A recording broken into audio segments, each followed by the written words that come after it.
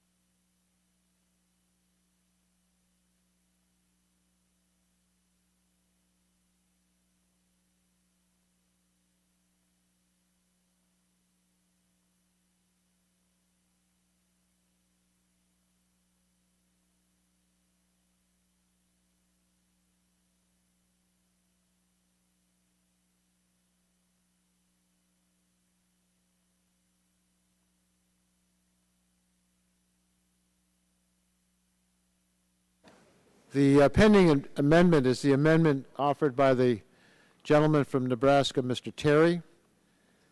And I'm wondering if Mr. Terry is within the sound of my voice. Oh, you have a very good excuse.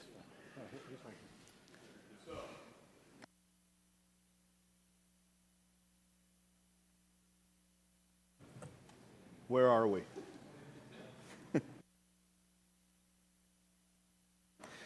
The chair would like to recognize the gentleman from Nebraska if he wishes to be recognized. I think you've already spoken on your amendment, but to refresh people's memory, why don't you I take appreciate some time. that.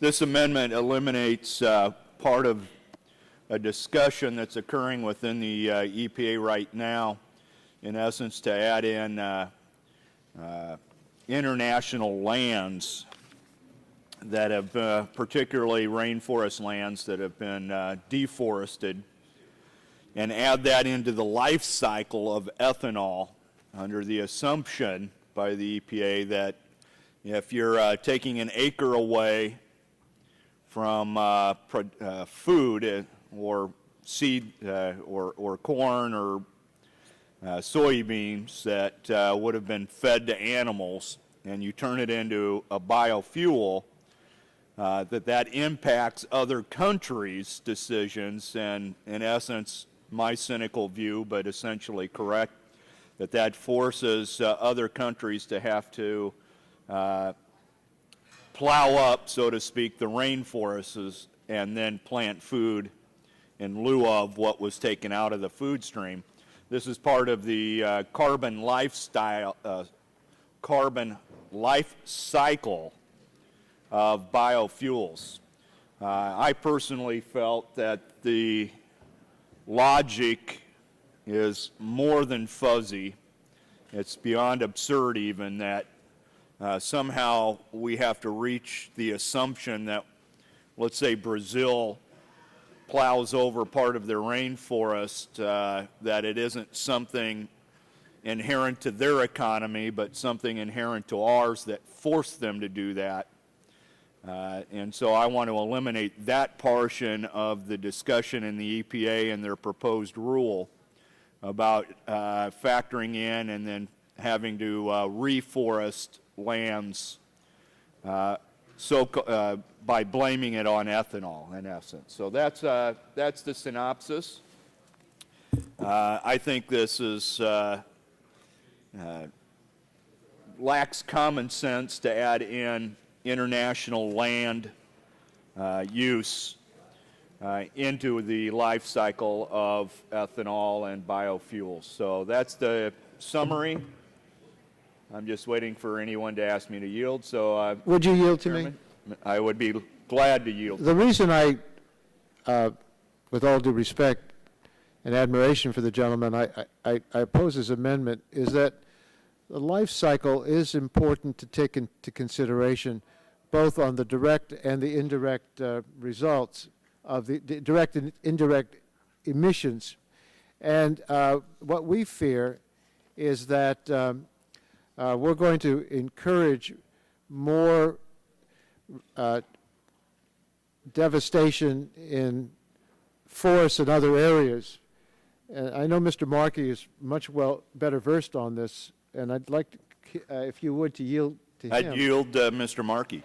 Because I know I'm against it, but I think he could really articulate why we're both against it much better. I thank the gentleman very I'll much. tell you what, why don't you yield back your time, and I'll yield back my time, and that way he gets his 5 minutes. You're Gentleman yields back his time. Mr. Markey is now recognized. I thank the gentleman very much. The gentleman's amendment would prohibit taking into account international indirect land use changes in the carbon accounting for the Smartway Transportation Efficiency Program in the underlying bill.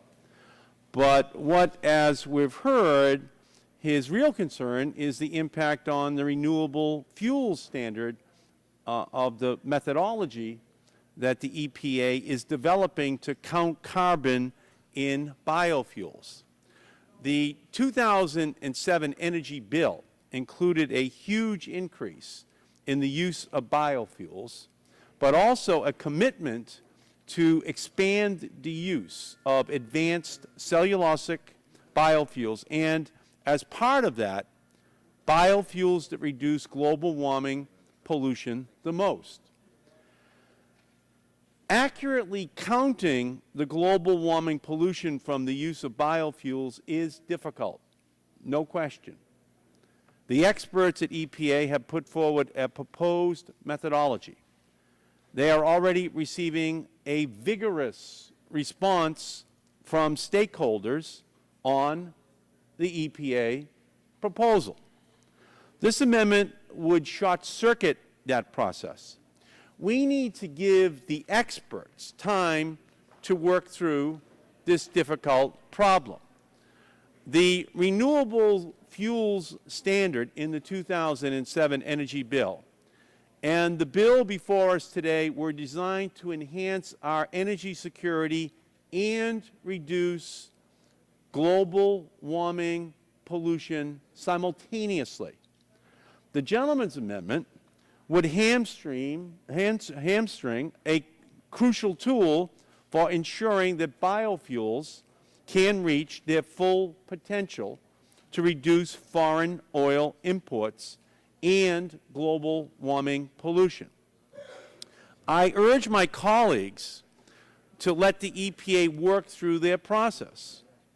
I think that ultimately we should make our judgment based upon the facts as they are developed in this proposal.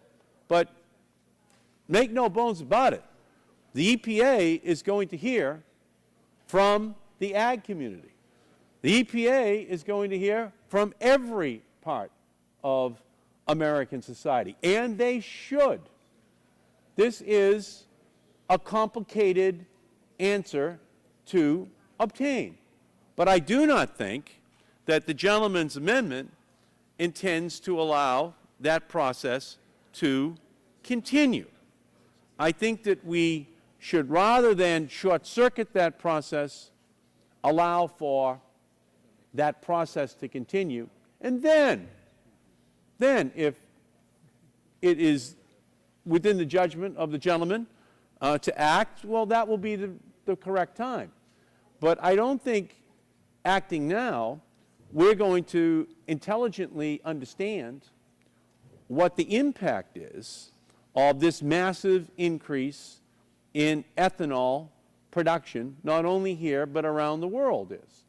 And as a result, understanding whether or not the law of unintended consequences is being invoked as more forests, more area is being plowed up than the benefits that are being derived from the ethanol production itself in reducing greenhouse gases. That's something that we should know. Then we're acting intelligently. To deny ourselves the information which the EPA seeks to develop, in my opinion, will ultimately come back to haunt us. So I urge a no vote on this. No decision has been made. The EPA is in a fact-gathering mode at this time, and at the point where there is a decision, then we could act. But until then, I suggest we should at least learn what the facts are and then make a decision. So I urge a no vote, and I yield back the balance of my time. John, what time? Oh, yeah. Gentleman's time has expired. Yes, Strike the gentleman last from word. Michigan is recognized. And I yield to my friend from Illinois, Mr. Shimkus. Thank you. I'd like to thank my colleague, the ranking member of the Energy Subcommittee, Mr. Upton, for yielding his time to me. This is a great debate. This stems from years of public policy here in Washington to decrease our reliance on imported crude oil, as I said in my original 5 minutes. The ethanol provisions, what is enacted by this body in the Clean Air Act amendments of 1990. Now, I've been pretty accusatory about the job losses of the Clean Air Act amendments of 1990 for those who followed me for many, many years. But I've always also said good public policy was done because it incentivized ethanol for the particular purpose originally for clean air. Ethanol was an oxygenate that originally was given market entry for clean air, which my colleagues on the other side supported. All right? Then we moved to the 2005 Energy and Policy Act amendments where we changed the debate. Let's said, let's decrease our reliance on imported crude oil. This is the only thing we've done in Washington, D.C., in the federal government to decrease our reliance on imported crude oil. In fact, for many years, I've been trying to get coal to liquid technologies. We've been trying to get natural gas to liquid fuels. There's only one thing we've done, one thing, to decrease our reliance on imported crude oil, and that's renewable fuels, and that's ethanol. So now we come to the last Congress where the Democrats agreed. And it was a Democrat Congress that said, we need to push the renewable fuel standard further. And why didn't my Democrats do that?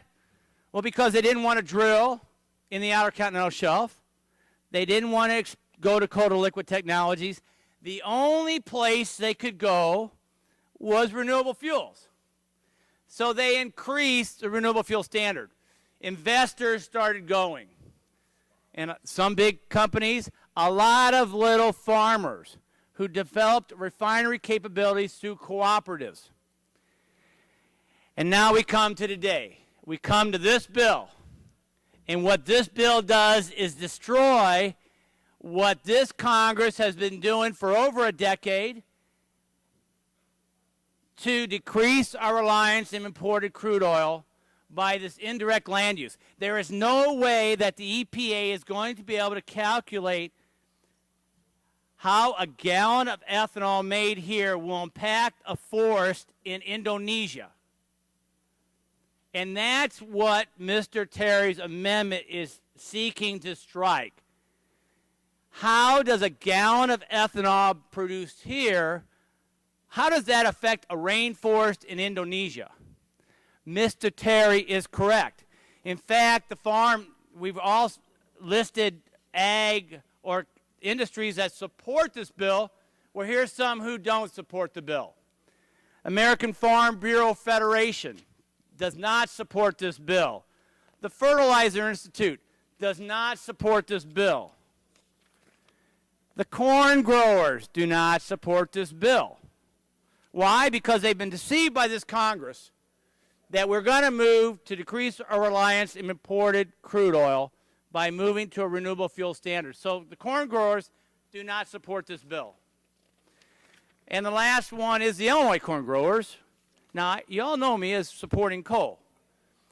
The great thing about my congressional district is if you want energy security in this country, you want more supply, look to Southern Illinois.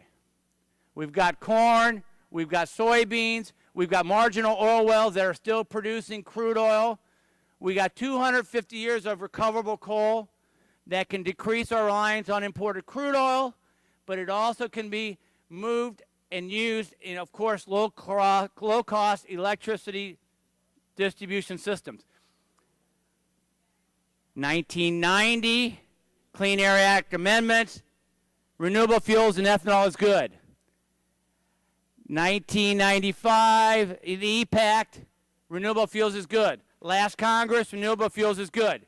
Now, through this bill, renewable fuels is bad. Support the Terry Amendment. Gentleman yields back his time. We've debated this at length, but there are members who have strong feelings about this on both sides of the aisle who are not going to be here if we go right to a vote. And so what I will suggest we do is to put this amendment aside till, I think, 8:30 or sometime shortly after that when the members are scheduled to return. What is it? We'll have a debate, 2 minutes on each side, and then go to the vote. On this amendment, yeah. Mr. Pitt, for what purpose do you seek recognition? Strike the last words. Gentleman is recognized. I'd like to ask the gentleman, Mr. Terry, in your opinion, is this going to lead to income transfers to foreign governments to rebuild the rainforest? Well, there's already within this bill I've read, and I don't remember what sections, but programs that allow dollars to be transferred to help reforest. No, I think they're. But to answer directly For other members. is that the EPA is developing this rule on the carbon life cycle. I believe that's the ultimate goal, although under the bill, if it's passed, what happens is if indirect international land use becomes part of the life cycle, the carbon life cycle of a biofuel, that under this bill, He's sitting. all biofuels will just, you can't use them. Does he know that? If we continue to produce that under the Clean Air Act, consumer or environmental groups could sue and actually stop the production of biofuels. And I agree I'll with yield to Mr. Terry. Go ahead. yield back my time. Okay, thank you. I'll yield. Go ahead. And the point that Mr. Shimkus was making about the indirect international land use is right. To me, it's just scientifically absurd to connect a gallon of ethanol to the destruction of some trees somewhere else in the international world. And so I want there to be a scientific study on carbon emissions of biofuels from the seed to the tank. But once you put in this nebulous, extremely vague aspect into the EPA rule defining the life cycle and carbon emissions of biofuels, then it only leads you to one conclusion. And so that's why we need to stop this rule or this aspect. I'm not saying stop the study on life cycle of carbon or the carbon life cycle of a biofuel or ethanol specifically or biodiesel specifically. What I'm saying is don't use the international land use aspect of this because, frankly, there's no way you can reasonably say that any destruction of a forest in South America or Indonesia or anywhere else is directly related. So let's end this absurdity. And frankly, I don't trust the EPA and their rulemaking, because I've seen examples where they develop science to match what they ordered in the first place. So this is a way to just say this is absurd, let's not go there. Joe, do you want any more time back? I'm done. Would the I gentleman yield back to Joe. Would the gentleman yield? Exactly. Yes. Oh, wait, I can't. Joe. I'll yield. I thank the gentleman for yielding. And I understand the gentleman's attitude. But I don't think that any of us are in a position to say it's absurd. I just don't think we know. And that's the point of this wide open process that is taking place at the EPA with experts from all sectors now fighting at a table over what in fact are the consequences of the indirect impacts here. And no one holds our profession in a higher regard than I do. And I think that we have a big role to play, obviously, in all public policy decisions. On the other hand, congressional expert is an oxymoron, like jumbo shrimp or Salt Lake City nightlife. I mean, they're just, compared to real experts, compared to real, Louisiana, you know what I mean in Louisiana about that, huh? What are they, the Utah Jazz? What is that, huh? That's an oxymoron, huh? So the... When you dig a hole, stop. Reclaiming my time just before I it agree runs with the out. gentleman on that, though. Thank you, I appreciate it. I thought We do have a section later in the bill that talks about international climate change adaptation programs and the opportunity to reply to the countries that are undeveloped that spoke in Bali and the climate change adaptations programs they make, possibility for income transfers, and that's why I raised the issue. And I Yep. get back. Thank you. Joe, if you could yield so I'll yield to. Can I, unanimous consent to put the National Corn Growers and the Fertilizer Institute's letters into the record? Without objection. And the Illinois corn growers. Without objection, that'll be the order. Now, I would like to put this aside without objection, and we will take it up when members return who are attending the White House dinner at sometime around 8:30, and we will then call on a proponent of the amendment for 2 minutes and an opponent of the amendment for 2 minutes, and then proceed to the vote. In the meantime, I'd like us to proceed to Title III. I understand that there are some members who have extensive questions they want to ask counsel and issues they want to discuss in Title III. I know that Mr. Barton was particularly interested in doing this, but I would like to now recognize any member who wishes to go to Title III. Mr. Barton is here. Good. Mr. Barton has done a good job, because you don't have much left on that plate. It's okay. I know we have to go to the White House. What's the situation? Yes, sir, Mr. Chairman. Okay. I'd like to now recognize Mr. Barton to ask questions of counsel in Title III, if you're ready to do that. I'm ready to do it. Okay. I am ready to do it. Let me get my... Gentleman will be recognized. I know he has an extensive question, so let me I'll recognize your 5 minutes, and if you want more time, we'll give you even more time. Mr. Chairman, I can ask questions for probably the next hour, if that's the will of the committee, or I can ask questions for such time as you wish me to. I do. Well, let's start off with a 5-minute increment. Gentleman's recognized for 5 minutes. Well, my first question is on page 379. In line 5, it says, the quantity of the United States greenhouse gas emissions does not exceed 80%. Would you, excuse me, just for the members' information, we are not going to have any votes before 8:30 when the members come back from the White House. Then we'll proceed to the last debate on the on the pending amendment by Mr. Terry, and then go on to other amendments that may be ready to be considered at that time. So just so members know what the situation is.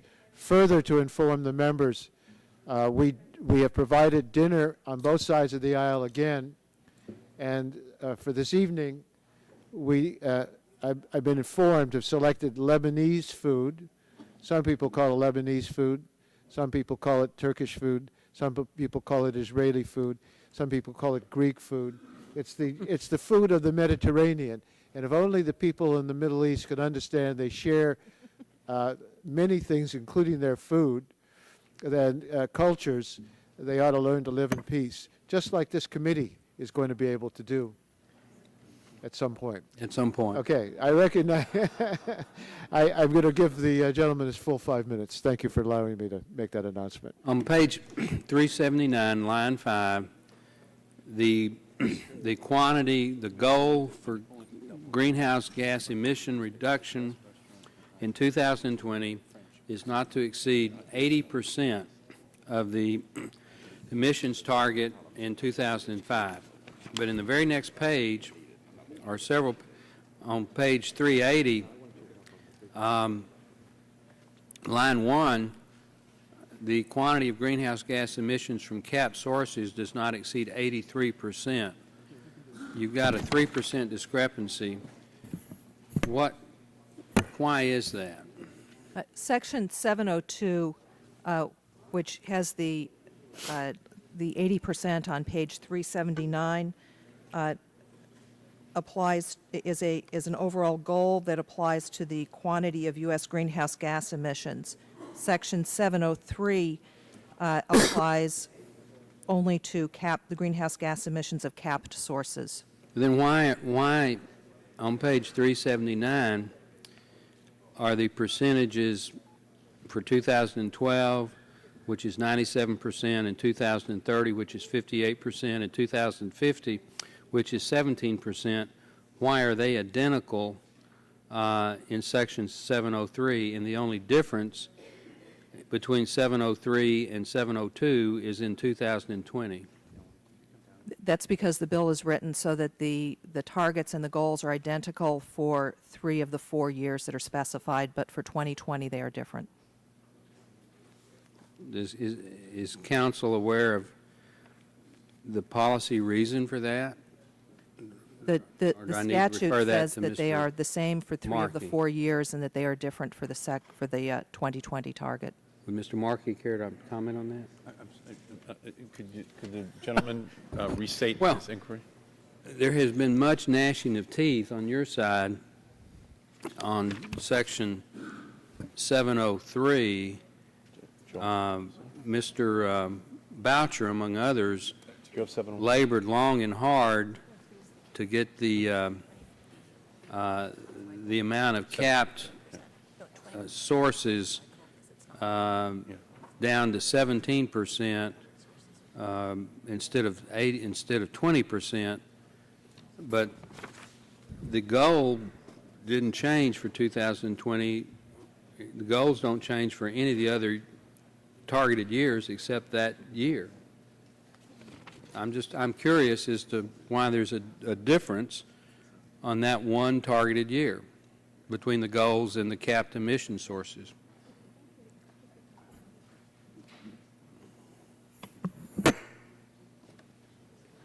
If the gentleman would yield, the 20% is an aspirational goal. The 17% is the goal set for regulatory purposes in terms of what reductions in greenhouse gases would be achieved. Well, why the difference in aspirational goals? In that's the only year there's a difference between aspiration and requirement.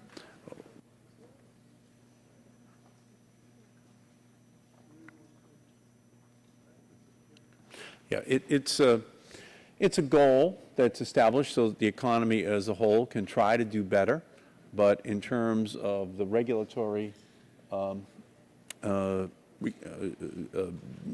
benchmarks that are established in the legislation, the 17% number is the operative number. Okay. Well, let's go to section 704, supplemental pollution reductions. First of all, what is a supplemental pollution reduction? That, I don't believe that term is defined in the statute. We just have it hanging out, begging for definition. The statute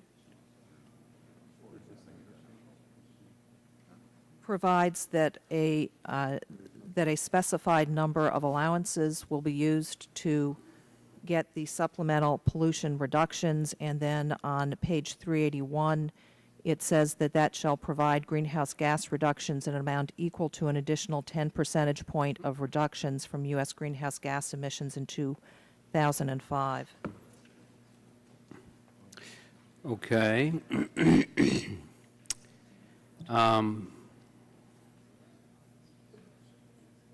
What does this mean?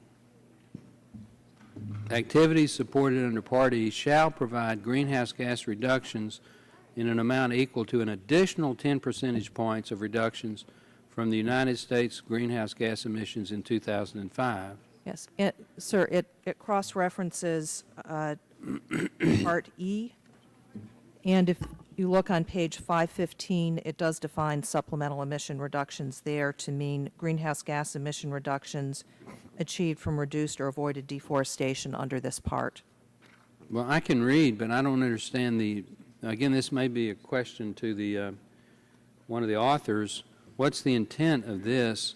Are we trying to get an additional 10% CO2 or greenhouse gas reductions in addition to the capped target on page 420 for that particular year? Below 2005 levels by 2020 by using 5% of emission. Yeah, the goal, if you, are you back in the supplemental pollution reduction Yes, sir. section? Yes. Since 20% of all greenhouse gases internationally are released because of deforestation, this section is intended to create the incentives for a huge a percentage of gains to be reached by preventing deforestation in a very cost-effective way that, in fact, reduces the need to reach other parts of our economy to ask in the near term for reductions to come from our economic engine. So, so this program is intended to create the incentives for that to be accomplished. You want an additional 10 percentage points in CO2 reductions from the United States. I don't see how you're going to do that. It is equal to an additional 10 percentage points. Right. It's in an amount equal to. Equal to. Okay. So that's going to happen overseas. That is correct. You hope it does. We hope it does, and we will ensure that there is a monitoring program put in place that reflects the importance of ensuring that the program does work. Okay. Let's go to Section 705. And I say that the gentleman's time has sorry. expired. It has. He is at 8. I admit it has. He is at 8 minutes right now, and I'm just getting started, though, Mr. no. Oh, I know that. I know that. But I think that we should go to the other side briefly and see if there are any members on the majority side that would seek recognition at this time. The gentlelady from California, Ms. Eshoo, is recognized for that purpose. Thank you, Mr. Chairman. Is it appropriate to offer an amendment now, since you've come over to this side on Title III?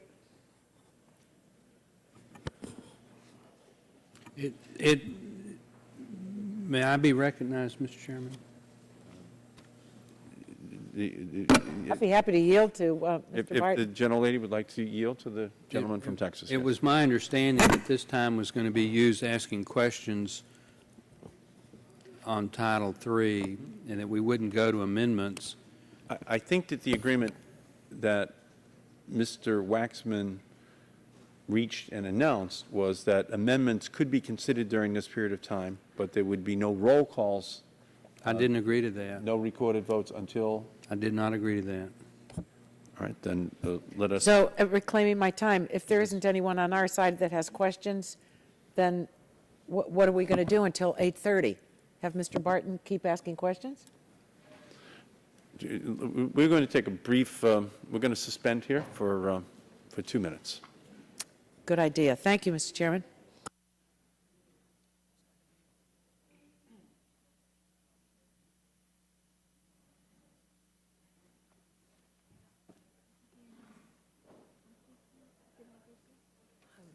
To just let Barton continue asking questions, which I actually thought was what they had agreed to. Markey. I think you should just let Barton go.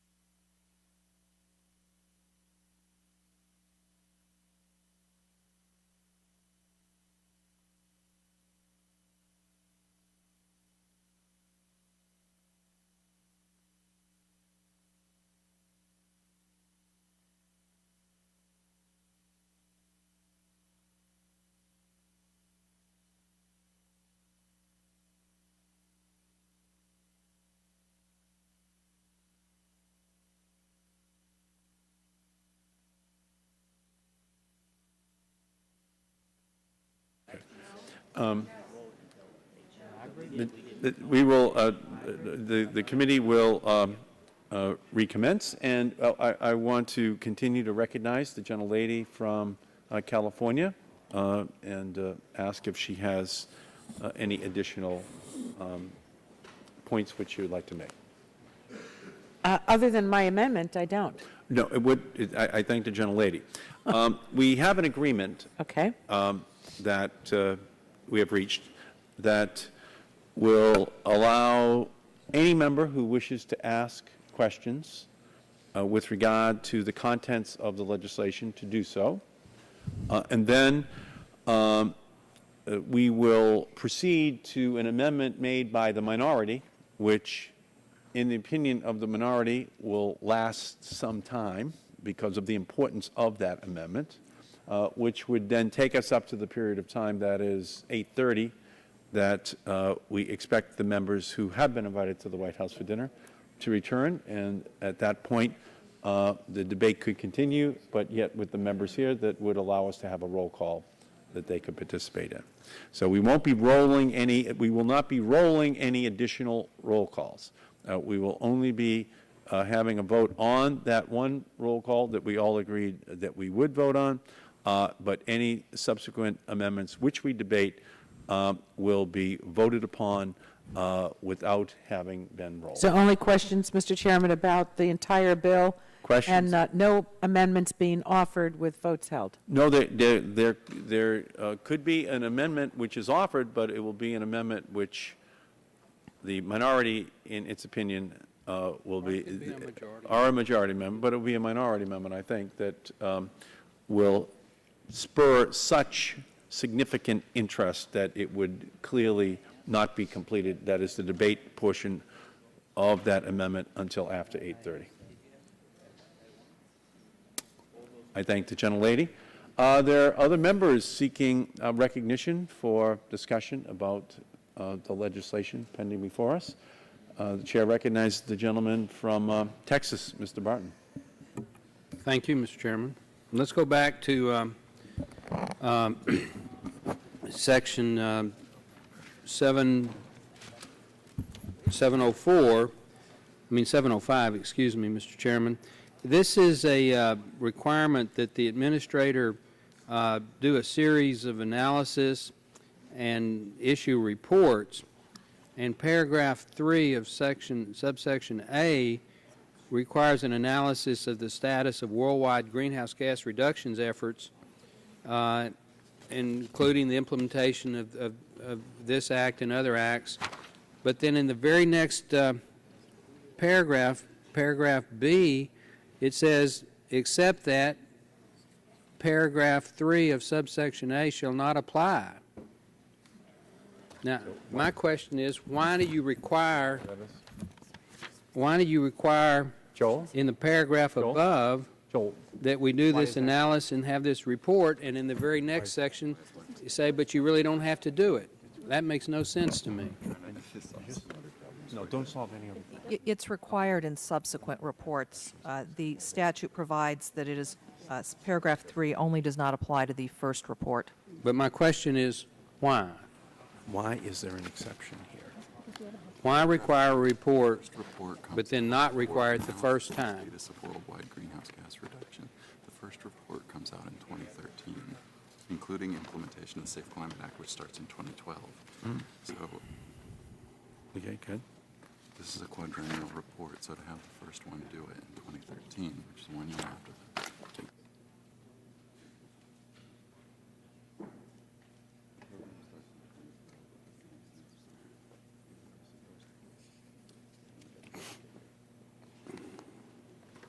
Yes, this program starts in 2012.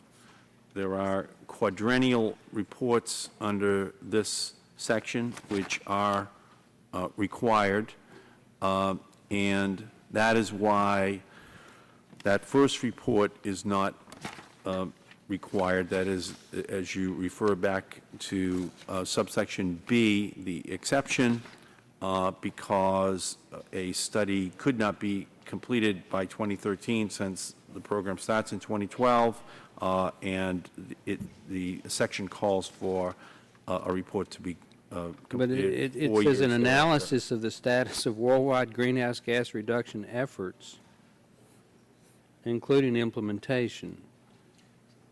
I mean, I don't, it's a minor point. It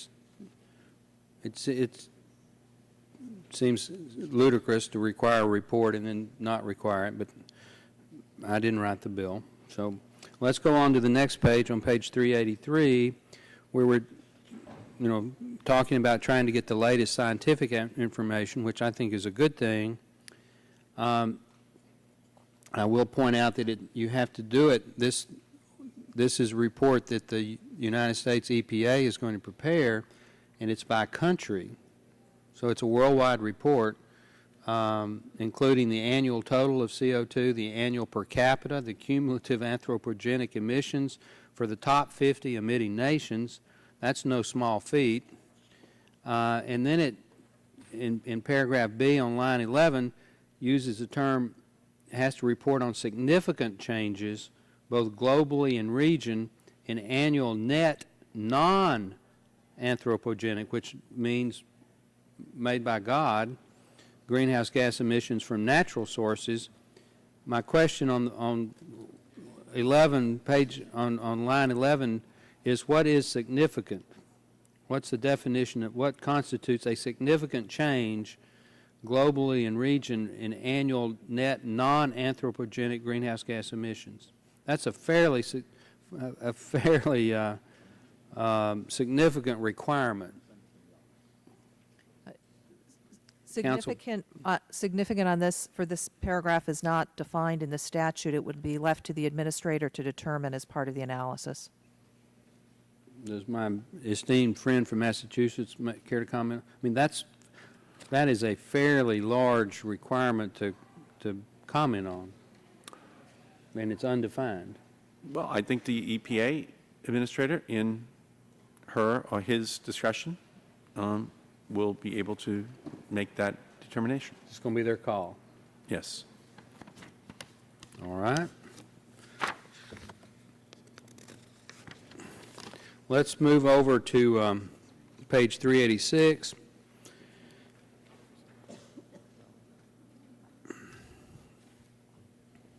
This is, again, a reporting requirement. In assessing risk and impacts, use a risk management framework including both qualitative and quantitative measures to assess the observed and projected impacts of current and future climate change, accounting for both monetized and non-monetized losses. What is a non-monetized loss? A loss that has not been converted into dollar terms. That's not an answer. What's an example of a non-monetized loss?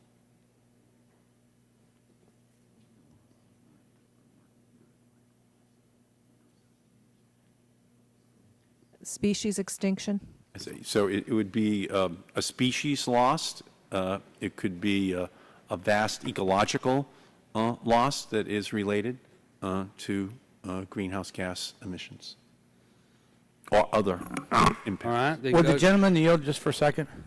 Down here, Ranking Yeah. Member Barton.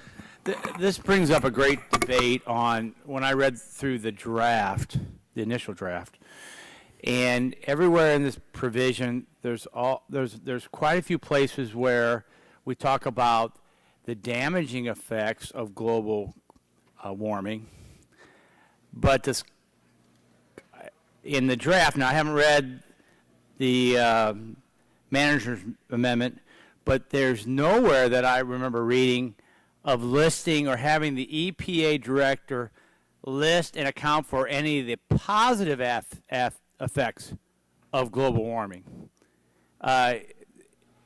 Would the chairman, can the chairman count, if there are positive effects of global warming, should they not also be accounted for by the Environmental Protection Agency?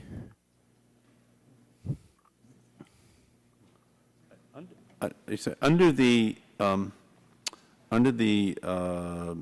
language on page 386, lines 10 to 14, it says, in assessing risks and impacts, use a risk management framework including both qualitative and quantitative measures to assess the observed and projected impacts of current and future climate change. So those impacts, of course, will lead, if what the gentleman is saying is in certain areas perhaps there is a warming climate, then those impacts could be noted if there were. So the positive impacts of global warming will be addressed by the administrator in this process. Impacts. Yeah. I mean negative impacts and positive impacts. Well, I suppose. I mean, under that, you know, using that definition, I don't think we're going to put in negative and positive, but yes, impacts, and under that would be all impacts. So I appreciate that. Thank you, Thank you, Chairman. Okay. I could ask you a question about nonlinear, but I'm not going to. I'm going to go to page 387. And this one is a little more important. On line 6, describe the increased risk to natural systems and society that would result from an increase in global average temperatures of 3.6 degrees Fahrenheit, which is 2 degrees Celsius, above the pre-industrial average, or an increase in atmospheric greenhouse gas concentrations above 450 parts per million of carbon dioxide equivalent. My first question is, why those numbers? Why 3.6 degrees Fahrenheit and 450 million parts per million of CO2 equivalent? And then my second question is, what is the pre-industrial average? Those are the numbers that were identified by the Intergovernmental Panel on Climate Change at the United Nations as triggering points for more severe consequences as a result of a warming planet. Well, what is the pre-industrial average that's referred to? The pre-industrial average is 280 parts per million It has now increased to a range of 360 to 380 parts per million. Essentially what they're referring to The is... pre-industrial average of temperature, I'll stipulate that you're right on your CO2 number. That's good. You've been doing your homework. Thank you. The number I had was 250 in 1850, and the number I have today is 380. So we're in the ballpark on that. But this 3.6 degree Fahrenheit number, I'm not familiar with, and I honestly don't know what the pre-industrial temperature average that they refer to is.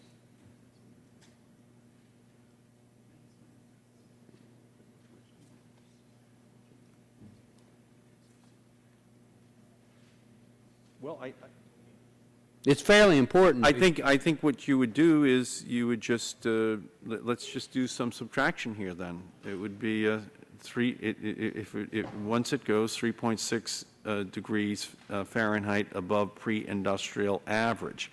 Now, off the top of my head, I don't know what that number is. I do know, however, that the National Academies of Science represented from all the countries of the world in the Intergovernmental Panel on Climate Change have come to that conclusion. And so it is a number which is the consensus number of the scientists of the world who won the Nobel Prize on this subject 2 years ago. And I think it's a good number, and I'm not willing to second guess it. I think it's a number we should be working. I think it's a number the American people deserve to know, and let me tell you why I think that. My information is that since 1850, I don't know what the pre-industrial average for temperature is. I don't know, but I am led to believe that the average temperature in the United States since 1850 has gone up about 1 degree Fahrenheit. 1 degree. And I am told by scientists that are much smarter than I am that if we implement fully this 83% reduction in CO2 by the year 2050, which is the target in the bill, and it is has the amount of carbon or carbon equivalent, CO2 equivalent, over on page 421 of this bill, that the measurable temperature change is going to be less than 1/10 of 1 degree Fahrenheit. Now, this is a political question more than a question of the council.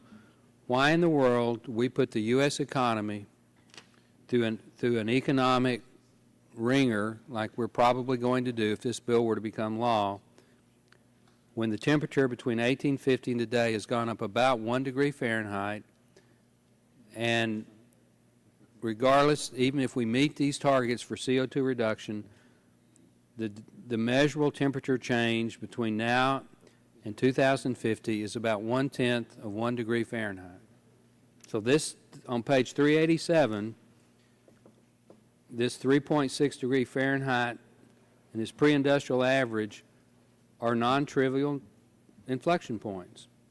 I don't dispute what the chairman just said, that 3.6 degree number is mentioned in the IPCC. You're right about that.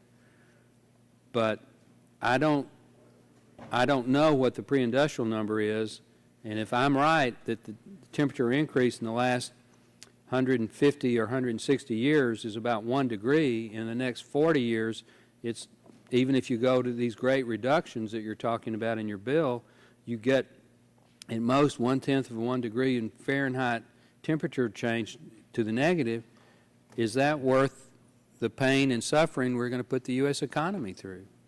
Well, and that's a political question. okay, and I appreciate that, and I thank the gentleman for asking the question.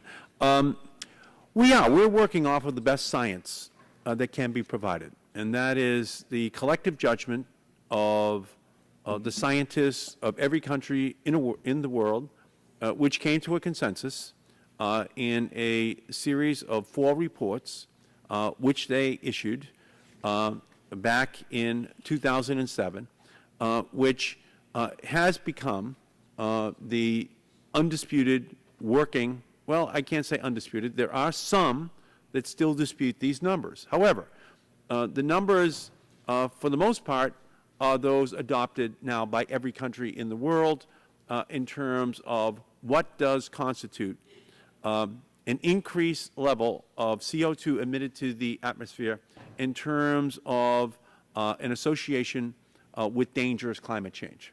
So that is the working premise that we are using. That is the premise which the European community is using, and that is the premise that we are going to ask the Chinese and Indians to use as well. In fact, the head of this group, the IPCC, Dr. Pachauri, was an Indian. And so this is a consensus that not only American scientists, but Indian and Chinese and other scientists accepted. In fact, however, there have been scientific reports since then that indicate that there has been an even more rapid increase in the danger to the planet. But for the purposes of what we are discussing right now, we're using the IPCC numbers. And we believe that that's the best scientific information available. So our bill is science-based, it's technology-driven, it's market-oriented, and it's consumer-focused. But ultimately, it's science-driven. Okay? We are relying upon the science as it has been developed by the best people in the world. Now, the gentleman, again, is at 11 minutes right now, and I will come right back to him if you don't mind, after I seek recognition of any member to be recognized for any purpose. The Chair recognizes the gentleman from Washington State, Mr. Inslee. I think Mr. Barton raises an interesting point I thought it was worth responding to. One of the things that people argue is that if the United States reduces its carbon emissions by 80%, it's meaningless because essentially the world could continue to warm regardless. And I don't agree with the numbers that Mr. Barton has thrown out of the relatively de minimis change, because I've seen estimates that are much higher as far as how much we would vary the temperature just by United States action. But I want to note that all of us, I think Democrats and Republicans alike, agree that if we achieve this 80% reduction, it is not going to save the planet alone. It's going to require the rest of the world becoming engaged in this effort. Now, the number that Mr. Barton threw out is if the United States achieves an 80% reduction, it might have a relatively modest result, at least as a number. But if it allows the rest of the world to move forward, encourages, inspires, and in some sense requires the rest of the world to move forward, we can, in fact, and the IPCC report makes clear, stabilize the Earth's temperature at about 2 degrees increase above the the situation we have today. Now, this is the consensus product of the world's scientific community. They have said in rather confident terms, if we reduce global CO2 emissions by 50 to 60%, we can stabilize the climate. If we do not, we have the potential of runaway global warming. And I want to refer you to an MIT study that was just published yesterday and this is why this is a very timely debate. And I'm just looking for the name of the publication. It was in Science Daily, published yesterday. And the title was Climate Change Odds Much Worse Than Thought. This was an MIT study using a new sophisticated computer analysis that basically has concluded that the median probability of surface warming is 5.2 degrees Celsius by 2100 in the business as usual case, with a 90% probability range of 3.5 to 7.4 degrees. That's compared to a median projected increase in 2003 of 2.4 degrees. The point I want to make is that the science is now rapidly leading to the conclusion that this problem is greater and faster than we thought just a few years ago, and that this is a consensus of world scientific opinion. So I guess the fundamental point I would make is even if we conclude that American reductions will not save the planet singularly, we know it is imperative to get the world to act jointly so in fact we can save the planet. And for those who argue that we should not take this action, it's kind of like when you try to get your kids not to throw their junk out the window of the car. And they say, well, gee, Dad, somebody else will just throw stuff out the car, and if I refrain from throwing my junk out the car, it will only reduce the total impact of refuge by 0.15%. We still don't throw the stuff out the car window.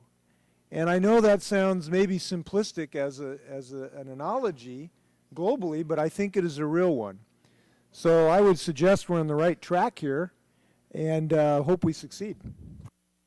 Great. Gentleman's time has expired. The chair recognizes the gentleman from Michigan. Yeah, Mr. I have a couple questions for the council. I think the chairman, on page 381, I have a question for the council regarding the administrator's review of the program in the bill. As you know, China and other developing nations refuse to provide emissions data to the UN with the same frequency and accuracy as the U.S., and the date of emissions for China's most recent UN submission, I'm told, is for the year 1995, 14 years ago. So I notice here that the administrator shall, in consultation with appropriate federal agencies, submit to Congress a report not later than July 1st, 2013, and every 4 years thereafter. Are there any provisions in this substitute or in this bill regarding enforcement or data from international emissions that would be of the same type of quality? Is there any reference that I may look at or not? In other words, we're required to submit this information or make it public to the Congress. Is there a similar standard for China, for India, for other nations within this bill? Is there something that we can compare apples to apples with? Sir, are you asking if there is a requirement in the Yeah, act is there that something in China this? Yeah, is there submit data something to that, the United that we're aware of? States? And maybe I can relay that to the chairman, Mr. Markey. I don't know if there's some international data that we can compare this to.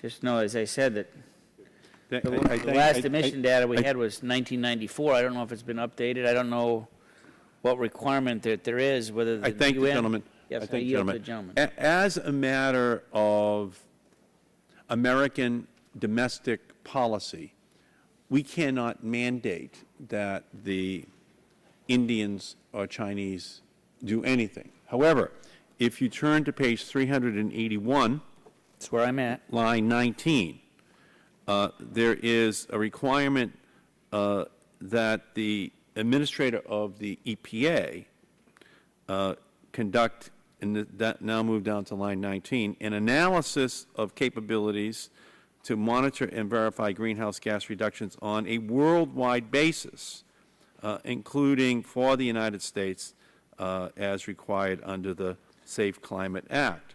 So we're going to do this for them? well, again, there is a cumulative impact of CO2 on the planet as a whole.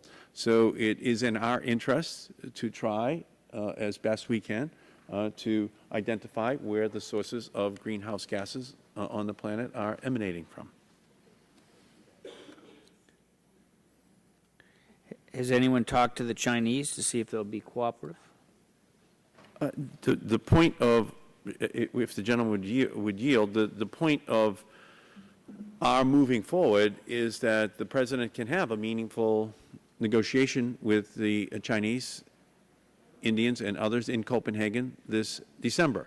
That is why we have constructed this legislation with long transition protections for our trade sensitive industries, so that there cannot be a action taken by China or other nations in the near term, so that there can be a regulatory scheme put in place on a global or at least sectoral basis, depending upon the industry, that does lead to monitored greenhouse gas emissions and reductions from those sectors. Well, later on, I intend to offer an amendment that would require all of this to be WTO compliant, and maybe that stick will help the Chinese, if that amendment is adopted, to comply, and maybe I could make it a bipartisan amendment. Well, again, if the gentleman should understand that our legislation does, in fact, give the President the authority to put in place tariffs. Ultimately, that construct will be made by the Ways and Means Committee in the event that there is noncompliance by the Chinese or other countries. I might ask the Council whether there is some place in this bill that offsets from China are allowed under the bill. There is an international offset. Just a minute.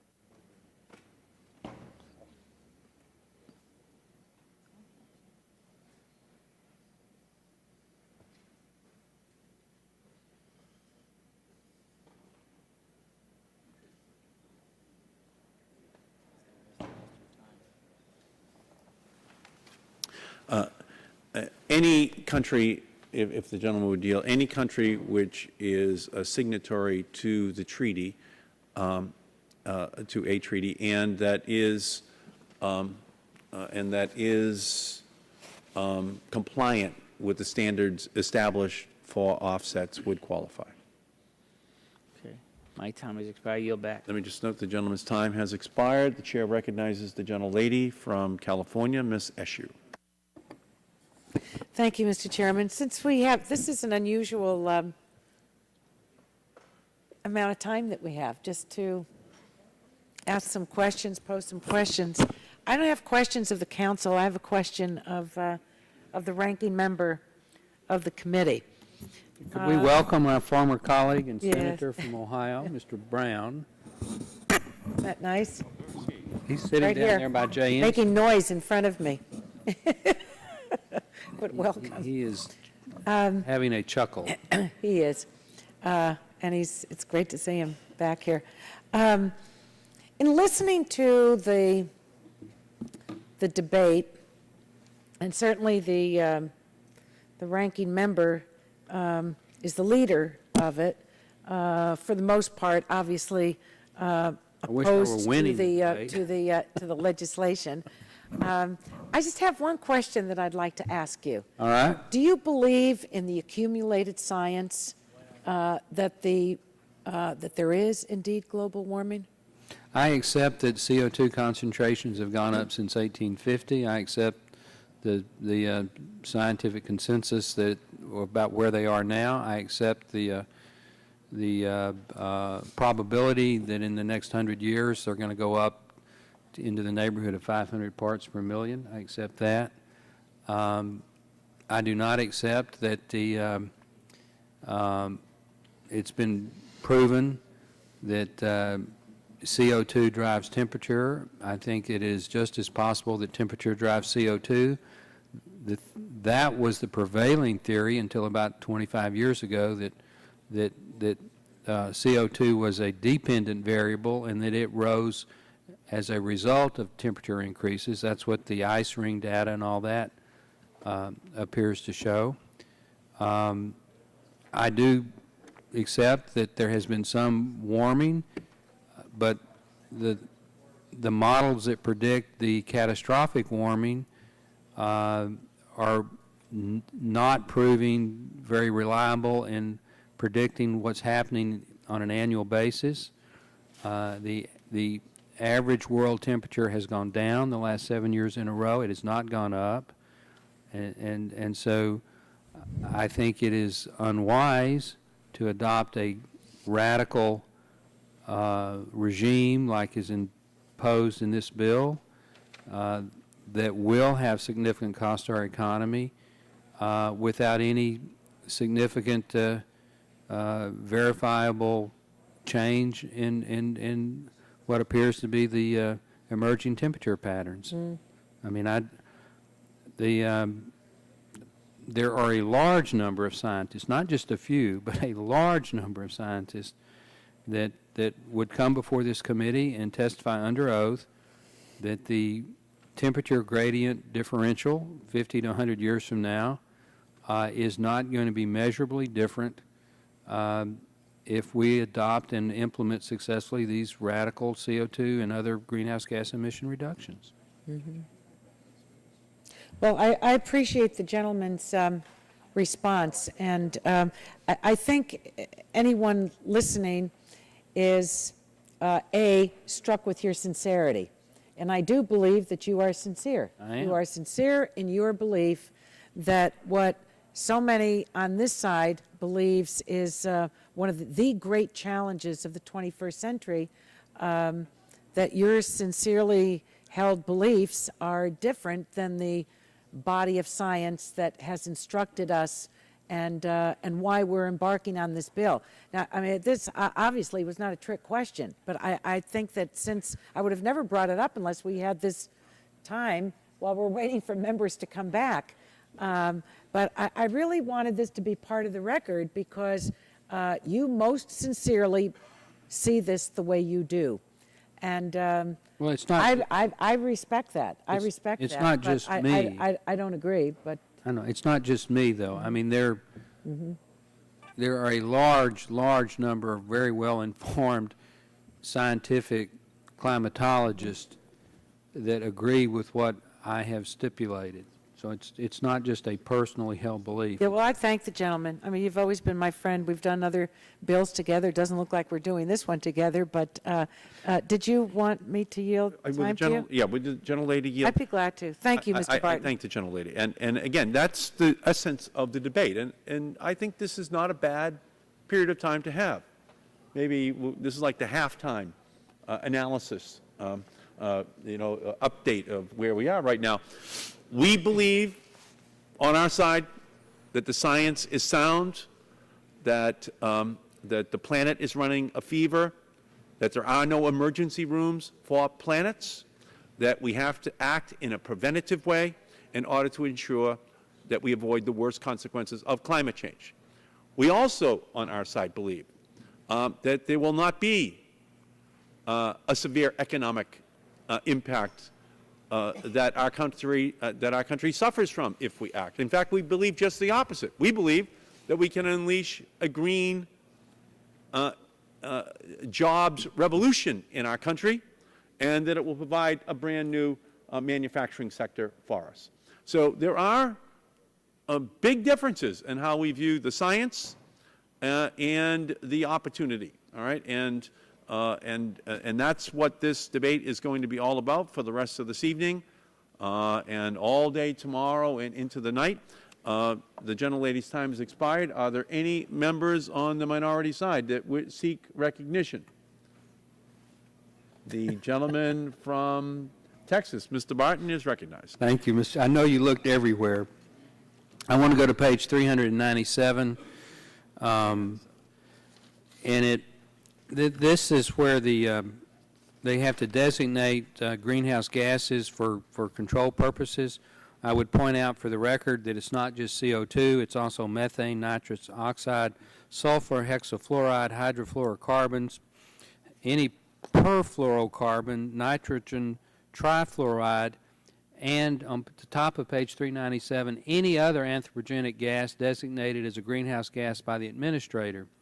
My question on line 6, it talks about in determining whether the administrator designates this as a greenhouse gas, it says determine whether 1 metric ton of another anthropogenic gas makes the same or greater contribution to global warming over 100 years as 1 metric ton of carbon dioxide.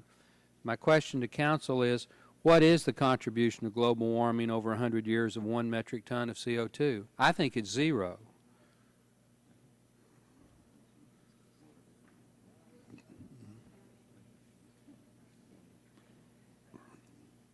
What does 1 metric ton of CO2 over 100 years make to global warming? That's the standard in the Act to designate a man-made gas as a greenhouse gas and subject to regulation. It would seem to be that we would know the answer to that question.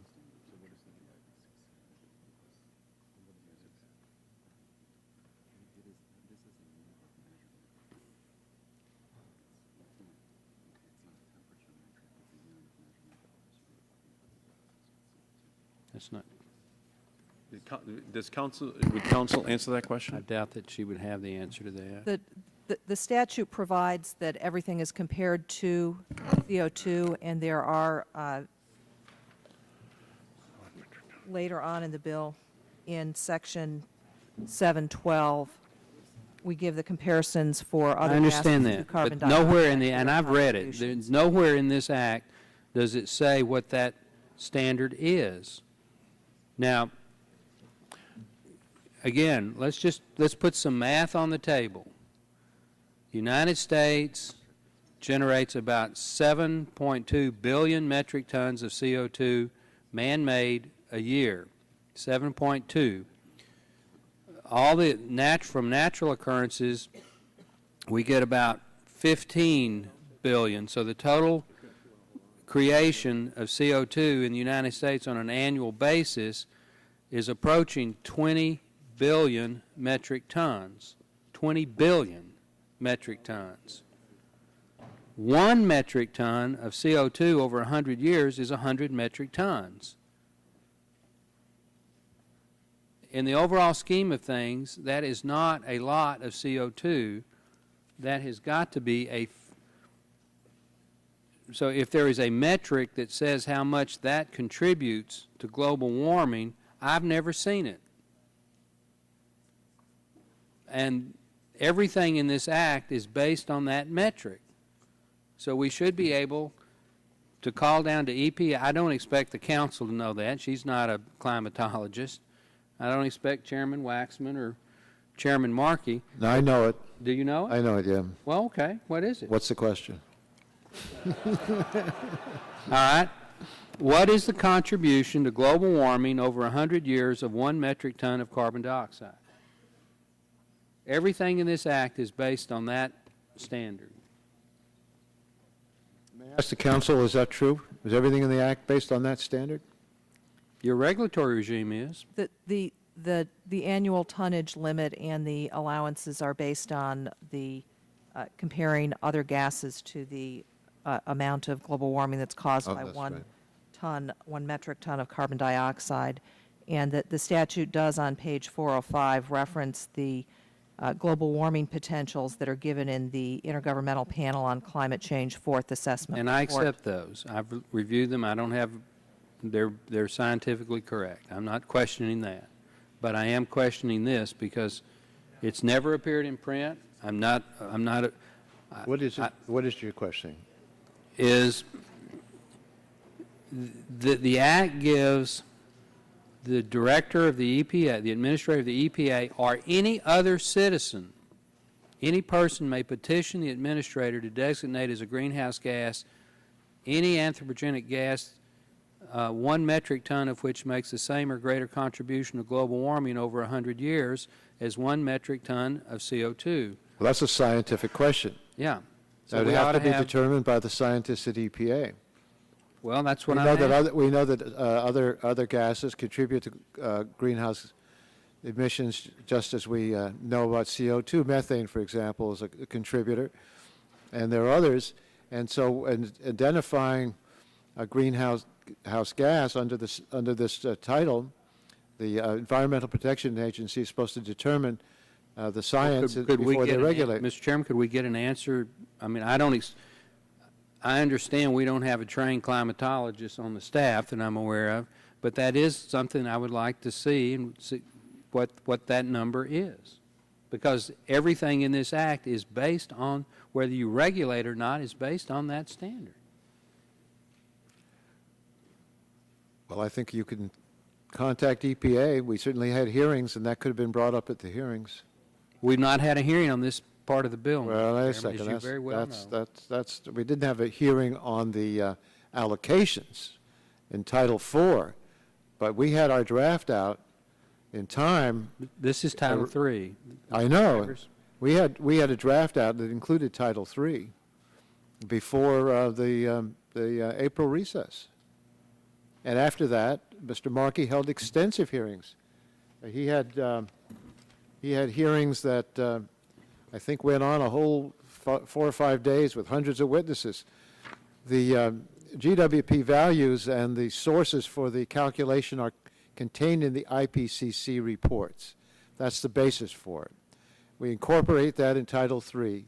We leave it up to EPA to see whether and to measure whether a gas is a contributor to greenhouse consequences based on the science. Before I ask the question of council, did you know that was in this bill? You asking me? Yes, sir. Well, I certainly don't claim to know everything that's in this bill. I know that we left it to, we relied very heavily on the scientists, on the IPCC and others, and the consensus that they have that there is a problem of global warming.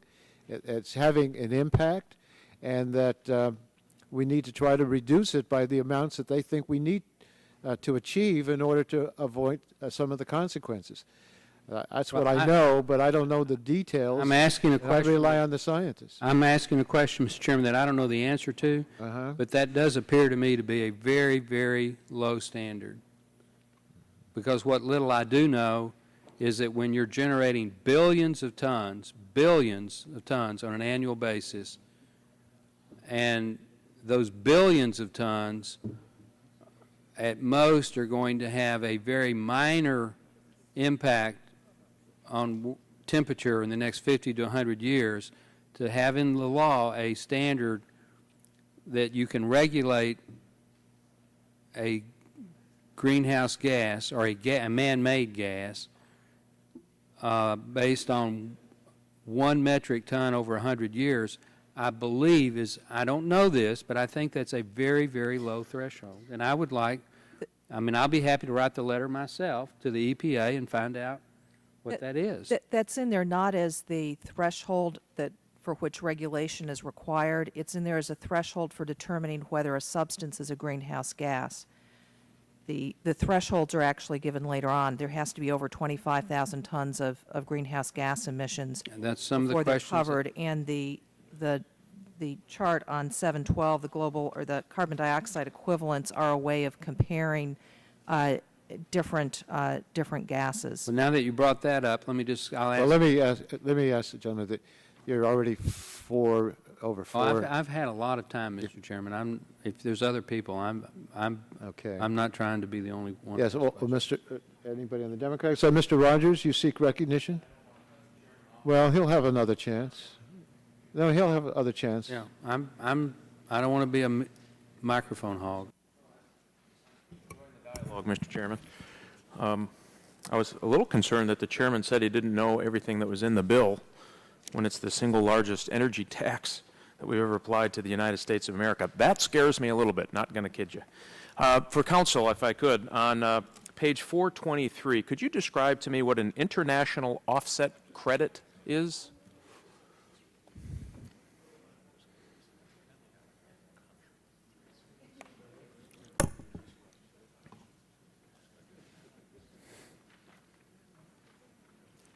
I'm sorry, sir, could you give me the line number? I'm not seeing it. It is down in line 20 on page 423. I think I have the most updated. Sorry, 433? 423, I'm sorry. 423, line 20? International offset credits. It says a Sir, covered are you entity. working off the bill or the substitute? Well, then you may have me there. If it's the printed version, that would be the bill, not the substitute. That would be the bill.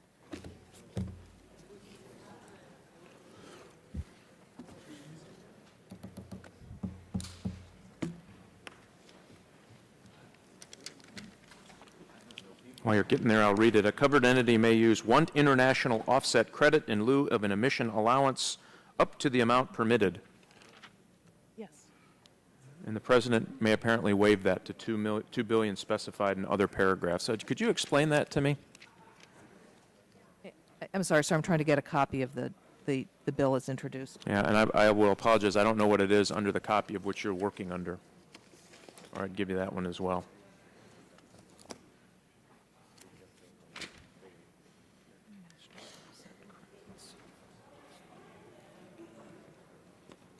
Do you have one of these?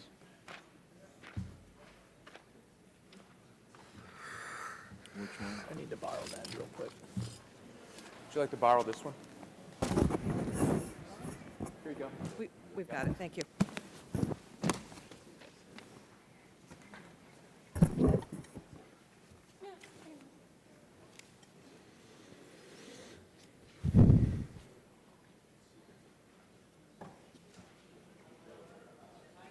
International offset credits are credits that are issued pursuant to Section 743 of the Clean Air I understand that, but for us laymen, what does that mean? What is an international credit? Is that a credit that's obtained by emissions?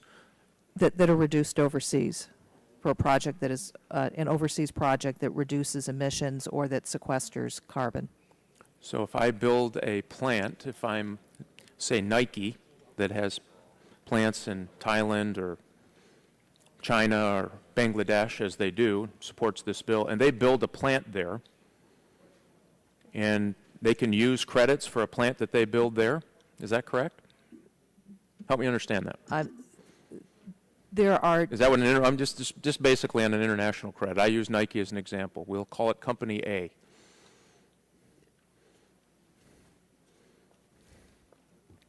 there are detailed requirements under Section 743 that explain what is necessary for it to be an international offset credit. Okay. All of those requirements. But let me just make sure I understand it now. That's why we're asking counsel.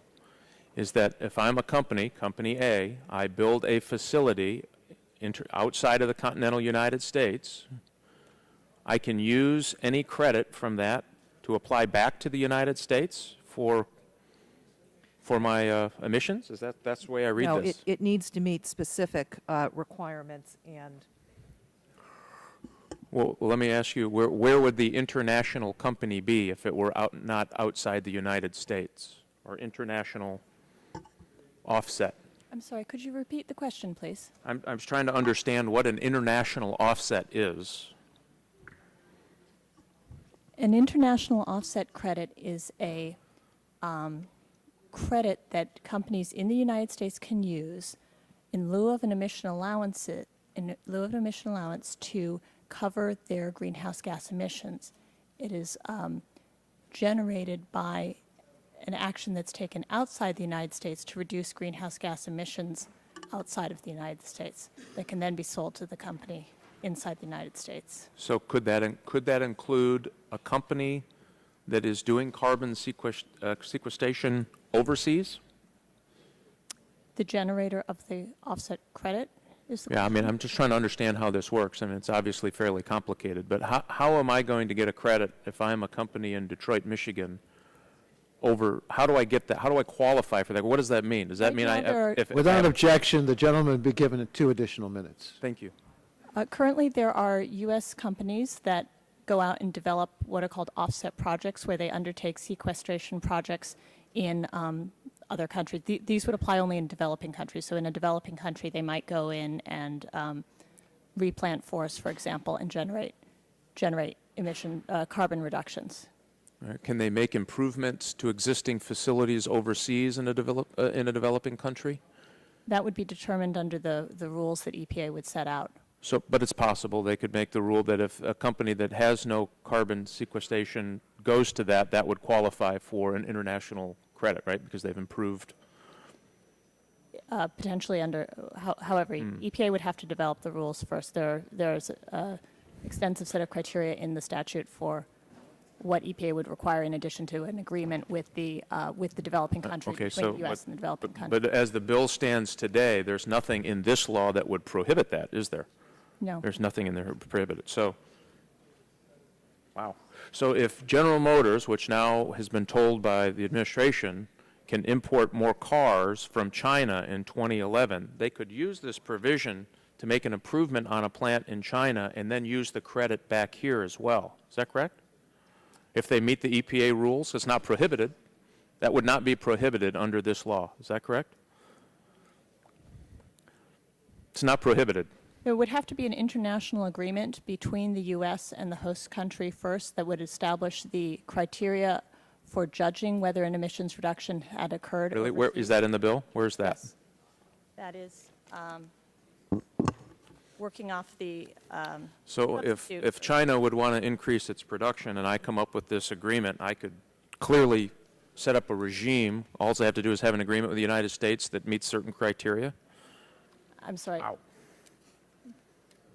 That's a little scary, Mr. Chairman. Did you know that it was in there? I'm sorry, I wasn't listening. What is your concern? Well, part of the agreement that is being proffered by the CAR Committee in this administration is that we will import more cars starting in 2011 from China and South Korea. The international offset credit would allow them, to, under some agreement that they could agree to, it's not prohibited under this, to actually make no improvements here, but increase their production overseas, send it back to the United States. Well, gentlemen, yield to me. Are you speculating that it could happen? It's not prohibited, yes. Well, a lot of things are not prohibited. Would you have believed that this administration would have pushed car companies to import more cars and put No, Americans I don't out of believe work? they have. Absolutely they have, Mr. I don't Chairman. I would believe they encourage have. you to read the language. Matter of fact, the UAW believes it, too. The UAW is circulating a letter today. Are you disagreeing, Mr. Chairman, with the United Auto Workers? It won't be the first time. Well, that's an interesting position for you to be in, Mr. Chairman. They certainly believe it. And it's kind of funny. You probably, you and I don't agree. Well, much on the UAW. gentlemen, time I has think this is- expired, but let me just indicate that you're very much more attuned to this than I would, but I have never heard from any source that this administration is trying to encourage the importation of cars from Asia at the expense of the cars that are produced here in the United States. As I understood, you asked counsel whether something could be done, and I would be and if happy it- to work on an amendment together, Mr. Chairman, to prohibit that, including these international offsets overseas. Well, I wouldn't want to support And I'll get you the that. letter from the UAW today. I can get you a I'd copy. be happy to see it, and be maybe fantastic. you may well convince me they took that position. But that doesn't mean it's going to convince me that that the Obama administration's taken that position. Maybe a preemptive letter by the UAW, or you can't convince me that I should react to something that hasn't happened. Isn't our job Gentleman's to time prevent it has before it expired. happens, Mr. Chairman? Yes. Shouldn't we prevent it before it happens, though? I guess. Well, let's see what you want to come up with, and I'll look at it. So you'll work with me on some prohibitive. Well, and I'll be happy to look and see what the letter you want to draft, and I'd like to get more information about it. Yeah. And this is what worries me, Mr. Chairman, when we don't really know what's in the bill and what's at stake for Well, families that are if trying I to can earn if their I can living. reclaim my time now, because I'm going to recognize myself.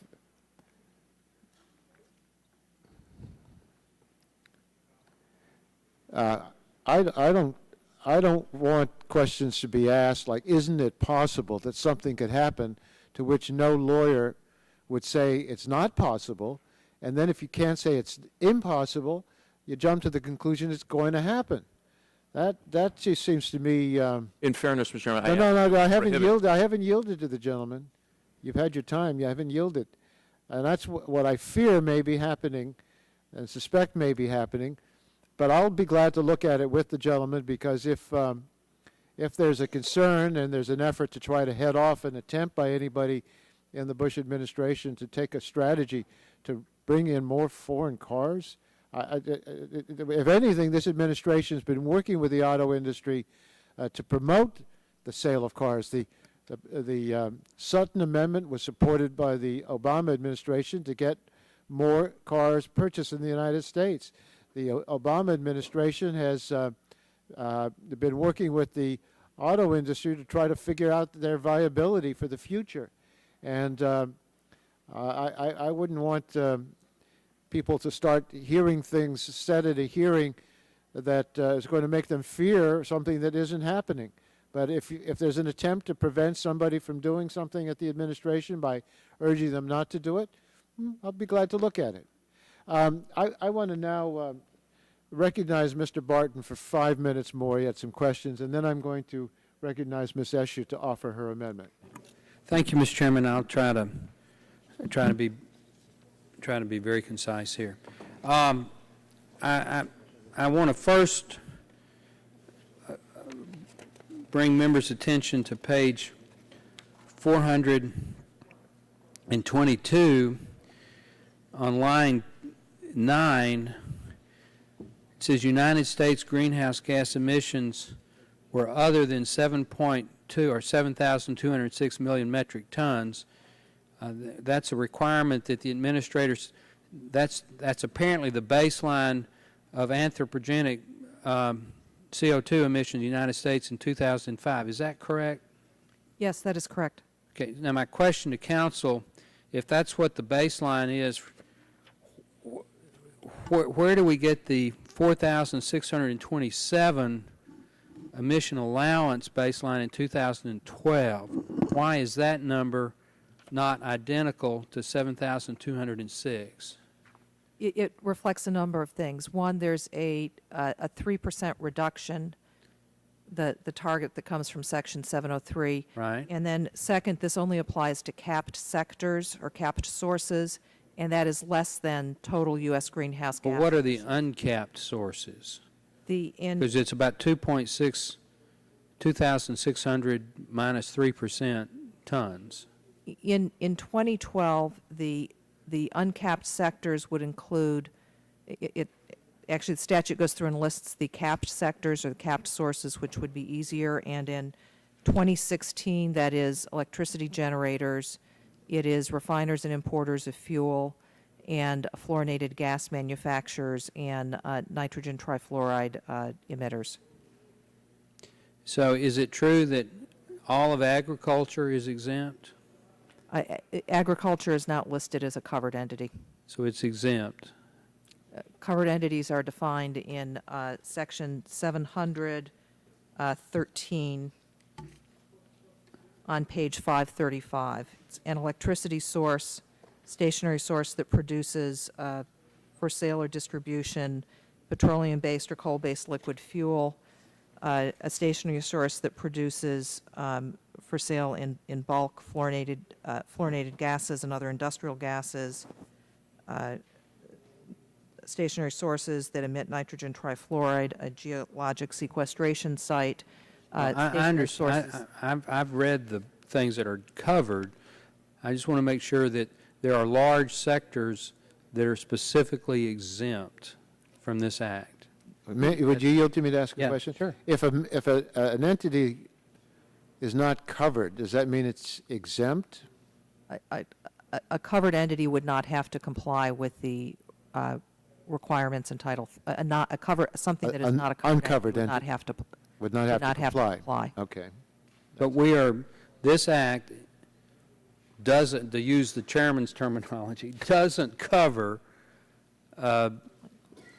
2,600 man-made tons of CO2 in the United States. I'm sorry, sir, could you give me the? Well, I'm just subtracting the first line, the first number on 2012, 4,627 from 7,206. And I agree that you've got to reduce that number by 3% because you want the chairman and the people that support the bill want reductions 3% below that the 2005 baseline. There are covered entities that are covered under the under Title VII later that are not covered in 2012. Well, I'm about out of time, so I would like any entity that is covered that has an emission of 25,000 tons of CO2 a year, if it's listed as a covered entity and it's that much CO2, it has to comply.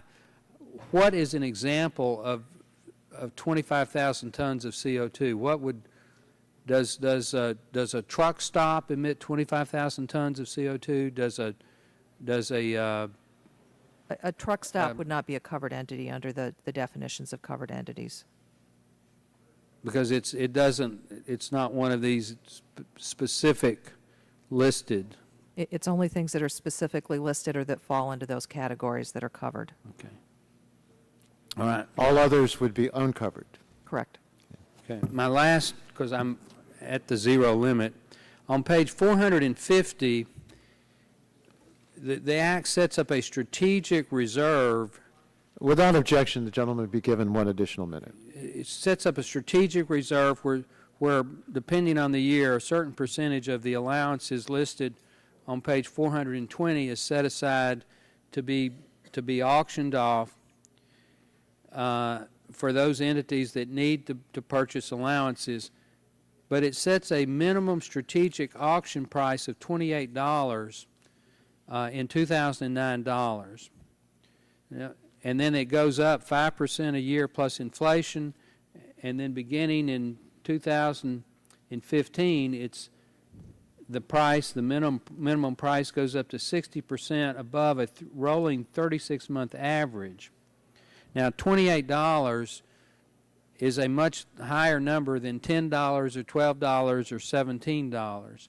So my question, and this is really more to the chairman than to the council, is it not true that the minimum cost of this bill is going to be that $28 times the number of allowances that have to be auctioned, which even in year one is over 1,000 tons? I don't think that's a correct assumption, because maybe council can go explain this further, but we don't look at it as just the allowances.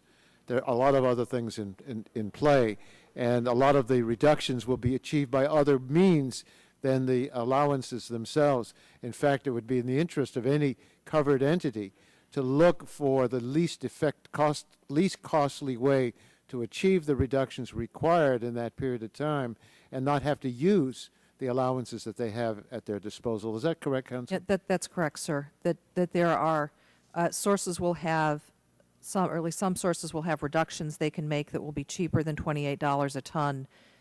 Some sources will either be given allowances or will have allowances that they can buy that should be, EPA modeling says would be less than $28 a ton. They can also buy international and domestic offsets and use those for compliance as well. And this is the strategic reserve is there more as a safety measure than as an expected. Well, if the gentleman would yield to me further, the compliance does not come only through the use of the allotments in the market. It can come from other ways of achieving the reductions. But as I also want to point out, in 2012, the cap is going to cover only the electricity sector, transportation, and the fuels and fluorinated gases. In 2014, industrial sources come in. In 2016, natural gas local distribution companies come in. So I think we have to recognize that there's a progression. By 2016, the draft covers 84.5% of U.S. emissions. So there's a phase-in of the covered entities and what goals will be achieved by them. The gentleman's time has expired, and the gentlelady from California, Ms. Bono, requested an opportunity to engage in some questions, and I wanted to recognize her before I call on Ms. Escher to offer her amendment. I thank the chair and want to take this opportunity to thank council for your hard work and the chairman and ranking member for feeding us for a couple of days. So question for council is the RES in this legislation takes a step in the right direction, in my opinion, This is minimum. to include waste-to-energy facilities, but they're qualified in the bill. Now, I've toured a facility in my district, and I'm very excited about the potential this technology has to remove matter from our landfills to produce clean energy. So I just wanted to ask council a few questions on portions of how this energy source is qualified.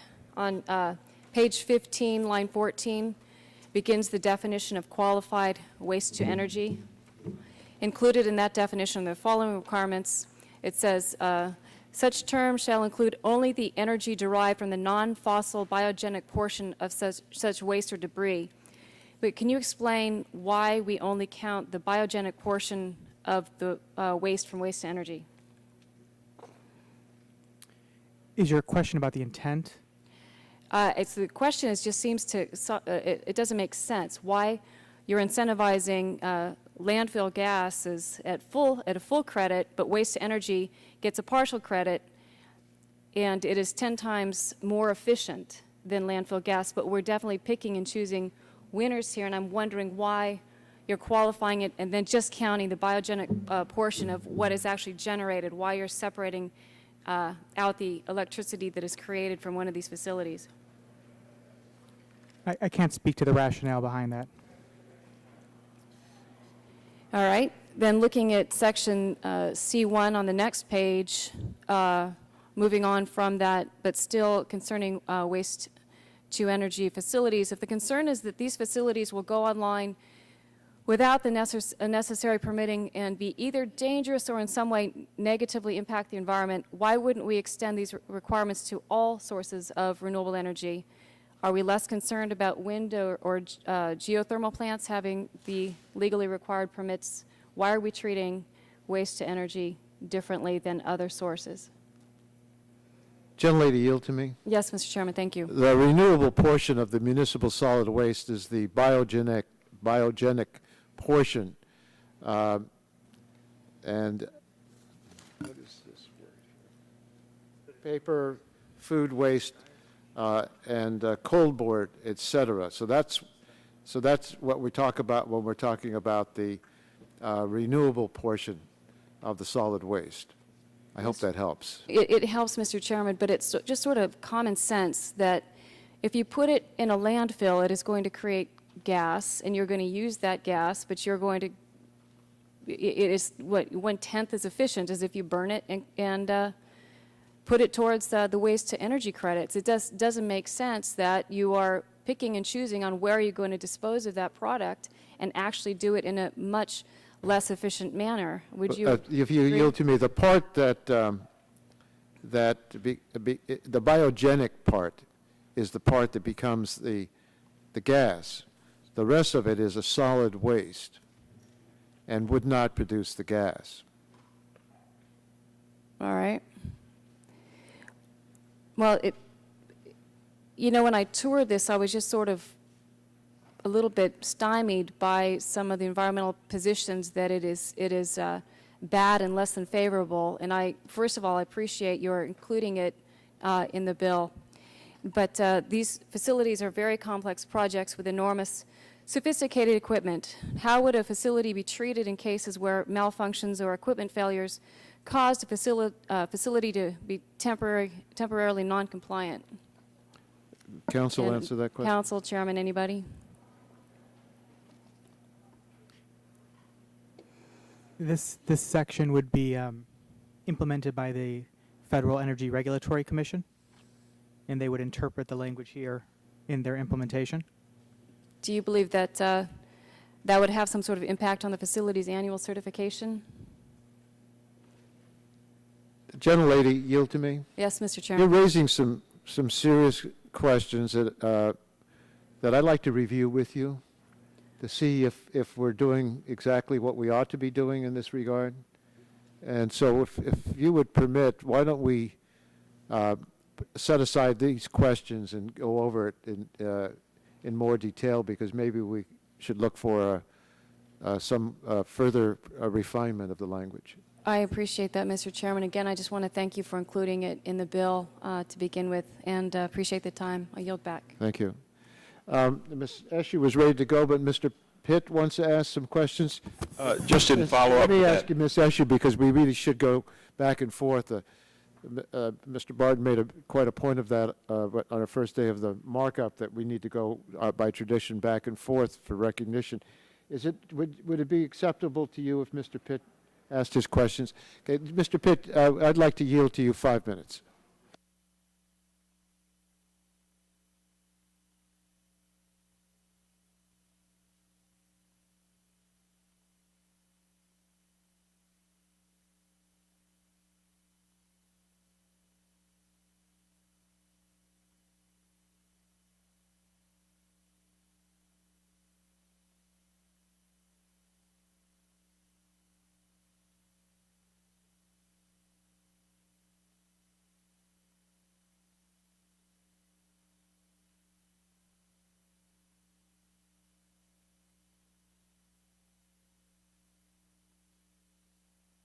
Mr. Pitt, I don't know if you realize I called on you. You're recognized for 5 minutes to pursue. Thank you, Mr. Chairman. I was just going to follow up on the line of questioning, if you could clarify. I have... Hold on a second. Let me set the timer again so you could Yes, go sir. 5 minutes. I thought you were about to ask questions, and I want you to be able to have the full opportunity. Yes. Thank you, Mr. Chairman. If I could continue on the line of questioning, I have a waste-to-steam energy plant in my district, and I visited. It's municipal waste. They take out the metal and the plastic and burn the rest. Now, under this bill, would that be considered a renewable energy source? Because they otherwise would landfill it, and it would produce a lot of methane. Yes. The logic that Ms. Bonomack was making. So, under this bill, you said the biogenic portion would be renewable. Well, it's mixed municipal waste. Would that be a renewable resource? Can council respond to that question? I think it's a good one. It sounds like in this case, the plastics and the metals, the non-biogenic material is removed. If what's left is the biogenic material, Well, that's what's being everything combusted. except plastic and metal is left. Now, is that biogenic? Is that renewable? I can't speak to the specific facility, but the biogenic portion under the legislation would produce. And how do you credits if it determine was the biogenic portion of municipal waste? Could you repeat that question? How do you determine the biogenic portion of municipal waste? This definition and the overall section would be implemented by the Federal Energy Regulatory Commission. They would have to look at this definition and implement it. The question I have is, do waste-to-steam energy plants, which are quite efficient, and I've visited, and it's quite clean. You can look at the stack and not even see anything being emitted. It does seem to be a renewable resource, should be considered renewable, and that is the question, Mr. Chairman, that I'm asking. Well, the renewable is the biogenic portion. That comes from the paper, the food waste, the cold board, things like that. But the rest of it is not going to be It burns, so I don't know if it's really biogenic or not, but it Okay. produces Well, a lot of electricity in our area, and it's clean way. You know, when it's done, there's a little bit of ash left that is put over the landfill as a cap. Well, let's take a further look at that. I think Thank that you. was the point. Mr. Chairman, if I could Bonomack- continue, I have Right. just a couple Yes. of minutes. We were talking earlier about international offset credits and the International Climate Change Adaptation Program. And, you know, that sounds a little bit to me like the Global Fund that we voted on last week. And I'm wondering, who would administer this program? And are there any oversight protections? Because there's not a lot of oversight on the Global Fund.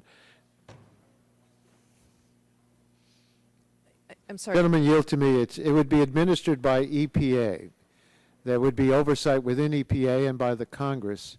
Maybe council wants to give any further explanation than that, but that's my understanding. They have to determine whether the offset is a genuine offset and whether it would be considered as an offset for the purposes of this act. The rules for Is your mic on? the rules setting up the criteria for offsets would be established by EPA. EPA would have to require for each project third-party verification. They would have to require that the emissions removal, reduction, or sequestration had already occurred prior to the granting of the offset credit, and there are provisions for audits on a periodic basis. And who would oversee or administer the International Climate Change Adaptation Program? That's in Title IV.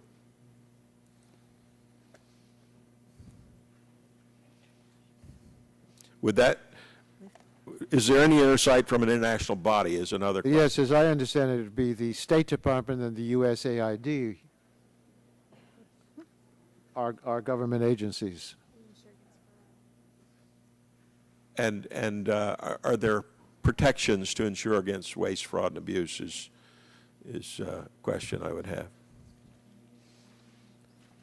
Well, that's the job of the people within the administration to watch out for that, and it's the job of Congress to pursue it through oversight. Yeah, I think. Section 494, subsection C, provides for oversight and designates the What secretary. page is that? Sorry, it's page 937 of the substitute. The Secretary of State or such other federal agency head as the President may designate, in consultation with the Administrator of USAID, shall oversee the distribution of allowances available to carry out the program to a multilateral fund or international institution. Thank you, Mr. Chairman. Thank you, Mr. Pitt. Ms. Eshoo, I don't know what to do. Mr. Barton said he didn't think he could support your amendment. That would mean, after debate, we'd go to a vote on your amendment. But we're waiting for members to return. We indicated there would be no votes before 8:30, but that's only 7 minutes away. There are people at the White House who want to be here, and we want to have here on both sides of the aisle to respond to any vote, because to be fair, and so we are waiting for them to return. But I think that we ought to have a Republican amendment to Title III, and I was informed that Mr. Murphy has an amendment to Title III that would engender a great deal of debate. I don't know if yours would engender that much debate. It seems to me your amendment is a pretty straightforward one, and I don't know why it wouldn't be accepted just on a voice vote. But on the other hand, the rules that the Republican leader on the committee have set for us is that if there's an amendment that they don't find acceptable, they want to have a roll call vote. And we're not ready to go to a roll call vote. So what I'm saying is that I wish Mr. Murphy would arrive, and he is on his way. So let's sit tight for a minute. And the gentleman has some questions he wishes to ask? Well, then why don't I recognize you for 5 minutes? Thank you, Mr. Chairman. To Council, and again, I just want to try to understand. This is, again, the bill form on page 437, line 8, entitled "The Minimum Strategic Reserve Auction Price in Subsequent Years." First of all, could you describe what the minimum strategic reserve auction price, the strategic reserve auction is? The bill would set aside a number of allowances in the strategic reserve. It specifies the percentage that will be drawn, the number and the percentage that will be put into the strategic reserve. And then quarterly, there is an auction of a specified number of allowances from the reserve. And what might an allowance be, or what might go into the strategic reserve? What is it? Is it a metric ton of something? Is it a? It's some quantity of some. It's allowances that go into the reserve. And who establishes what that allowance is? Section 720. Section 721 establishes what the allowances are. Okay. And those allowances are things that have been established by the government as some entity that would qualify for an allowance. Is that correct? Under the law? I'm sorry, I couldn't hear what you were saying. That the panel, the government, decides what quantity or what would qualify as a quantity to relate to an allowance that could be put into the reserve. So it establishes what that quantity of whatever it is. An allowance is the authorization to emit 1 ton of carbon dioxide equivalent. That was the point where I was getting to. Good. And in this particular case, it says the auction price shall be 60% above a rolling 36-month average. Help me understand what that means. That means the administrator would look at what the average price of allowances had been over the 3-year period or 36-month period leading up to the auction, and then the average of that price would be the minimum floor price or the reserve price for the auction. Plus 60%. Plus 60%, yes. And why 60%? I don't understand that. The statute sets 60% above the average price as the floor price for the reserve. And the average price would be determined by the auction, or is it determined by trading of that particular? It's the 36-month average of the daily closing price for that year's emission allowance vintage as reported on registered carbon trading facilities, Right. So, calculated using constant so this is dollars. now a commodity trade. So Wall Street is trading the value of this metric ton. Is that correct? The That's how that would work? Allowances may be traded. Okay. So just so some financial market, I'll say Wall Street, trades this metric ton, and over 36 months they affix a value to that by average. So every day, one day it's $100, next day it's $90, right? And it's right. And after that's over, then they say we're going to put more into the market, but they have to be sold for 60%. So who buys them at that 60% rate? The strategic reserve auctions can only be accessed by covered entities. So a company who, say, is for whatever reason needs to buy these credits, means they could grow. They hired 100 new employees. They're growing. They're outside their emissions. They have to go to the strategic reserve. No, they have other places that they can go. They can. Some of them may be given allowances for free under Section 782. I understand, but so Some who may buy who would offset buy credits. these 60%? That's what I don't understand. The gentleman yield to me. Yes, please. Yeah, this is a safety valve in the market, because if the value of an allowance went too high, there could be a increase in the supply by the release of the allowances that or the offsets that would then be made available. This is an interesting and I thought quite innovative approach. As you may know, the U.S. Climate Action Partnership worked for over 2.5 years in developing the idea of how this would work. These are the people who have to live with it. And they wanted to be sure that they weren't put in a situation where there could be any manipulation of the market, since they're the ones who have to buy the allotments. So they established a mechanism for an increase of supply when the demand is high enough so that otherwise it would drive up the price. Now, in addition to that, we adopted and put into the base bill language offered by Mr. Bart Stupak, our colleague, who's done a great deal of work on market manipulation, and he put in provisions, recommended that we put in provisions that have even stronger enforcement powers to make sure that there's no manipulation in the market. But your question was why the extra offsets would be added to the allowances, and that is a way to hold down the costs. The whole system is to provide a mechanism for achieving the reductions in carbon emissions at the lowest possible price, and to avoid any manipulation of the market. The structure was calibrated to provide an equilibrium. So when you talk about a 30-month average of the price over a period of time, you're not dealing with any aberration, you're balancing it out.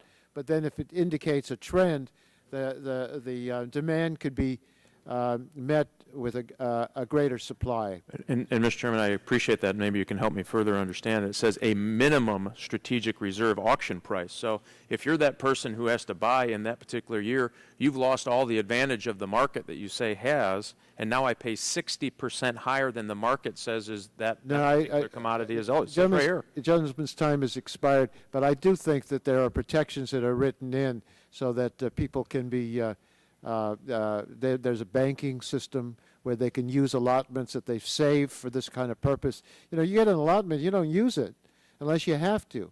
And you don't have to use it because there are other ways of achieving the reductions that are going to be more cost effective. Unintended consequences may be this punishes those companies who are growing and now have to pay a higher price for the same commodity over the 36-month average. I beg to It says right here on page 437. It says that it punishes companies? Absolutely. The minimum strategic reserve auction price shall be 60% above a rolling 36-month average. Yes. They've lost all the benefit of the 3-year No, price I setting. disagree with you. I don't think that's what it means at all, but you've exceeded the time by almost 2.5 minutes, and Mr. Murphy has arrived, so I want to recognize him at this point to be able to offer his amendment. We can get into amendments and get moving on this markup process so Thank you, that Mr. we Chairman. can consider different alternatives. But thank you for your questions. I think they were very provocative. Mr. Murphy, you have an amendment at the desk. I have an amendment at the desk which meets all of your requirements, sir. Clerk will report the amendment.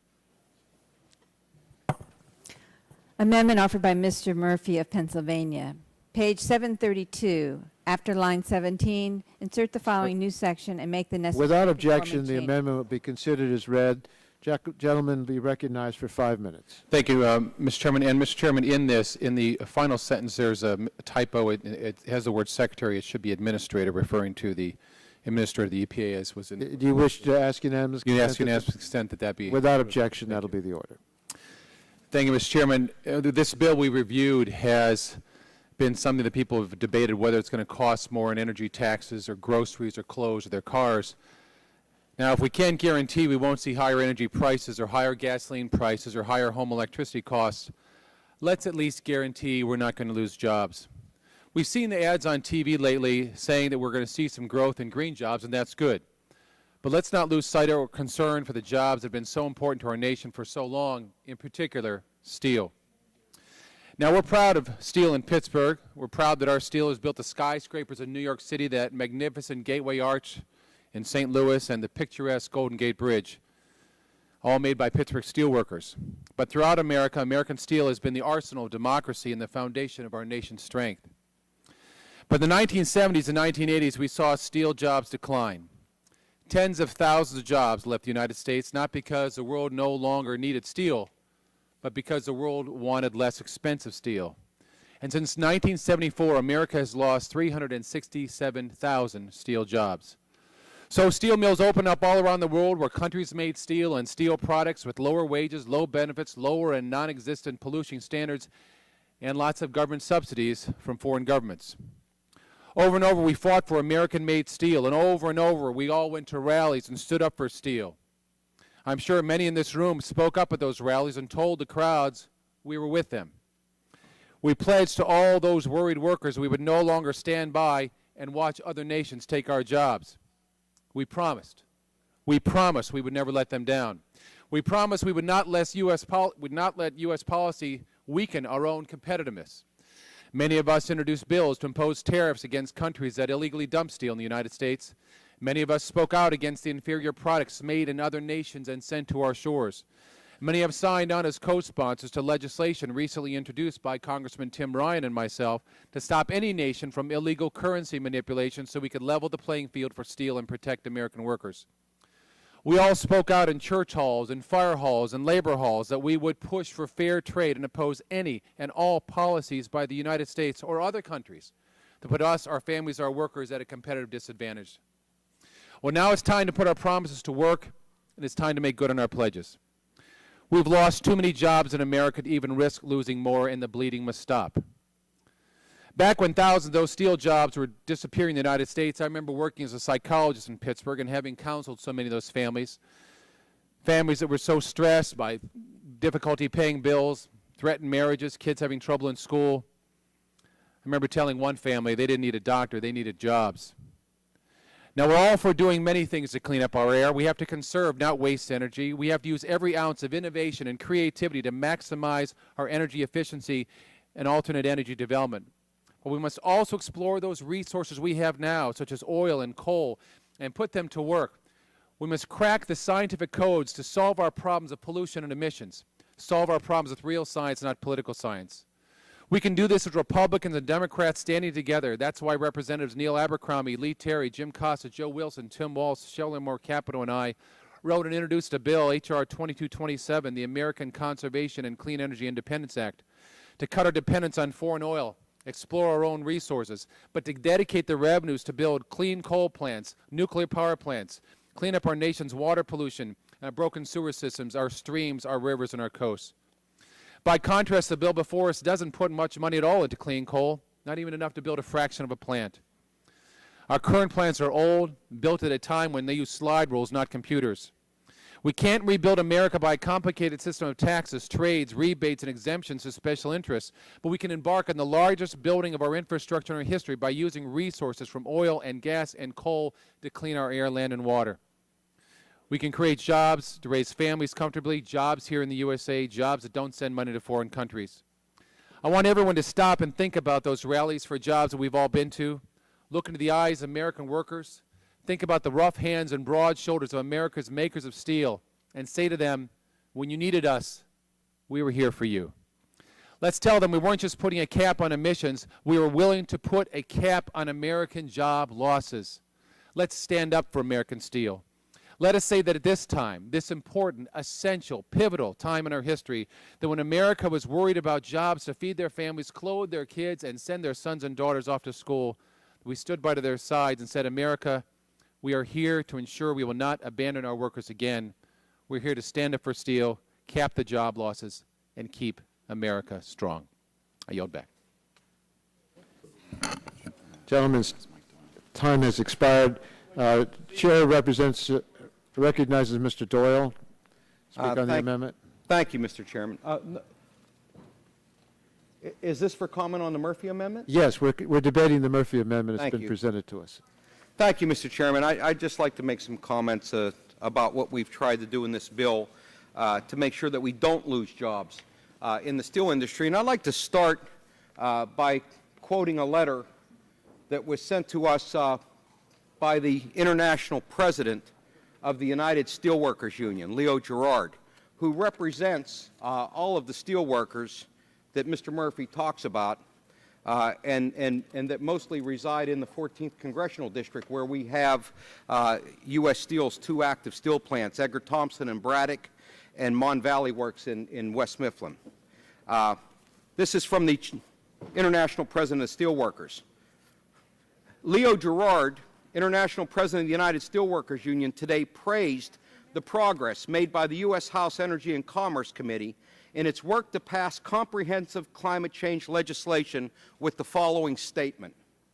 The USW has been working to ensure that the new products and processes which will build the clean energy economy and solve the challenge of climate change are created here in the United States and built by American workers.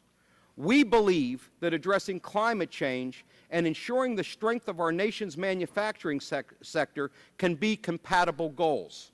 We are grateful for the leadership shown on this critical issue by the members of the House Energy and Commerce Committee, particularly Chairman Waxman and Markey and Representatives Doyle and Inslee.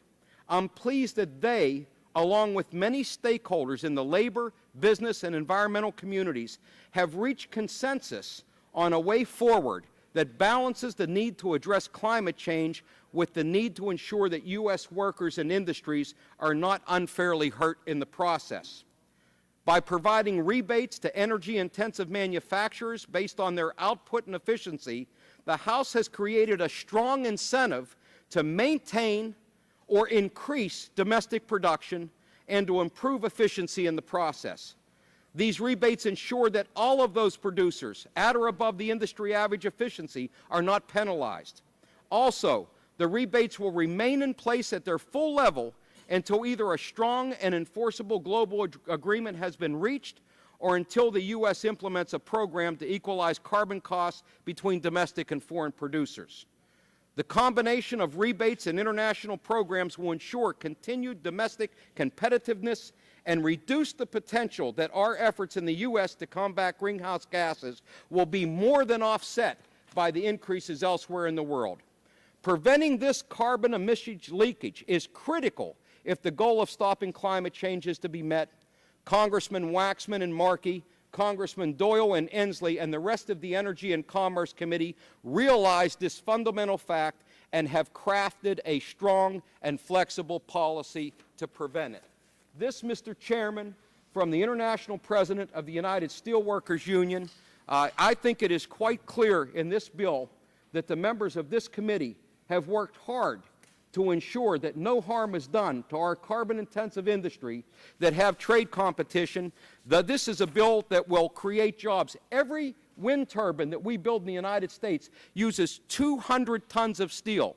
I can tell you the steel workers that reside in my district, and they all reside in my district, are looking forward to building those wind turbines using that 200 tons of steel. The grid, the transmission grid that's going to have to be built to transmit the solar energy and the wind energy all across this country is going to be built by U.S. workers in the steel industry. Mr. Chairman, I think it's pretty clear from this letter from the United Steelworkers Union that the people who work in steel and the people who represent those that work in steel think that we've done a pretty good job in protecting their interests and protecting our jobs here in America. And I use Will the that gentleman balance yield? of my time. Yeah, I'm sorry? Will the gentleman yield? Who is asking me to yield? Yes, I will, Mr. Gingrey. I appreciate the gentleman yielding, and What's that? gentleman certainly has done a fantastic job of trying to preserve jobs and mitigate the losses in his district, and he talks about that letter, and they're duly praising him. But I have, Mr. Speaker, Mr. Chairman, here a report from the Heritage Foundation talking about some of the job losses in specific districts of members of the Energy and Commerce Committee. Mr. Doyle, in your 14th of Pennsylvania, the Heritage Foundation estimates 4,977 jobs lost in the year. Well, reclaiming my 11. time, Mr. Gingrey, in Pittsburgh, we don't care much what the Heritage Foundation says. We care what the Steelworkers Union president says, because we know who has the interest of workers in Pittsburgh, and it's not the Heritage Foundation. Gentleman's time has expired. Who seeks recognition on the Murphy Amendment? Yes, gentleman from Illinois. Thank you, Mr. Chairman. And actually, I do have great respect for Mike Doyle, and I know he's worked hard to craft this. I would just ask Mike just one question. What if the General Secretary of the United Steelworkers is wrong? I mean, what if he's wrong? What if there is great job loss? Well, I would just say to my friend that any time that you embark on something new and bold and challenging from the future, you know, when the president said that we're going to put a man on the moon and nobody knew how to do that, a lot of people thought maybe he was crazy at the time or maybe he was wrong. There's no guarantees in life, John. I get it. What I'm saying is we've crafted a bill to deal with these situations. Yeah, and I'm just saying it's still patriotic to not believe in the product advertising of a bill that's going to raise the price of electricity and energy because you're monetizing carbon. So what we've been trying to do is say when you're going to raise energy costs, manufacturing is going to be harmed. You have negotiated diligently to try to offset that. Now, we're going to find out, if this bill ever becomes law, we'll find out who's right and who's wrong. You know, I hope you're right. I fear you're wrong. And if you're wrong, all we're saying is there ought to be an insurance policy. So all these amendments are trying to say that if we have great job leakage, which means job loss, we better stop. We better, as Chairman Waxman said, to Mr. Scalise, we better stop digging the hole. And that's why we're never going to come to agreement.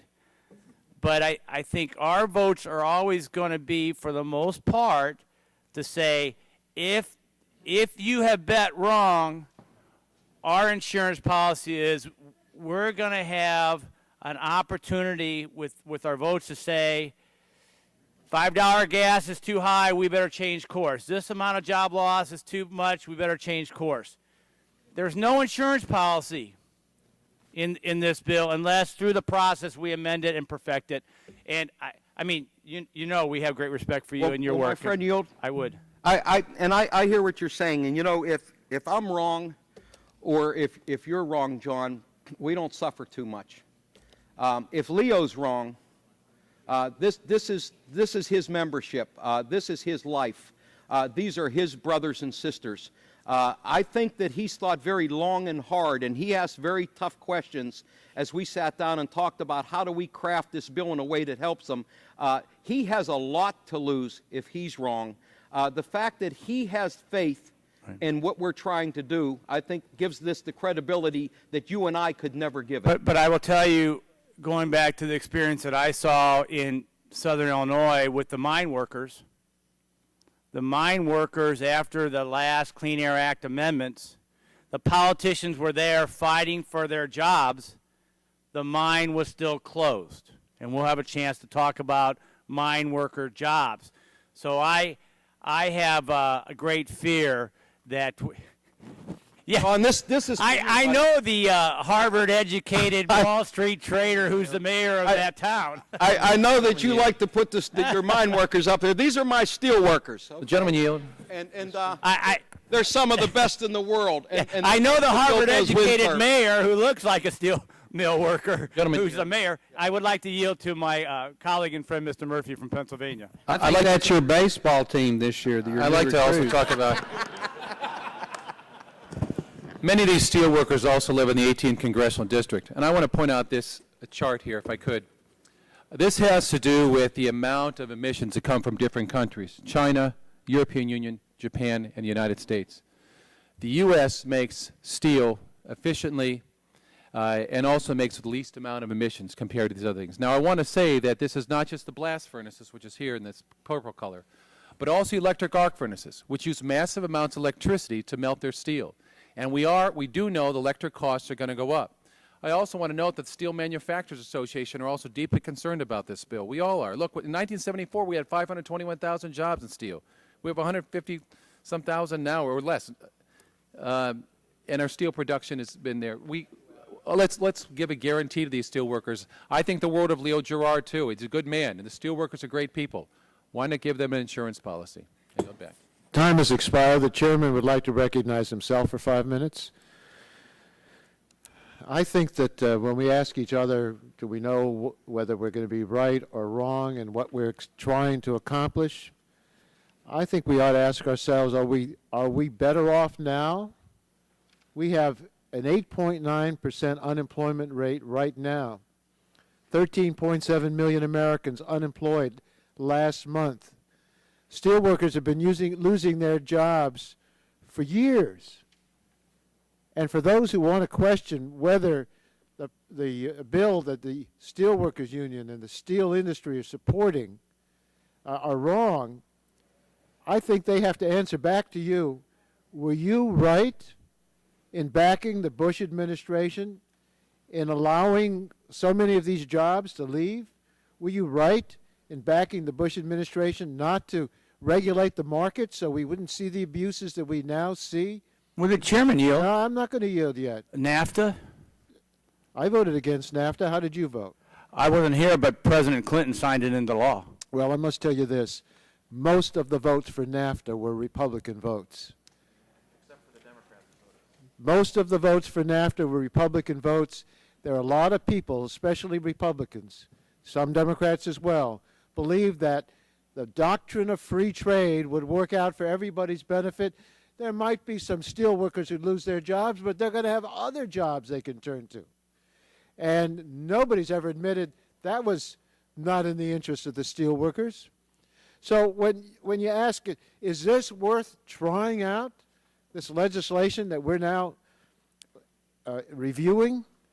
Well, is the alternative to go back to where we are now, to where we've been, to have the kind of policies we've had in this country, not just in trade, but policies that eviscerated the regulatory agencies to protect workers on job safety, to even increase the minimum wage, which we had a very difficult time because President Bush would not accept it for such a very long period of time. The amendment that's being offered says, if it doesn't work out for the steel workers, if there are more job losses, well, specifically more than 10,000 jobs been lost in the steel industry, that the title will no longer cease to have any force and effect. If that happens, you're back now to where we are today. Is that a successful place to be? I don't think that that would be the right answer. If the policy is not working out, then we're going to have to come up with another policy, not the failed policies that we've seen that have cost so many steelworkers jobs, have moved so many industries overseas. So I know you're sincere. On the other hand, it's hard to not recognize a pattern. If this happens, the bill's gone. If this happens, the bill's gone. And you say it's an insurance policy. It sounds to me like a political way of trying to raise people's concerns and fears that maybe it won't work. But what we've had has not worked. It hasn't worked for American jobs. It certainly hasn't worked for the steel industry. It hasn't worked for the workers there. Go tell them they're better off with no law. And I think they've looked at it and said, maybe there's a chance in this legislation to really transform our economy, that we can restructure our economy and create more jobs. We've already given up the idea that we don't manufacture things in the United States. Let's rethink that. Let's bring manufacturing back here. We want to kickstart our economy with clean energy jobs. We'll go on to reestablish American leadership in clean technology industries. If we develop these clean technologies, people around the world are going to be waiting to buy it. And I'd rather they buy it from us than to buy it from China or some other country that won't even be attempting to do what we want to do here in the United States. So I would urge a rejection of this amendment. And my yield back, I'll yield the last 30 seconds. Thank you, Mr. Chairman. You all know that I represent Silicon Valley, and it's a place that really offers a great deal of hope to the country. Entrepreneurs, risk takers, not afraid to take on the big questions. Many of you have traveled through and visited with many of the places there, the small companies, the medium-sized, and even the large. Without objection, I'd like another 2 minutes so I can yield to the gentlelady. No objection being heard. The gentlelady has 2 additional minutes. Thank you, Mr. Chairman. The reason I'm raising this is because there's such skepticism and an underlying fear as if we're going to go off the edge of a precipice. Let me tell you that the entrepreneurs in Silicon Valley are chomping at the bit, excited, can't wait to see the results of this bill in order to grow and to build and to manufacture all that will be part of a new part of our national economy. Now, I mean, the people that I'm speaking of don't change their party registration simply because I represent them. I mean, they are known around the world for what they have built, how they think, and what they do. And there are many of them that are your persuasion of party registration rather than mine. But they are highly, highly confident in what we are doing and why we need to do it. And I share this with you now, hopefully giving you a little inoculation, kind of a vitamin B shot. I mean, we're Americans, for heaven's sakes. Where is it written that we can't do, that we don't know how, that we are afraid? Mr. Chairman, thank you for allowing me to say something, but I think maybe that's why I stayed here all the time everybody else was gone. I listened to the skepticism, but I want to share the optimism that is there by some of the best minds and some of the best leaders in our country. Thank you. I'm going to reclaim my time. Thank You come from an area of the country where they didn't sit around and say nothing can be done. They created whole new enterprises using their minds, using some of the resources that came about from government investments. And I think we have to recognize not that we can't do this, we can't do that, because the status quo is no great bargain, but that we can do a lot more than we've been doing. And we've got to do more than we've been doing because our whole independence as a country and our need for new jobs demands it. Mr. Barton. Thank you, Mr. Chairman. I want to speak in support of the Murphy amendment. I have been relatively quiet on some of these specific protection amendments, but I do want the record to show I don't have a steel manufacturing capability in my district where you start from iron ore and coke and create the steel. But I do have two of the most efficient, if not the most efficient in the world, mini mills in my congressional district. One located in Jewett, Texas, and the other in Midlothian, Texas, that take scrap cars and metal and melt it down in an electric arc furnace. They're the two largest users of electricity in the state of Texas. Those two facilities, plus a fabrication facility in Grapeland, Texas, between them employ between 1,500 and 2,000 steel, what we call steel workers. Now, they're not the kind of steel workers that Mr. Doyle has where they create the steel from raw materials, but they do recycle steel, and they do fabricate steel. Until this last year, where we've had this recession, those facilities were working overtime and were very profitable. They have not been negatively impacted by NAFTA. I would point out that Mexico makes very little steel. We may have had job losses to Mexico because of NAFTA in other areas, but not in steel. Our competitors in steel are China and India, and to some extent Great Britain and Japan.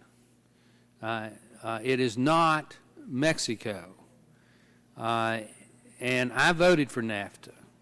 And NAFTA has quadrupled trade between Mexico, Canada, and the United States. Doesn't mean there haven't been some job losses, but on a net basis, there have been jobs created in the United States, jobs created in Canada, and jobs created in Texas. But back on the steel, which is the focus of this amendment, what Mr. Murphy is saying here is that if, in fact, the proponents of this legislation are wrong and 10,000 jobs in the steel sector do disappear, then this title, not the whole bill, this title shall cease. Now, if you think about it, one of the largest components in the cost of steel is the price of energy. And all your offsets and all your allowances and all of your rebates doesn't detract from the fact that electricity prices are going to go up, not down. Now, you may get some rebates and you may get, but electricity prices are going to go up. And I know for a fact that a $500 million steel improvement project, which was designed to go to Grapeland, Texas, at the existing Nucor facility, did not go there because the price differential in electricity in Texas and some states that I'm not going to name, Texas was 3 cents above the price of electricity than the state that project went to. You cannot sit here and tell us that if prices go up for electricity in this country because of this bill, that some steel jobs are not going to be lost, because electricity is a huge component. So all this amendment says is, if we lose 10,000 jobs, the thing that caused the price to go up, we're going to stop implementing it. If you don't think prices are going to go up in electricity, you're not going to lose anything by voting for this amendment. But if Mr. Shimkus and Mr. Murphy are right, it is a protector. We don't want Mike Doyle to lose one job. We don't want Tim Murphy or John Shimkus to lose one job in their district because of this bill. Mr. Waxman doesn't want anybody to lose a job. but it is at least theoretically possible, and I would say it is an absolute economic fact of life, that people are going to lose jobs when electricity prices go up, because jobs are going to migrate. And they're not going to migrate somewhere else in the United States, because this act applies to every covered entity in the United States. So I would hypothesize that we should vote for this amendment. Thank you, Mr. Chairman. If I ask unanimous consent for you to be given an additional minute, would you yield it to me? I will. Without objection, gentleman has an additional minute, and I thank him for yielding to me. But I remember when we did the Clean Air Act, and people said we were going to lose all sorts of jobs. The cost of the economy was going to be so exorbitant that we wouldn't be able to sustain it. And they were wrong. We heard those predictions, and they were wrong.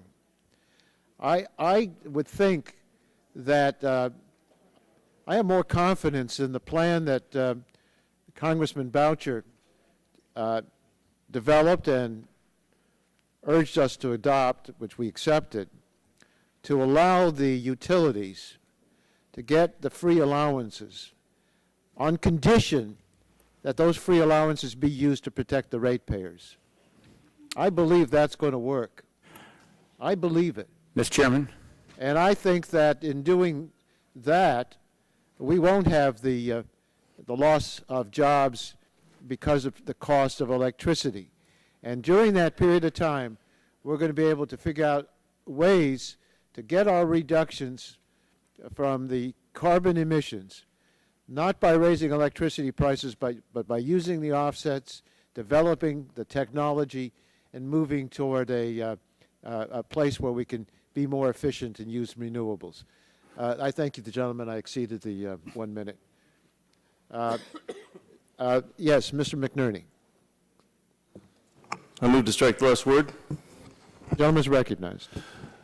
You know, I certainly appreciate the concern about jobs, and we've heard over and over that this bill is going to cost jobs, as if saying it over and over would make it true, but the opposite is true. We're going to lose jobs if we don't pass this bill. In my mind, history is clear. Yes, I've lived it. I have. I worked in the wind industry. American money was spent creating wind turbine technology right here in this country, and because renewable energy wasn't supported, those jobs went overseas. Most wind turbines are manufactured in Europe right now. We need to bring those home. Today they're being manufactured in India, in Europe, and all other countries. Just the other week, just last week, there was an article in the New York Times showing that China now leads us in the production of clean coal. This process is happening again. We need to stop that. We need to allow innovation to return to this country and create jobs here. Moreover, other countries are going to start putting roadblocks in the way of our companies if we don't adopt greenhouse gas capping in this country. Europeans are going to do it if we don't participate in Copenhagen. So again, I certainly appreciate the desire of our colleagues to protect jobs. However, it seems to me that our colleagues on the other side of this aisle are more determined to stop the bill and to kill any chance we have of limiting carbon. But we haven't said a single word about the big elephant in this room, and that's global warming. It appears that the Republicans in this room, in this House, don't believe that global warming is a serious threat. Either they think it's not happening, or they think that if it is happening, humans are causing it, or if humans are causing it, it's too expensive for us to do anything about. In other words, let's keep our heads in the sand and hope for the best. That's defeatist. The scientific evidence is overwhelming that global warming is happening. The situation is urgent. We're dangerously close to tipping points. Do you want to go over and tell the next generation, the children that we heard about last night, and explain to them why we didn't take action while we had a chance? Well, we're in an emergency and we need to take action. This amendment that we're saying right now will allow global warming to proceed. I urge all of my colleagues to vote against it. And I yield back the balance of my time. Gentleman yields back the balance of his time. I'd like to move to the vote on this amendment. Are members ready to proceed to the vote? Let's get a roll call vote, and who's seeking recognition? For what purpose does the gentleman seek? Will the gentleman be willing to do it in 2 minutes? How many other members? Okay, how many other members are going to ask for recognition on this amendment? Okay, the gentleman's recognized for 2 minutes, and then we're going to go to the vote. I'm sorry, what are you saying to me? Are you saying something? Marsha Blackman wanted recognition. Well, look, I'm willing to yield 2 minutes to the gentleman from Arizona and 2 minutes to the gentlewoman from Tennessee, Ms. Blackburn, and I'd like to then go to the vote, and I hope members will cooperate. Otherwise, I think we're gonna have to vote on it.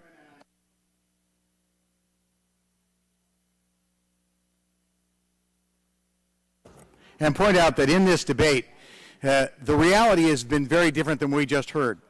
Not a single amendment has been offered on this side to repeal the bill instantaneously. Not a single amendment has been offered on this side to say the bill would never go into effect. Not a single amendment has been offered on this side to say we would have no cap and trade or no greenhouse gas program whatsoever. What we have said, and said repeatedly, is that we want there to be tests. We want there to be checkpoints. We want there to be, quite frankly, to use the language of the former chairman of the subcommittee on energy, off-ramps. Off-ramps that protect not us, not ourselves, not us personally, but our constituents, working men and women across America. We said one of those off-ramps ought to be if overall employment across the nation goes up, there ought to be an off-ramp. We said if gas prices go up dramatically, there ought to be an off-ramp.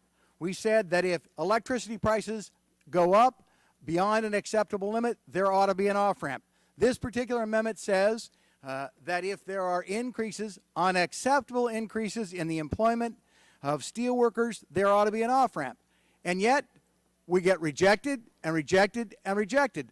But the argument that is made to reject us is bizarre. It is, we absolutely know on our side of the aisle, referring to the majority side of the aisle, that none of the things you're concerned about, the increase in unemployment nationally, won't ever happen, so we don't want an off-ramp. The gas prices that you're concerned about increases won't ever happen, so we don't want an off-ramp. The increases in electric prices won't ever happen, so we don't want an off-ramp. I would suggest that your conduct proves you don't have any faith that those things won't happen, because if you actually believed they would never happen, you would agree to allow each of these on-ramps, because you would say, yep, you're right, those are never going to happen, so we'll allow the suspension of this act if they ever do happen. And I think your conduct impeaches your words, and I yield back my time. Gentleman's time has expired. Chair now recognizes the gentlelady from Tennessee, Ms. Blackburn. I thank you, Mr. Chairman, and I will be brief. Just a couple of points. The gentleman from California just mentioned that the global warming, this is irrefutable. The science is out there. I think he will be happy to know that this week in Nashville, Tennessee, we had a frost warning. Now, we've already been through blackberry winter, strawberry winter, dogwood winter, redbud winter, all those things that come in the spring when the weather starts to warm up and you are going through spring. Well, this week, we had a major cooling trend. We've had the coldest winter in 113 years. So there is much debate about whether or not global warming does really exist. Scientists refute this. When you talk about jobs and the future in children, I will tell you we are very concerned about jobs. And when I have a letter from Caterpillar put on my desk, and they're talking about losing jobs if we pass this legislation, it causes me to be very concerned for future generations, for children like my grandson who is 1 year old this week, and another grandchild that is going to arrive in June. What are we doing to the opportunities for them if we limit their opportunity for jobs and jobs growth? Last night or night before last, I asked if anybody had a copy of a study that could show that there were net job gains because of a country implementing cap-and-trade practices. What I have is the study from Spain that shows there are net job losses. We know the same thing happened in England, also in Germany, also in Denmark. I'm still waiting to see if there is any study from any country that shows they actually had a net jobs gain. So this is why we are saying, let's put some checks and balances in here. Let's have some times to revisit this if we need to revisit. I yield back. Thank you for yielding back. We'll now proceed to a vote on the Murphy amendment. The clerk will please call the roll.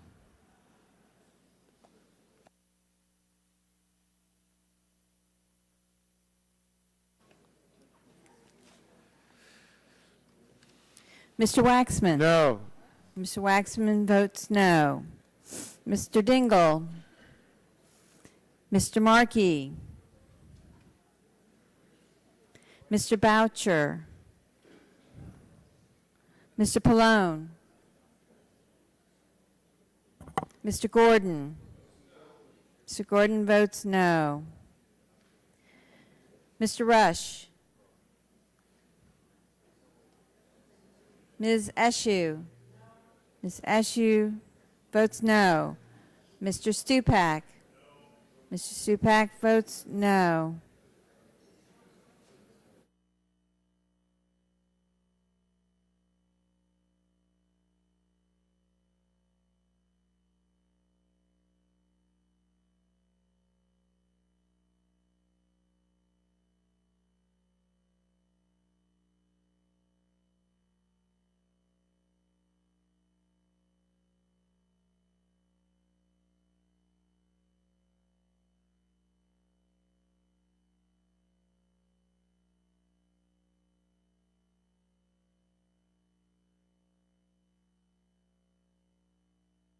No.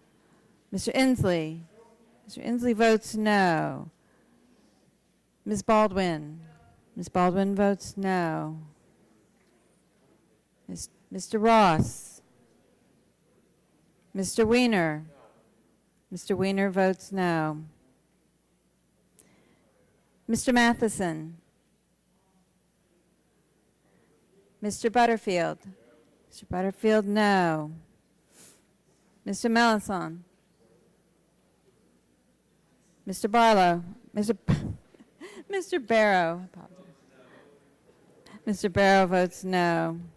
Mr. Hill? Mr. Hill, no. Ms. Matsui? Ms. Matsui, no. Mrs. Christensen?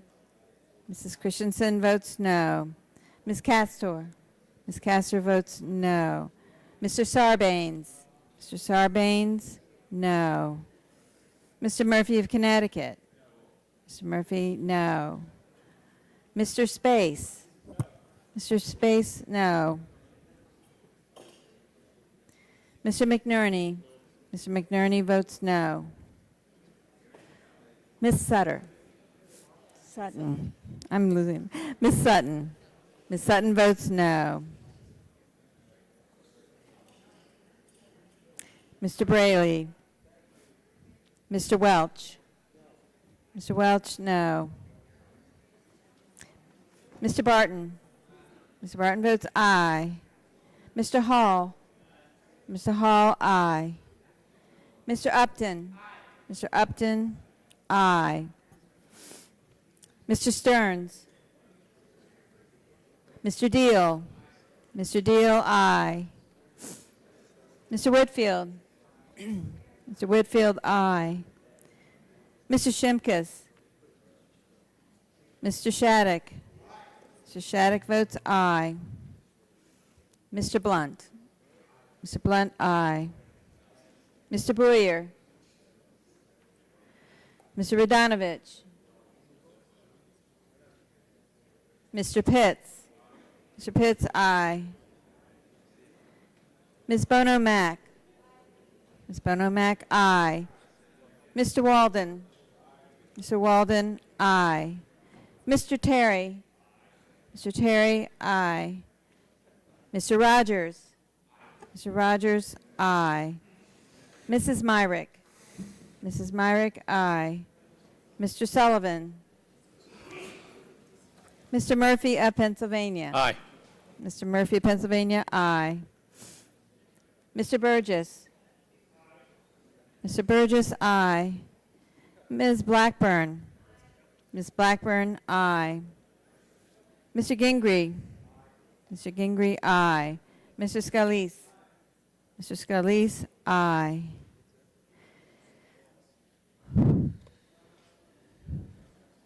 Okay. Mr. Dingle? Mr. Dingle votes no. Mr. Boucher? Mr. Boucher, no. Mr. Matheson? Mr. Matheson, no. Mr. Rush? Mr. Rush votes no. Mr. Pallone? Mr. Pallone votes no. Mr. Melanson?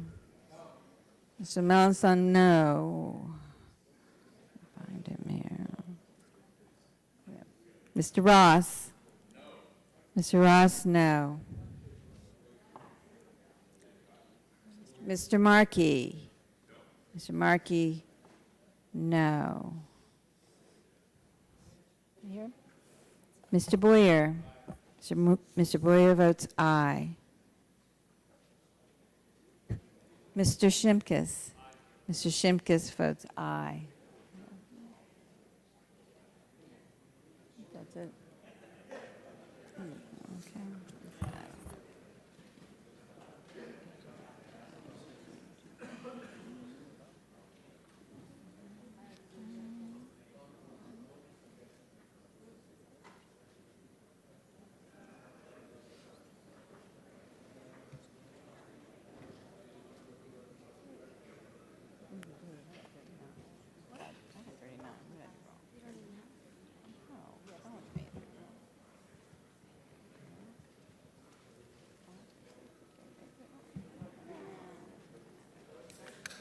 All members respond to the vote.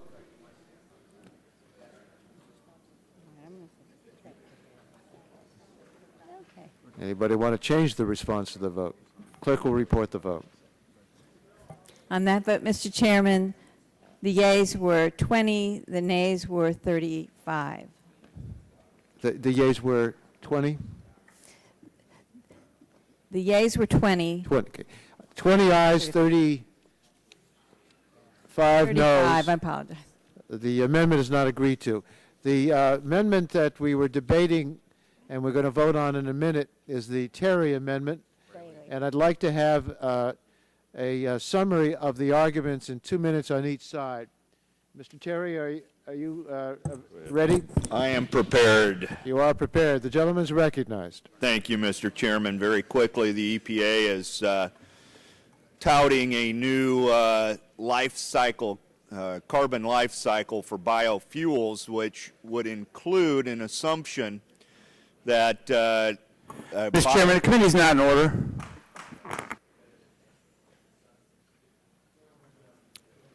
Committee will be in order. I want to restore the gentleman's time. Thank you.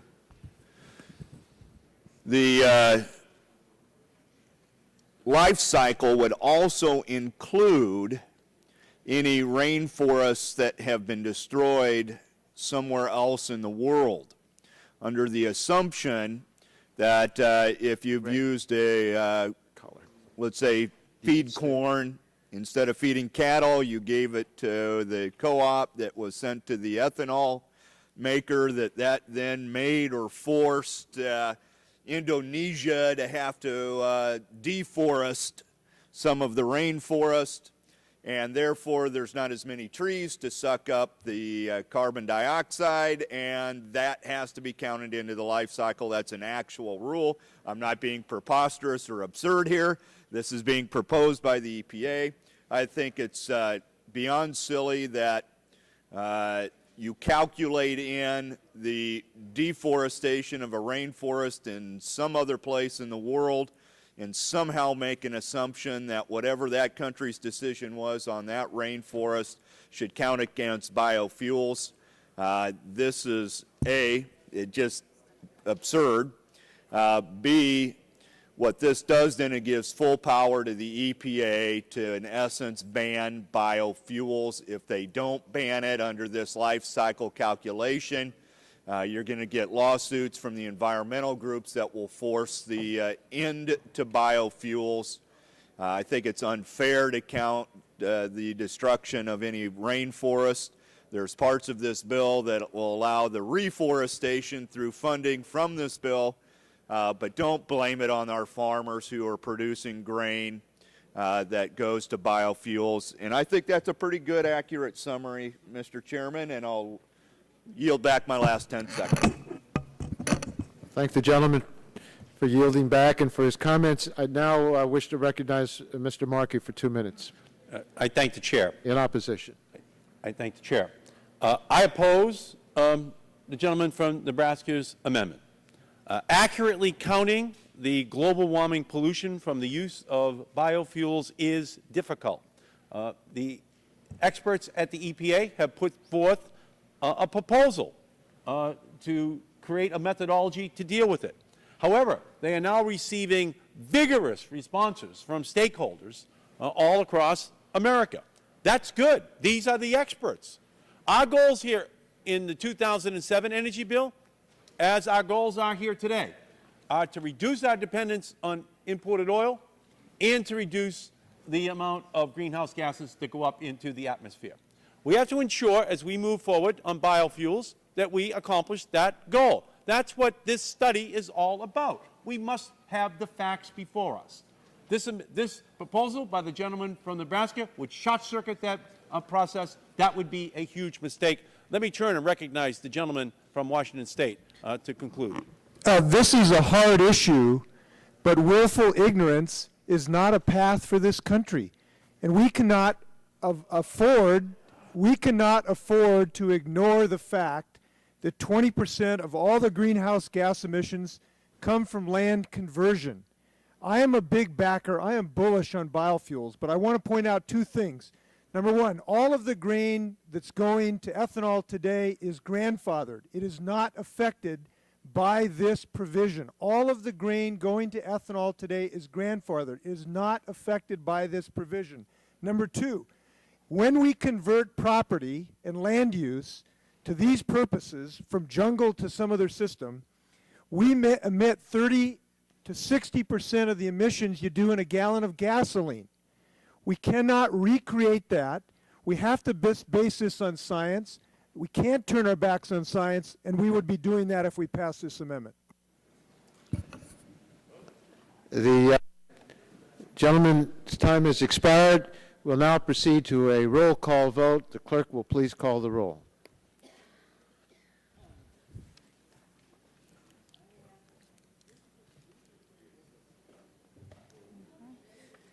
Mr. Waxman? No. Mr. Waxman, no. Mr. Dingell? Mr. Dingell votes no. Mr. Markey? Mr. Markey, no. Mr. Boucher? Mr. Pallone? Mr. Pallone, no. Mr. Gordon? Mr. Rush? Mr. Rush, no. Ms. Eshoo? Ms. Eshoo, no. Mr. Stupak? Mr. Stupak, no. Mr. Engel? Mr. Engel, no. Mr. Green? Mr. Green, no. Ms. DeGette? Ms. DeGette, no. Mrs. Capps? Mrs. Capps votes no. Mr. Doyle? Mr. Doyle, no. Ms. Harmon? Ms. Harmon, no. Ms. Chakowski? Ms. Chakowski votes no. Mr. Gonzalez? Mr. Gonzalez votes no. Mr. Inslee? Mr. Inslee, no. Ms. Baldwin? Ms. Baldwin votes no. Mr. Ross? Mr. Wiener? Mr. Wiener votes no. Mr. Matheson? Mr. Matheson, no. Mr. Butterfield? Mr. Butterfield, no. Mr. Melanson? Mr. Melanson, no. Mr. Barrow? Mr. Barrow, aye. Mr. Hill? Mr. Hill votes aye. Ms. Matsui? Ms. Matsui, no. Mrs. Christensen? Mrs. Christensen, no. Ms. Castor? Ms. Castor votes no. Mr. Sarbanes? Mr. Sarbanes, no. Mr. Murphy of Connecticut? Mr. Murphy, no. Mr. Space? Mr. Space votes aye. Mr. McNerney? Mr. McNerney, no. Ms. Sutton? Ms. Sutton, no. Mr. Braley? Mr. Welch? Mr. Welch, no. Mr. Barton? Mr. Barton votes present. Mr. Hall? Mr. Upton? Mr. Upton, aye. Mr. Stearns? Mr. Deal? Mr. Deal, aye. Mr. Whitfield? Mr. Whitfield, aye. Mr. Shimkus? Mr. Shimkus, aye. Mr. Shattuck? Mr. Shattuck, no. Mr. Blunt? Mr. Blunt votes aye. Mr. Boyer? Mr. Boyer, aye. Mr. Radonovich? Mr. Radonovich, Mr. Radonovich, no. Mr. Pitts? Mr. Pitts votes aye. Ms. Bono Mack? Ms. Bono Mack votes no. Mr. Walden? Mr. Walden, aye. Mr. Terry? Mr. Terry, aye. Mr. Rogers? Mr. Rogers, aye. Ms. Myrick? Ms. Myrick votes aye. Mr. Sullivan? Mr. Sullivan votes no. Mr. Murphy of Pennsylvania? Mr. Murphy of Pennsylvania votes aye. Mr. Burgess? Mr. Burgess, aye. Ms. Blackburn? Ms. Blackburn votes aye. Mr. Gingrey? Mr. Gingrey, aye. Mr. Scalise? Mr. Scalise votes aye. Mr. Boucher? Mr. Boucher votes no. Mr. Gordon? Mr. Gordon votes no. Mr. Ross? Mr. Ross votes aye. Bill, you got it?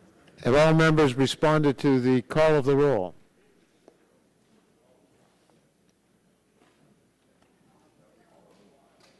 Any member wish to change his or her vote? Mr. Chairman, have mine recorded. Mr. Chairman, Mr. Barton is recorded as present. I would vote no. Mr. Barton is off, present, and on no.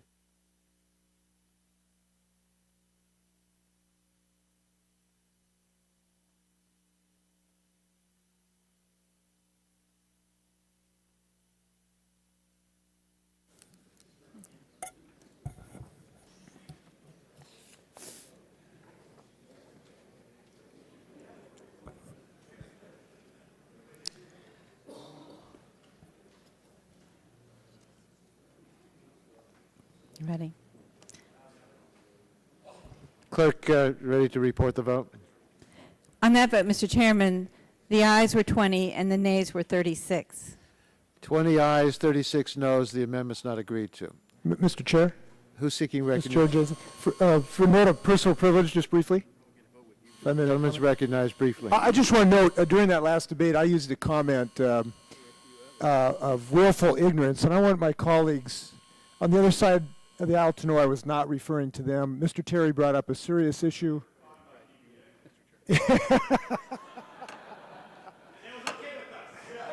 I just want to make sure I didn't mean Mr. Terry or anybody else. Thanks very much. What a gentleman. For what purpose? What's that? Oh, Ms. Escher, have we done your amendment? You've been sitting there all this time. Well, I'm going to recognize you.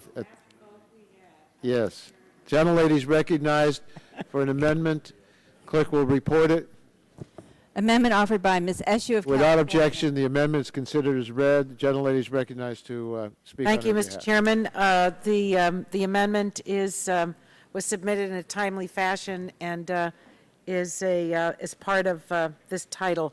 I'll be brief. This amendment will ensure that the EPA is provided with the flexibility needed to make the best judgments regarding how one class of greenhouse gases, fluorinated gases, are regulated under the cap. Fluorinated gases are critical in the manufacture of high technology devices such as semiconductors and solar photovoltaic materials. Many of these gases are never emitted after being sold to the users, and so they never contribute to global warming. The gases are frequently destroyed by companies that use them, such as large semiconductor manufacturers.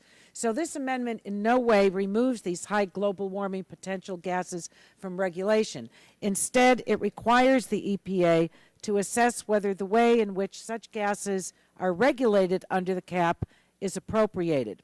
If the EPA determines that industrial users of the fluorinated gases should be responsible for holding allowances rather than the producers, then the EPA would have the ability to change this point of regulation. My amendment does not address hydrofluorocarbons or HFCs, which are treated separately in the bill, Mr. Chairman. And again, I think this will provide the EPA with the flexibility that it needs for some of our nation's most important high technology businesses, and that they be regulated in the most appropriate way. Gentlelady yield. Be glad to. I support this amendment. We aim to reduce greenhouse gas emissions in the most cost-effective and administratively simple way. And what you're suggesting is that we have an EPA study to determine the best point of regulation for the fluorinated gases other than hydrofluorocarbons used by the semiconductor industry and other industries. I think this makes a lot of good sense, and I would hope members would support it. Thank you, Mr. Chairman, and I yield back. You yield back your time. Mr. Barton.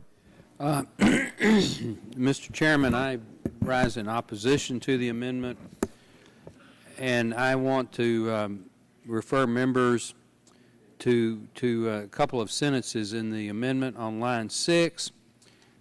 It says, are at the source of emissions downstream. At the source of the emissions downstream. And then down on line 11 and 12, can best be regulated by designating downstream emission sources as covered entities. Now, I know it's not the gentlelady's intention, but this study could have the result of giving the EPA the authority to regulate consumer goods in people's homes, like refrigerators, air conditioners, fire extinguishers. I'm not saying it will, and the fact that she puts cost effectiveness in there would be one area that might preclude that, but given the reach of this EPA, it is certainly feasible, and that they might decide to go that route.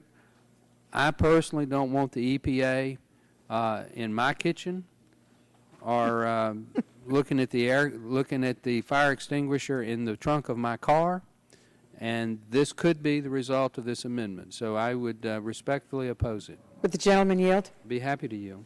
I know that the gentleman's into privacy, so that's why you don't want anyone in your kitchen or your car trunk. But on a Given I more haven't serious cleaned up note- my kitchen in the last 6 months, well, I don't want anybody. Got to in my get your wife to town so you can do some right. cleaning before she arrives. On a serious note, on the use of the word downstream, Mr. Barton and colleagues, that really is for industrial users. And where we've used the word upstream, they are producers. So this is not a backhanded way to do refrigerators or anything else. Most frankly, if that's what I wanted to do, I would have had a separate amendment on it, whether it would be supported or not by some members of the committee. But I have no reason to mix in the regulation of energy efficiency of refrigerators and mix it in with the semiconductor industry. Would the gentlelady Well, yield? it's his time. Okay, sure. Would the gentleman yield? Yes. Thank you. I thank the gentleman. If you look down to line 12 and 13, you can see that the phrase up in line 6 and 7, at the source of emissions downstream, meaning the semiconductor factory, and down on line 12 and 13 as covered entities. So the factory is covered, but individuals' homes are not under, that is, as covered entities in the statute. So what the combination of those two make clear is that what this amendment would refer to are the semiconductor factories as the point where the regulation would, in fact, take place. And I thank the gentleman for yielding. I yield back the balance of my time. Let's proceed to a vote on this amendment. Do you want a roll call vote? Show of hands. Those who are supporting this amendment, please raise your hand. We'll do this just on a show of hands.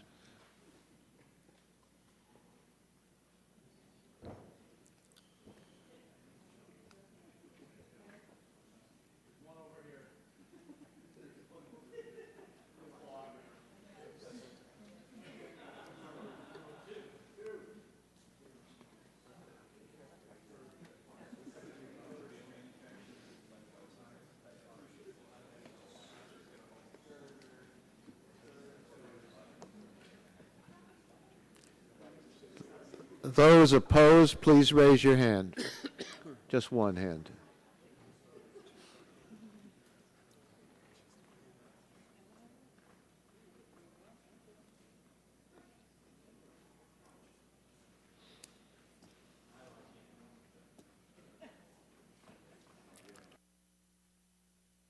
Clerk will inform us of the tally. Mr. Chairman, that division vote, there were 26 ayes and 10 noes. 26 ayes, 10 noes. The amendment's agreed to. I've been talking to Mr. Barton, and we think that we could get a lot of work done if we limit the debate, and we'll allow 10 minutes on each side, but I would encourage people to take even less time. So this will put people on notice that we'll probably move through and get a bunch of votes, so don't go too far away. I would. Mr. Barton? I have agreed to that with one proviso. There may be a few amendments that require slightly more time, but in general, I think that's a fair way to do business for the rest of the evening. Thank you very much. We're now recognizing members who have amendments to Title III, and I look to the Republican side of the aisle. Mr. Chairman, over here in the broom closet behind the kids' Mr. table. Burgess, way over there. I'll see Mr. Burgess. I want to recognize you. Do you have an amendment?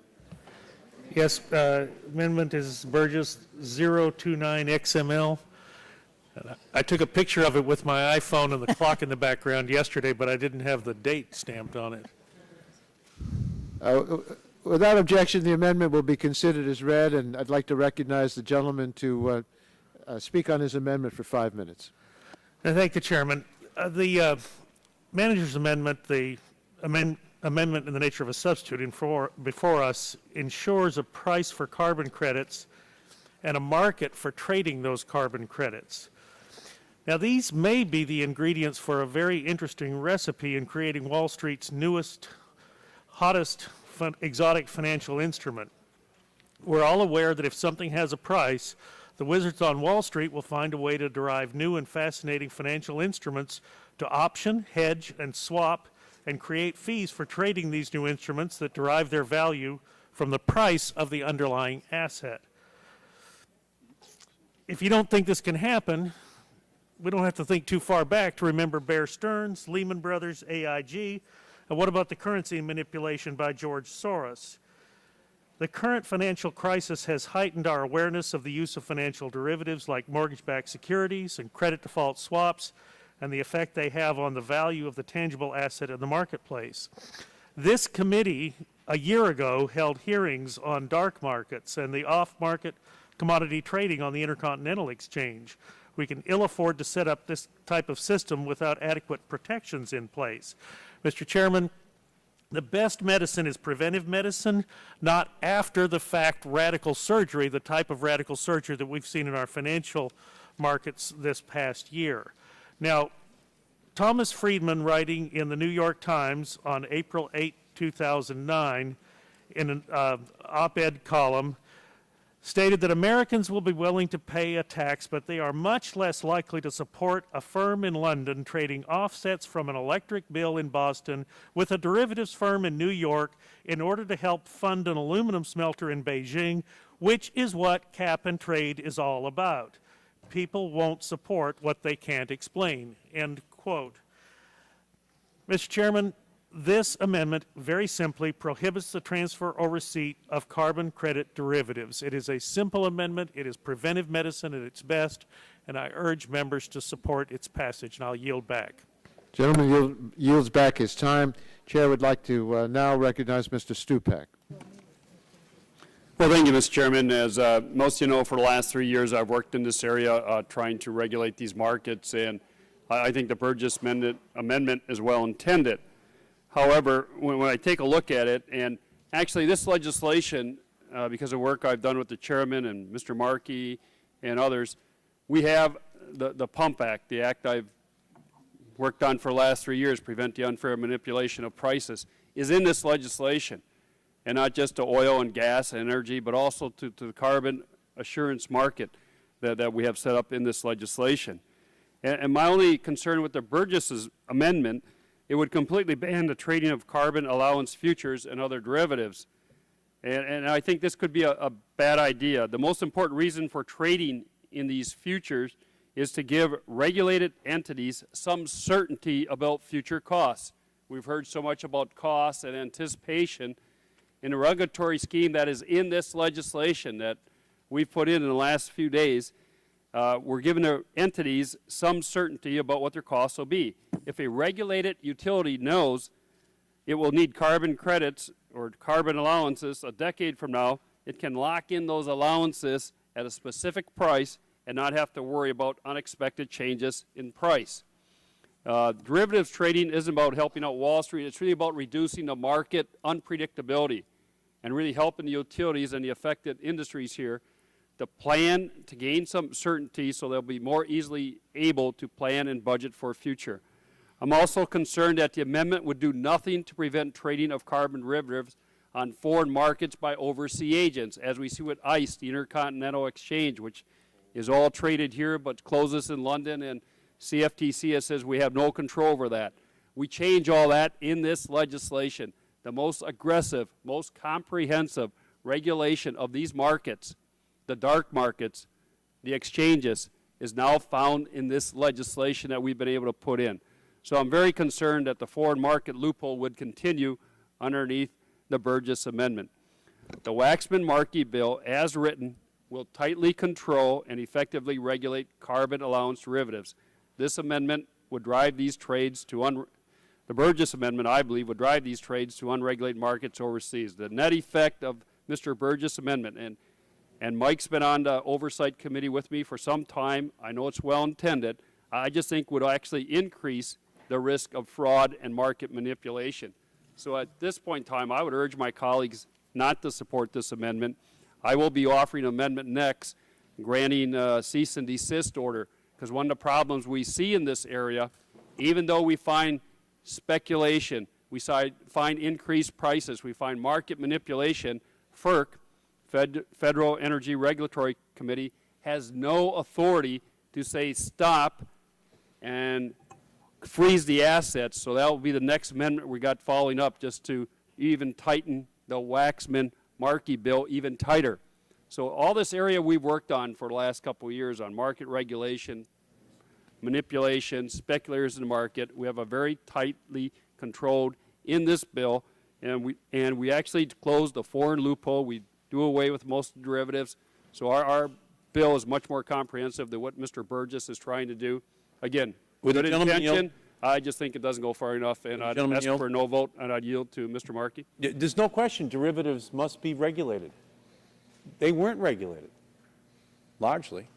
The language which the gentleman from Michigan, Mr. Stupak, after his 3 years of working on this issue, here and in other areas to make sure that there is very strong regulation, is central to ensuring not just that this market, but that any market can work. And Mr. Stupak has been the leader in Congress over the last 3 years and insisting that that be the case. And the language here is as tight a set of regulations as has ever been imposed on derivatives. And I just wanted to thank Mr. Stupak for all of his work.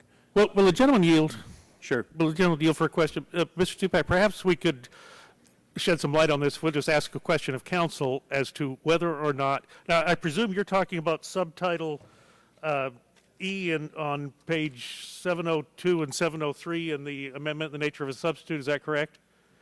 It's part of it, yes. It's found throughout the bill. Could we ask counsel if that subtitle that has been added to the amendment, if that prohibits trading in speculation in the derivatives market?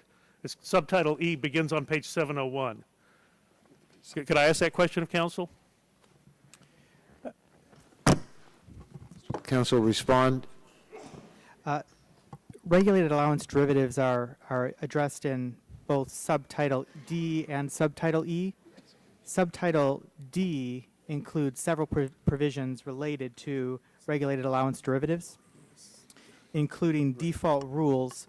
You'll see on page 695, paragraph 4B, all contracts for the purchase or sale of any regulated allowance derivative shall be executed on or through a board of trade designated as a contract market under the Commodity Exchange Act. May I further ask, does this cover the price of carbon credits? Could you clarify your question? No, could you clarify your answer? This provision here essentially is a default rule against over-the-counter trading of regulated allowance derivatives.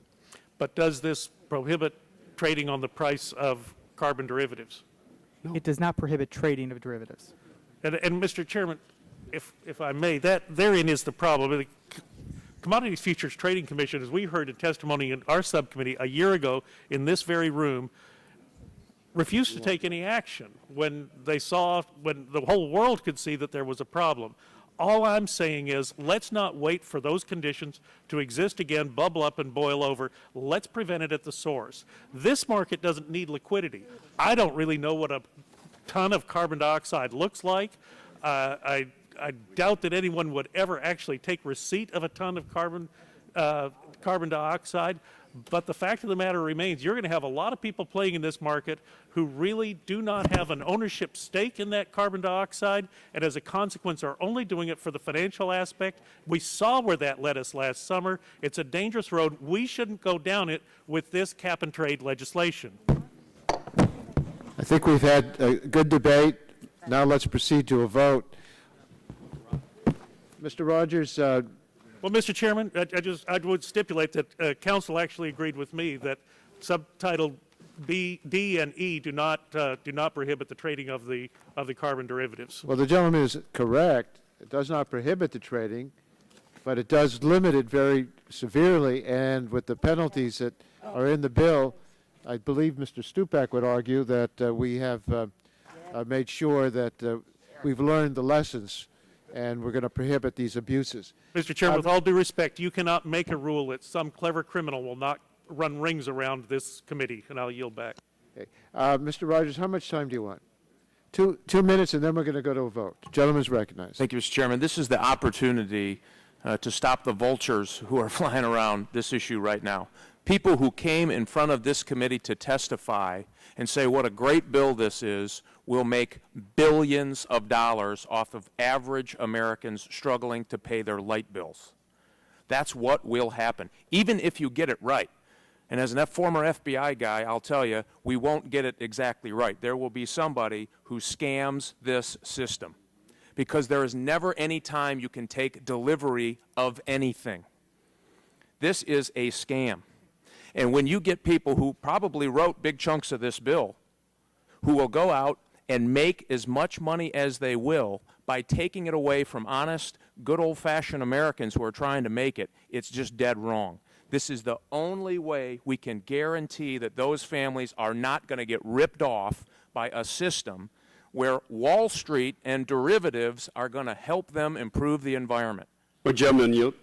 I don't have much time, but yes, I'll yield. But look at the legislation. We've put in the rules of the Pump Act of 2009. We banned naked credit default swaps. We include only bona fide hedging. We have an advisory committee with the CFTC that tells you and sets energy limit positions, including carbon. We included a CFTC inspector general. We eliminate the swaps loophole. We exclude FERC from financial transactions rights with my 30 seconds, and I appreciate the general's point that the gentleman's point. He's tried to put in any protections. We didn't try. It's in the bill. But this is the real difference here. You're either going to side with the people who are trying to pay these electric bills, or you're going to side with Wall Street. No, for the first time ever, no. we're going to regulate Wall Street, which Gentlemen, they are not doing time. right now under No, you're the not legislation. regulating a market. You're selling something that doesn't exist in order to influence a market that you can't see and you can't take delivery of. That's why Europe had fraud problems with this. You can't control it. It's wrong to do it this way. There's a much better way to get a control on carbon, and it won't cost jobs, and it won't be the single largest energy tax in the history of the United States. I yield back. Gentleman's time has expired. Those in favor of the amendment, please raise your hand. What is it the gentleman, speak in your mic, what would you like? I'm sorry, I can't hear you. I'll ask for the yeas and nays on this, please. You asked for the yeas and nays, so we'll proceed to a roll call vote.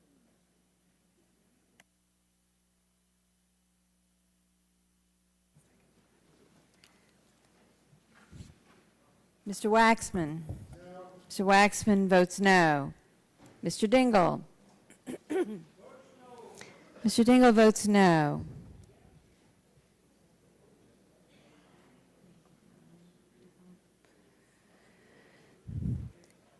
Mr. Markey? Mr. Markey votes no. Mr. Boucher? Mr. Pallone? Mr. Pallone votes no. Mr. Gordon? Mr. Rush? Mr. Rush votes no. Ms. Eshoo? Mr. Stupak? Mr. Stupak, no. Mr. Engel? Ms. DeGette? Mr. Gette votes no. Mrs. Capps? Mrs. Capps, no. Mr. Doyle? Mr. Doyle, no. Ms. Harmon? Ms. Harmon, no. Ms. Schakowsky? Ms. Schakowsky, no. Mr. Gonzalez? Mr. Gonzalez, no. Mr. Inslee? Mr. Inslee, no. Ms. Baldwin? Ms. Baldwin, no. Mr. Ross? Mr. Ross, no. Mr. Wiener? Mr. Wiener, no. Mr. Matheson? Mr. Matheson, no. Mr. Butterfield? Mr. Butterfield, no. Mr. Melanson? Mr. Melanson, no. Mr. Barrow? Mr. Barrow votes no. Mr. Hill? Mr. Hill, no. Ms. Matsui? Ms. Matsui, no. Mrs. Christensen? Mrs. Christensen, no. Ms. Castor? Ms. Castor, no. Mr. Sarbanes? Mr. Sarbanes, no. Mr. Murphy of Connecticut? Mr. Murphy, no. Mr. Space? Mr. Space, no. Mr. McNerney? Mr. McNerney votes no. Ms. Sutton? Ms. Sutton, no. Mr. Braley? Mr. Welch? Mr. Welch, no. Mr. Barton? Mr. Barton votes aye. Mr. Hall? Mr. Hall votes aye. Mr. Upton, Mr. Upton? Mr. Upton, aye. Mr. Stearns? Mr. Stearns, aye. Mr. Deal? Mr. Deal, aye. Mr. Whitfield? Mr. Whitfield, aye. Mr. Shimkus? Mr. Shimkus, aye. Mr. Shattuck? Mr. Shattuck votes aye. Mr. Blunt?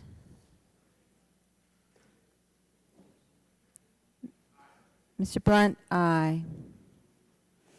Mr. Boyer? Mr. Boyer votes aye. Mr. Radonovich? Mr. Radonovich, aye. Mr. Pitts? Mr. Pitts, aye. Ms. Bono Mack? Ms. Bono Mack, aye. Mr. Walden? Mr. Walden votes aye. Mr. Terry? Mr. Terry, aye. Mr. Rogers? Mr. Rogers, aye. Mrs. Myrick? Mr. Sullivan? Mr. Sullivan votes aye. Mr. Murphy of Pennsylvania? Mr. Murphy, aye. Mr. Burgess? Mr. Burgess, aye. Ms. Blackburn? Ms. Blackburn votes aye. Mr. Gingrey? Mr. Gingrey, aye. Mr. Scalise? Mr. Scalise, aye. What did we miss here? Mr. Boucher? Mr. Boucher votes no. Mr. Engel? Mr. Engel, no. Mr. Gordon? Mr. Gordon votes no. Ms. Eshue? Ms. Eshue, no. Mr. Green? Mr. Green, no.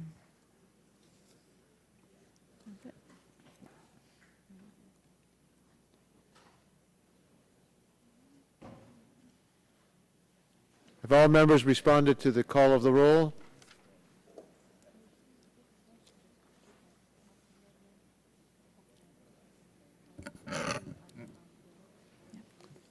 Clerk will announce the vote. On that vote, Mr. Chairman, the yeas were 22, the nays were 35. 22 ayes, 35 noes. The amendment's not agreed to. Mr. Stupak, do you have an amendment? Yes, Mr. Chairman, amendment number 068. Without objection, the amendment will be considered as read. The gentleman be recognized for 5 minutes. Reserve a point of order. A point of order is reserved, and the gentleman will be recognized for 5 minutes, and I hope we can move this along expeditiously. Thank you, Mr. Chairman. We've been talking about speculators in the market, and thanks to you and Mr. Markey and others, we've been able to work to put the Pump Act, prevent the unfair manipulation of prices in this legislation. It's the most comprehensive legislation to try to crack down on market speculators. And what people say is that there is no speculation in the market. Some people will say that. But if you take a look at it right now, and these are not my figures, this is the Energy Information Administration. If you take a look at our supply, our supplies are at the highest in 20 years. If you take a look at demand, the demand is the highest it's been in 10 years. Supply's up, demand's down, but yet since the first of the year, if you go to the first of the year, oil has gone up 70%. And this is through May 7th. I don't know about you, but back in my district this weekend, it was like $2.38, $2.39 a gallon. So it's even higher. It's probably about 75% increase since the first of the year. Where's that money going? Where's the manipulation? If you take a look at the markets, you see the physical hedgers, the people who actually rely upon oil and energy, or in this case, since we're creating a new market of carbon credits, utility companies, others, will be trying to get their hands and buy these credits. But what we find is the non-hedgers, the people who are in the market merely to make money, not to produce a product, not to reduced carbon credits. They're going to be in this market only to profit. In fact, when we come to oil, 99.9% of the people who are buying these contracts never have intent of ever taking possession of a barrel of oil. Oil has been used, carbon, fossil fuels have been used for profit, not for a product. So what we've done, we've put very tight regulations. As we were going through this legislation and finalized everything, we realized the cease and desist order was not there. FERC, Federal Energy Regulatory Committee, has repeatedly asked for cease and desist order. They do not have that right now. Even under the Bush administration, they came to our committee, the Energy and Commerce Committee, and other committees, and asked that they be given the cease and desist order. And this is the same cease and desist authority that's found under the Commodities Future Trade Commission and the SEC. Why do we need cease and desist? Natural gas, the Amaranth case, which we all know about.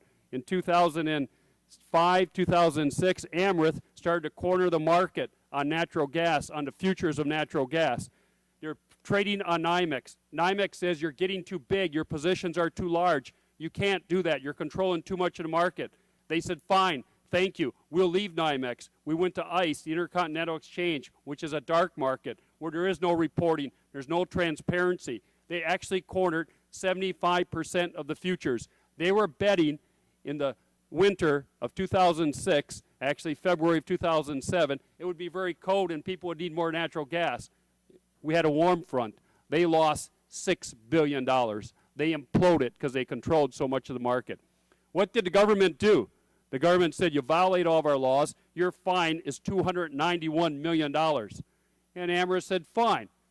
We don't have any cease and desist order. The federal government could never collect, and Amaranth sold off the little bit of assets they have left. We got nothing. The consumers were left with a $6 billion pay. We had to pay $6 billion more in natural gas because of the false uprun of prices that Amaranth did. Cease and desist says, once we make a claim, stop what you're doing, we can seize and freeze your assets. So this amendment basically says, whether you're in the natural gas business or you're going to be in the carbon market, if you manipulate the market and CFTC, SEC, or the others come down and crack down on you, we can cease and desist, freeze your assets until the case is resolved. And it's a long amendment, it's 13 pages, because there's appeal rights and everything. We preserved every right there is. Once we bring an action, cease and desist selling off your assets until it is reserved. And if you think SEC or the FTC has done it wrong, you have a right to go to court to appeal that cease and desist order. That's the extent of my amendment in 4 minutes and 30 seconds. I yield back the balance of my time, Mr. Chairman. Gentleman yields back the balance of his time. Anybody wish to speak in opposition? Chairman. Mr. Barton. First, I want to ask the council on my point of order. Mr. Chairman, may I be recognized on that? Yes, gentleman's recognized for 5 minutes. You want to assert your point of order? Well, I want to ask council. Gentleman's recognized. I'm trying to figure out what the Natural Gas Act and FERC has to do with the Clean Air Act and CO2 cap and trade. What's the tie-in? Yeah, where's the nexus here?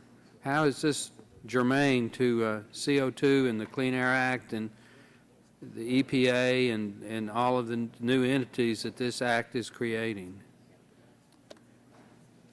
This refers to 3 acts, the Natural Gas Act, the Natural Gas Policy Act, and then makes a direct amendment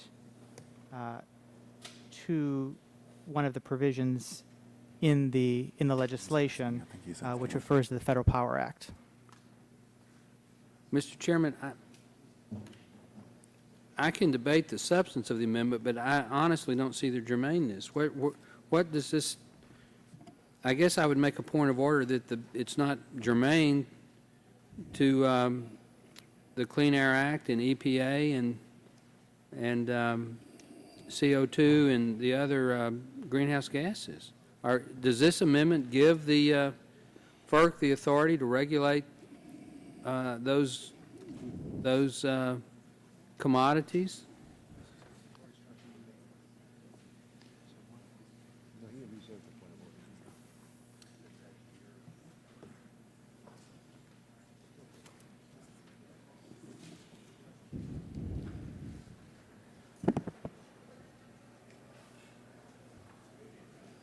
I guess I can just assert a point of order that it's not germane. Well, we're I haven't heard trying. an answer to. Mr. Chairman, if you take a look at the last page, page 10, we refer to Section 401B3C3 of the Federal Power Act by adding Section 341. And we struck out the part, insert the act, therefore the Federal Power Act, which is the controlling act, along with the Clean Air Act, in this whole legislation. That's the germaneness to this legislation, and that's our germaneness on this deal. Well, the chair is trying to get a parliamentary opinion on the matter before I make any ruling.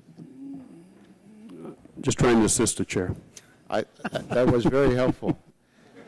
And it seems to me we have several different acts referred to in the legislation before us, and when you have a number of laws that are under consideration, it does bring in additional policies that could be germane because of that fact. But I don't want to make a ruling without getting a parliamentary interpretation.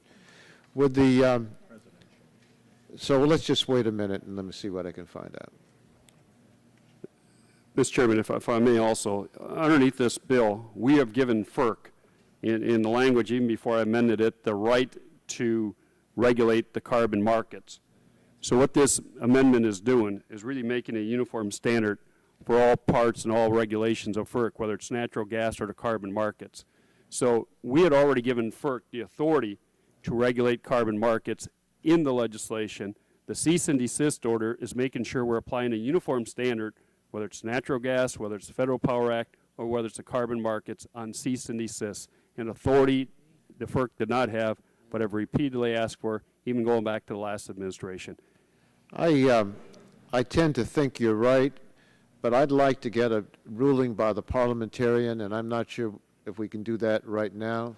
Would if there's no objection, I'd just like to put aside this amendment until we get that ruling. That'd be appropriate with me, Joe? Yeah, sure. Mr. Green? Mr. Chairman, I'd just like to make sure when we take it up again, we have adequate debate time and after ruling on the... Oh, if it's real germane, I'll give you some of my time if I have to. Okay. I'm assuming you and I are on the same side on this, but I may be. Well, we wouldn't want to deprive members of making their arguments, so we will have the debate continue. Is there another, like Chair calls for another amendment to Title III on the Democratic side? If not, we'll go to the Republican side.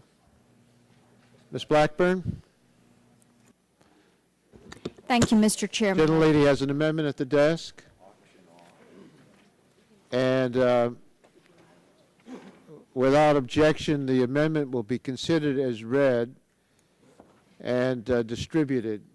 If you'll wait a minute before I call on you, Ms. Blackburn. Thank you, Mr. Chairman. So that members can have a chance to see the amendment.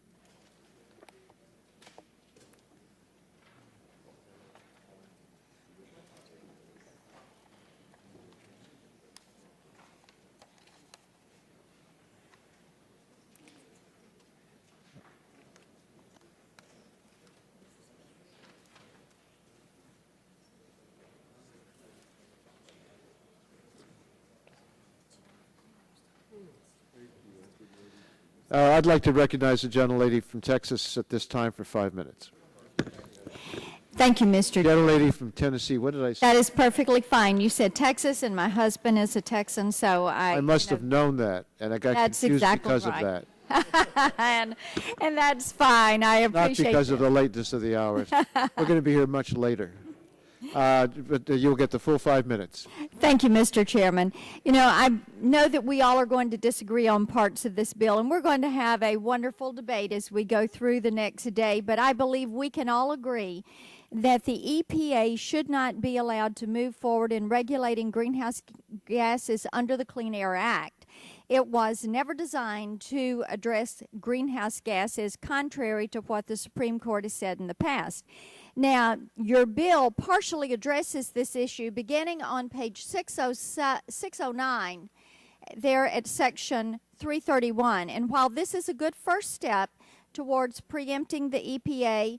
And then it continues over on page 616, again in Part C, with more preemption. This bill needs a provision that provides a very clear guidance to the EPA on this issue. My amendment does this by adding the language of what was H.R. 391 to Section 331. The amendment clearly states that greenhouse gases such as carbon dioxide, water vapor, and methane are not air pollutants. It also clarifies that the Clean Air Act does not authorize the EPA to regulate climate change or global warming.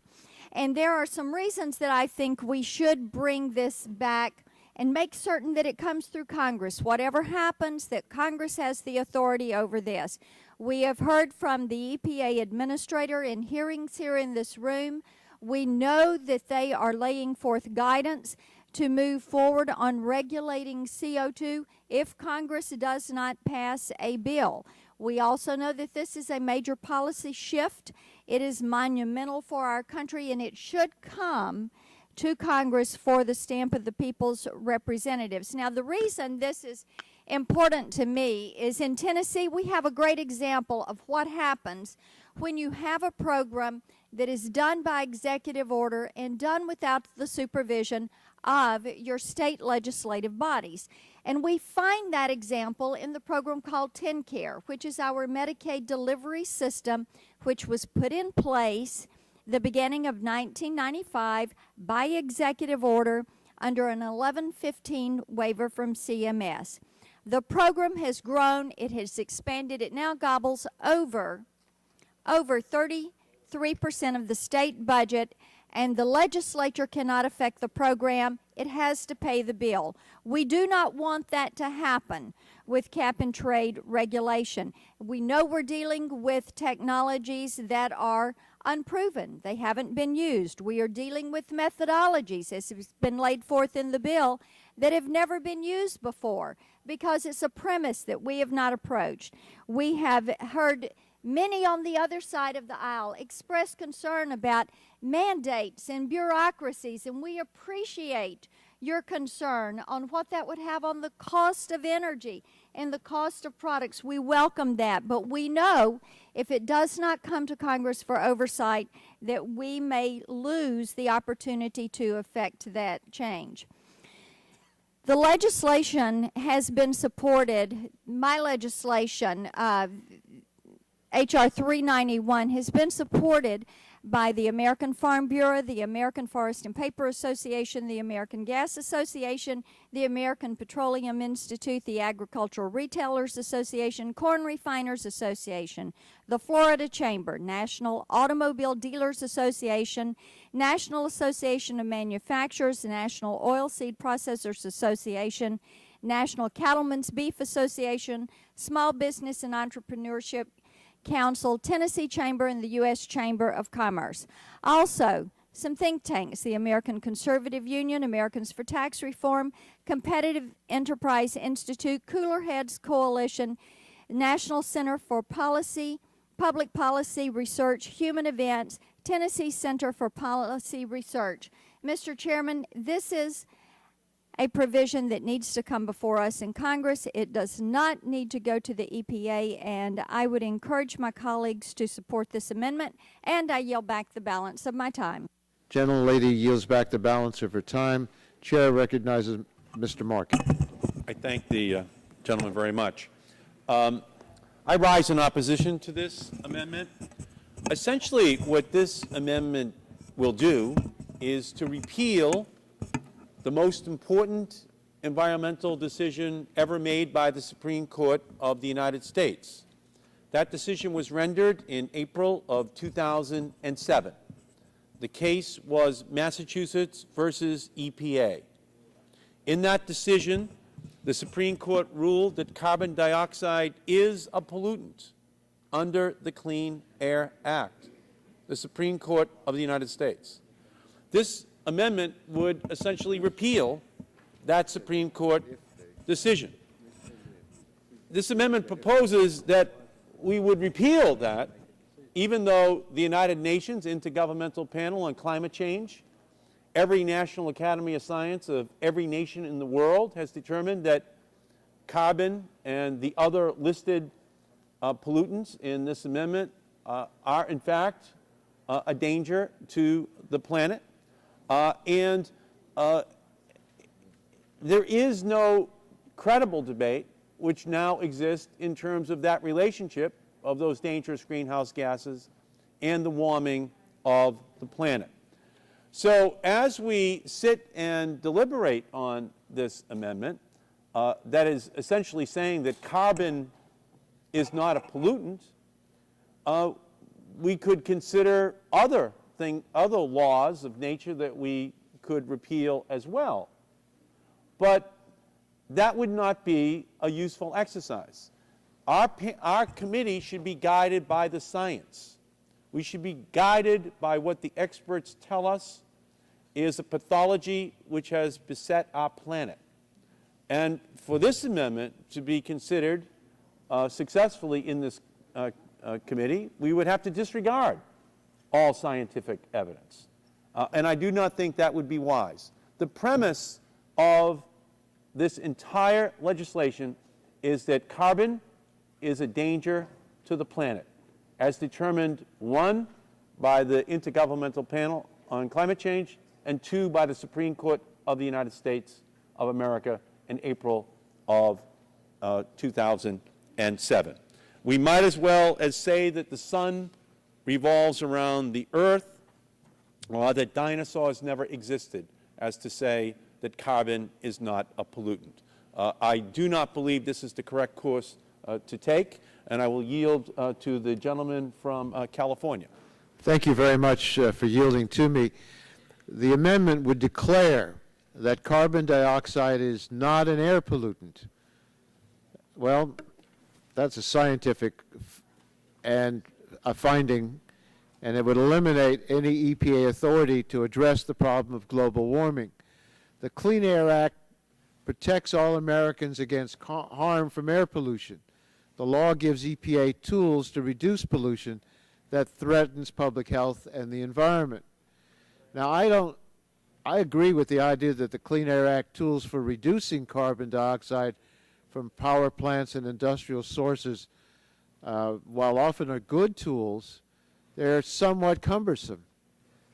And that's why I believe that we ought to pass this legislation. The solution is not to pretend that carbon dioxide isn't an air pollutant. It's to do something about it. And this bill gives EPA the authority to set a pollution limit or cap that applies to all covered sources and allows the sources the flexibility to achieve that limit at the lowest possible cost. That's not what the Clean Air Act says, but that's what this bill would say. The bill will also amend the Clean Air Act surgically, removing authority to regulate greenhouse gases in the areas where it wouldn't make sense. But this amendment would eliminate any authority to address the problem of global warming, and that's no response to the gravest environmental threat we've seen. So I join my colleague, chairman of the subcommittee, in urging the defeat of the Blackburn Amendment. Yield my time back to him. And I thank the gentleman, and I yield back the balance of my time. Mr. Barton. Mr. Chairman, I rise in support of the Blackburn Amendment, and I want all the members, especially on the majority side, who've worked so hard to try to create allowances and specific offsets and credits for specific industries to listen very carefully. This amendment doesn't change anything in the pending bill except it clarifies that under the Clean Air Act, CO2 and these other hydrofluorocarbons are not pollutants under the definition of that act. Massachusetts versus EPA was a decision 5-4 in which the Supreme Court looked at the Clean Air Act and its amendments and said the following: since the Clean Air Act and its amendments does not specifically state that CO2 is not a pollutant, a criteria pollutant under the terms of that act, it might be. And it directed the EPA to make a finding, to make a decision on whether, in fact, CO2 was an air pollutant under the terms of the Clean Air Act, and if so, should it be regulated? The Blackburn Amendment clarifies that under the regulatory authority granted to EPA under the Clean Air Act, it's not a criteria pollutant.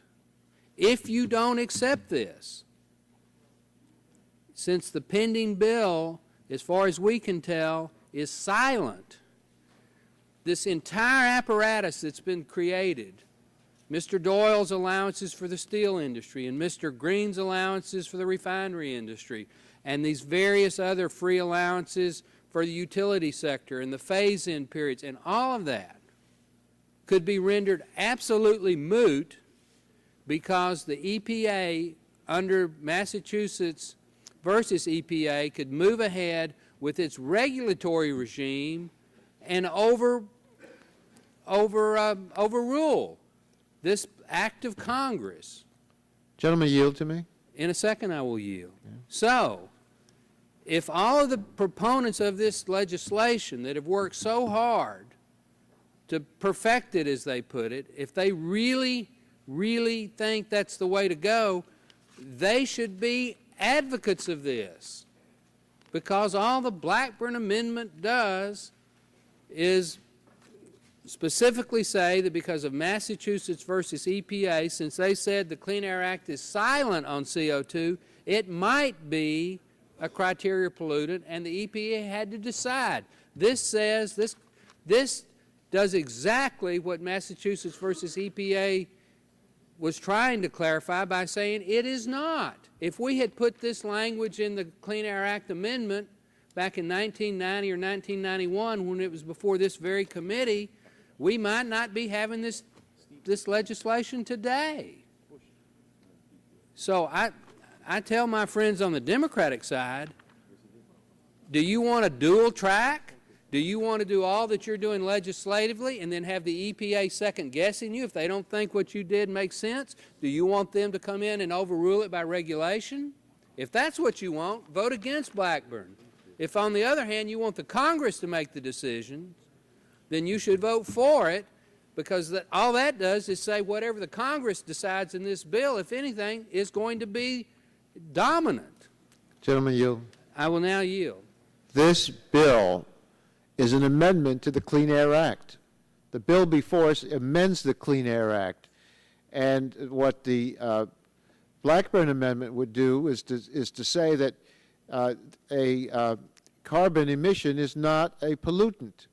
Well, EPA has a proposed rule out saying it is a criteria pollutant.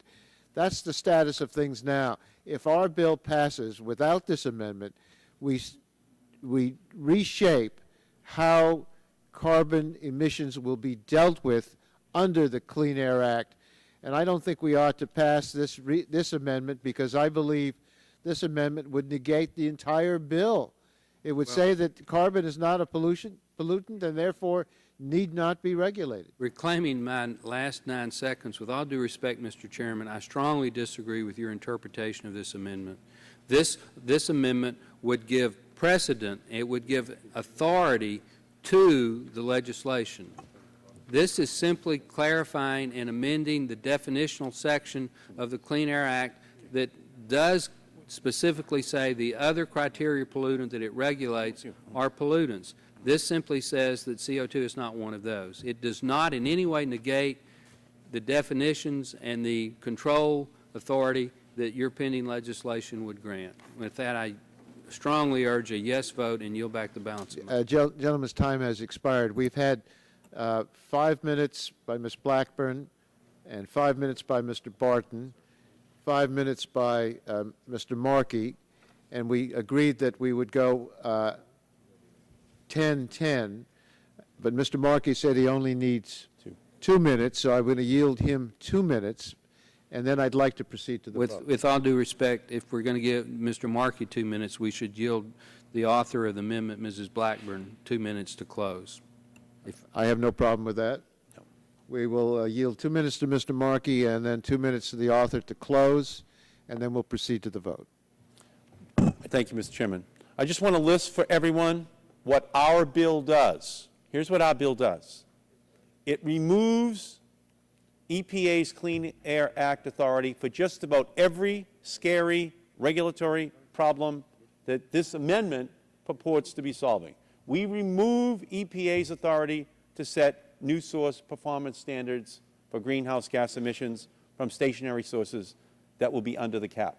We remove EPA's authority to list greenhouse gases as criteria air pollutants or hazardous air pollutants on the basis of their effect on climate change. We remove EPA's authority to apply new source review rules to greenhouse gas emissions. We remove EPA's authority to consider greenhouse gas emissions when determining whether a stationary source needs a permit to operate. And we make sure that any ongoing proceedings, litigation, and appeals under the Clean Air Act are unaffected by this legislation. Even with all of the substantial exemptions, however, the existing Clean Air Act authorities will continue to have an important role to play with regard to automobiles and other mobile sources. You saw that deal announced on the White House lawn yesterday. Under that deal, that authority continues. It should not be preempted.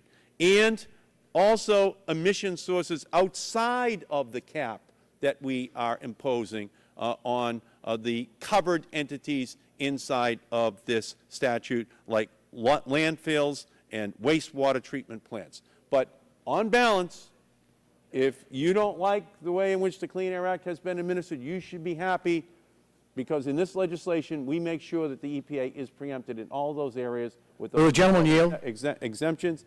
With that, my time has expired. Will the gentleman yield? And the gentlelady will have 2 minutes to close. 10 seconds left. Gentlelady from Tennessee is recognized for 2 minutes to close. I thank the chairman for yielding. I fully believe that Congress should have the prerogative to come in and define the parameters of the Clean Air Act.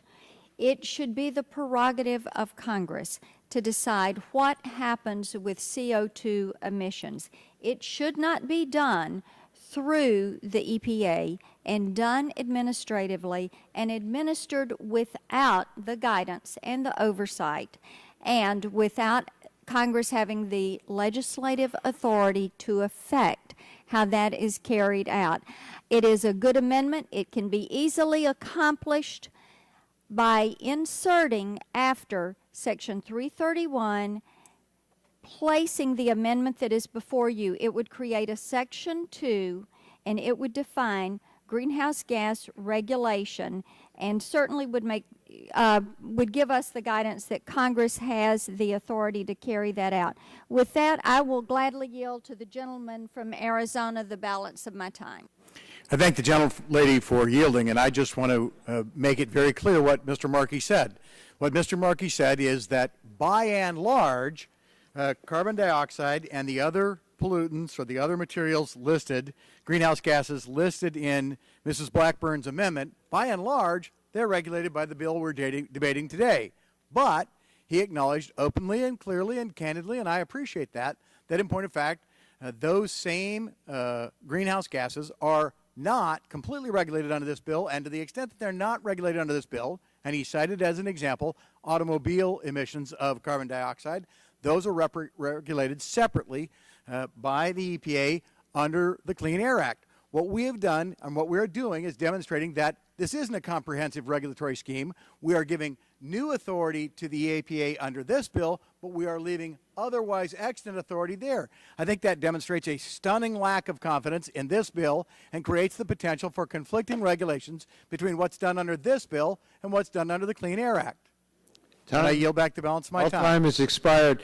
May the chair inquire from the author of the amendment. We can voice vote, we can have a show of hands, or we can go to roll call. What would you prefer? Mike, if you want to vote. Roll call. Okay, let's go to a roll call. I'm not trying to bind you on a vote. Mr. Chairman, we're going to want a roll call vote. Yeah, we're going.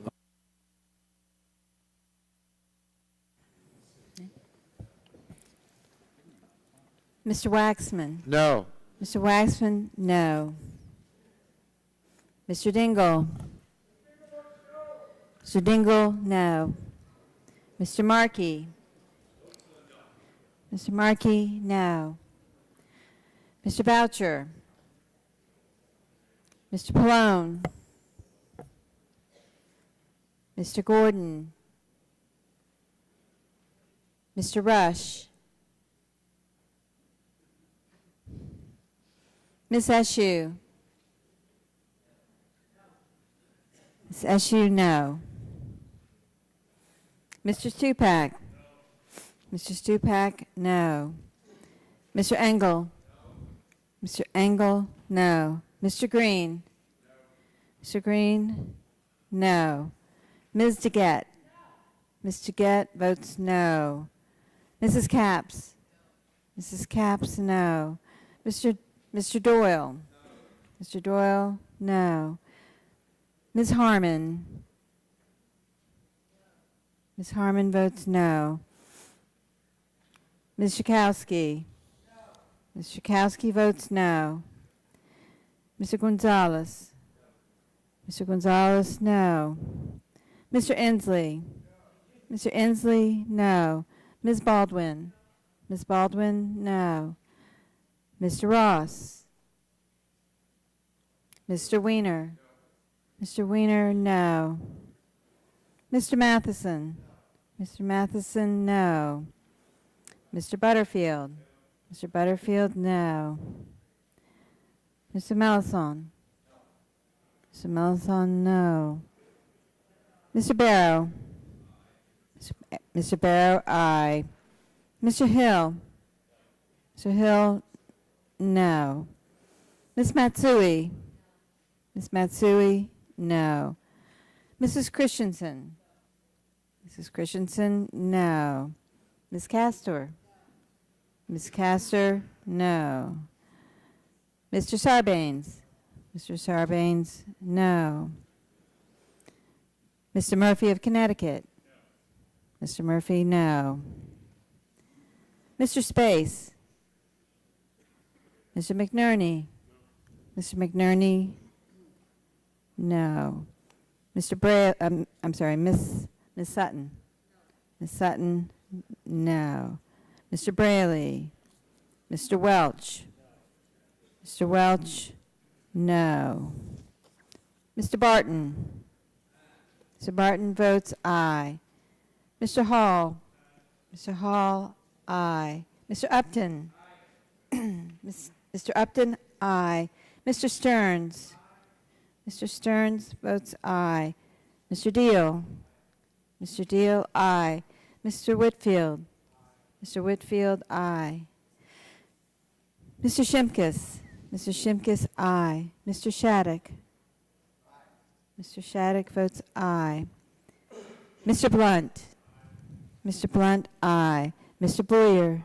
Mr. Boyer, aye. Mr. Radonovich? Mr. Radonovich, aye. Mr. Pitts? Mr. Pitts, aye. Ms. Bono Mack? Ms. Bono Mack, aye. Mr. Walden? Mr. Walden, aye. Mr. Terry? Mr. Terry, aye. Mr. Rogers? Mr. Rogers, aye. Mrs. Myrick? Mr. Sullivan? Mr. Sullivan, aye. Mr. Murphy of Pennsylvania? Mr. Murphy, aye.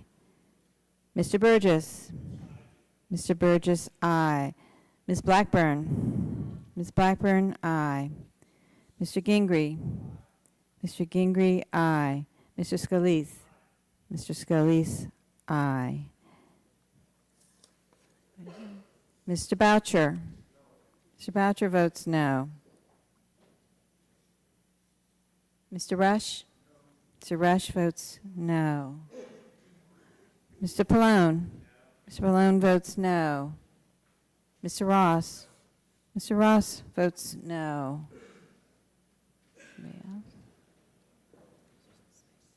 Mr. Space? Mr. Space votes no. Have all members responded to the call of the roll? Clerk will tally the vote.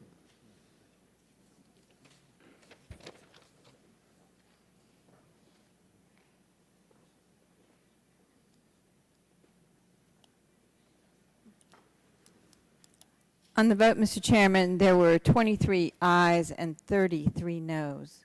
23 ayes, 33 noes. The amendment's not agreed to. Amendments now on the Democratic side. Mr. Hill, do you have an amendment? I have an amendment.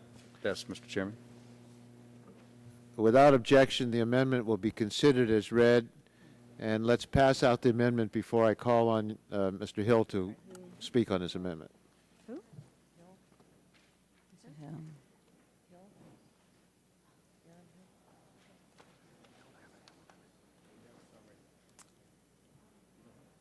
I don't have it.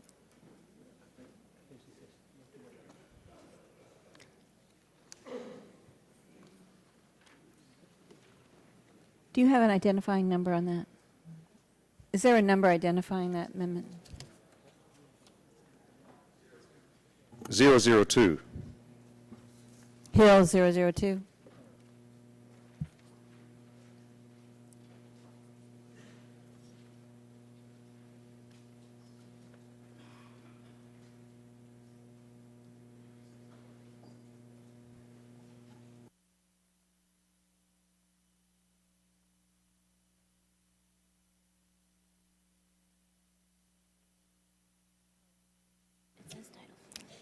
This is for Title IV, Mr. Chairman. Is that not correct? What is the question?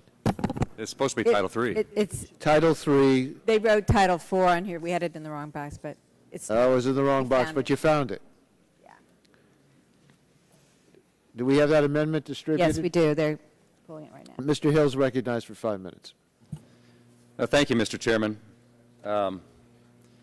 This won't take long, and I think perhaps it will not be controversial, because I believe that most of us believe that when we're trying to determine what is a greenhouse gas, that good science should be the method we use to make that determination.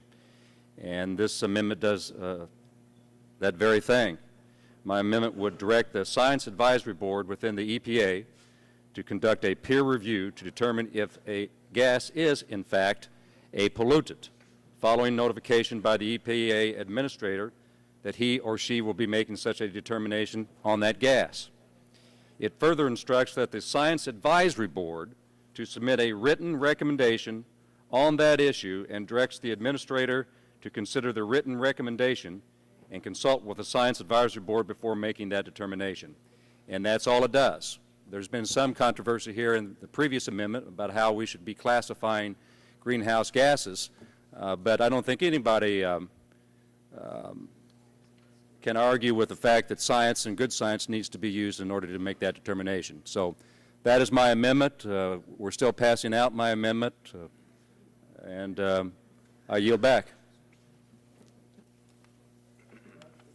Rather than yield back while members are looking at it, you'll yield to me. I agree with you. This should be uncontroversial. It clarifies the process by which EPA will consult with its Science Advisory Board when designating new greenhouse gases. That Science Advisory Board is a well-respected expert panel that reviews, consults with, and advises the agency on technical and scientific matters. And this amendment ensures that when EPA determines that a substance is a greenhouse gas, that the decision is well-founded and indisputable. So I would join with you in support of this amendment. Mr. Chairman? Mr. Barton.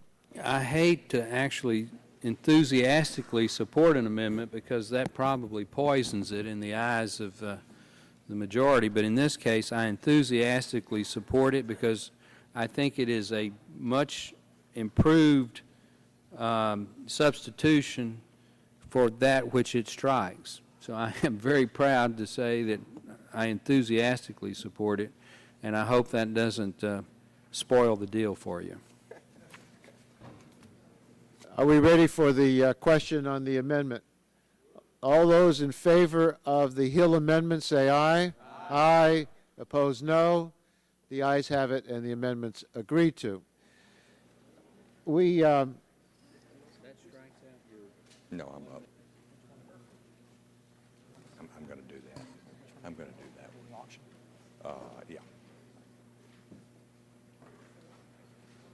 Yeah. We had pending the Stupak amendment to Title III, and we asked that it be pulled back until we can get a ruling from the parliamentarian as to whether it is germane to the bill. The parliamentarian advises us that because of the breadth of the bill, encompassing so many different titles, that this amendment would be germane. So therefore, the point of order is overruled. The amendment is pending before us, and Mr. Stupak has given an argument in favor of the amendment. Does anyone seek to be recognized in opposition? We'll go to Mr. Barton first, and then others will have a chance to speak. Well, first of all, Mr. Chairman, before I speak in opposition, I do want to compliment you on actually checking with the parliamentarian. I appreciate that. Because of the scope of this bill, apparently, if EPA wanted to regulate ham sandwiches, that would also be germane to this bill. But having said that, let me get to the heart of this. First, I want to ask a question to the author, Mr. Stupak, because I know how hard he works as oversight chairman. This Section 359, do you intend it to apply to the CO2 market that this bill sets up, or are you simply trying to get more authority for the natural gas market that the FERC definitely has authority in currently? The intent was to get to the carbon credit market because that was basically go to the carbon credit. It is both. So we're making it uniform across everything. So how would you blend FERC's authority versus the EPA's authority? Because when you come to regulating the exchanges, it's going to be the Commodities Future Trade Commission and FERC, the Federal Energy. So you're not worried about creating a conflicting regulatory entity problem? No, because I don't see EPA trading on the markets for carbon credits. Okay. And underneath the bill, FERC and them will set what allowances are allowed. We can release allowances in case there's spikes, so that's where FERC would have to play a role, along with the... Well, I'm reclaiming thank you for answering my question, Mr. Stupak. I'm troubled that we're going to give new authority to an entity that has normally been in the wholesale market and the pipeline siting market and the electricity transmission siting market and interstate commerce. But setting that aside, I would call members' attention to line 9 and 10. It gives the FERC the authority, if they see that an entity may be violating, which would be present tense, may have violated, past tense, or may be about to violate, future tense, any provision of this act. This may be about to violate. If you take that to a common example, if a police officer thought we might be about to go past the speed limit, they could give us a ticket.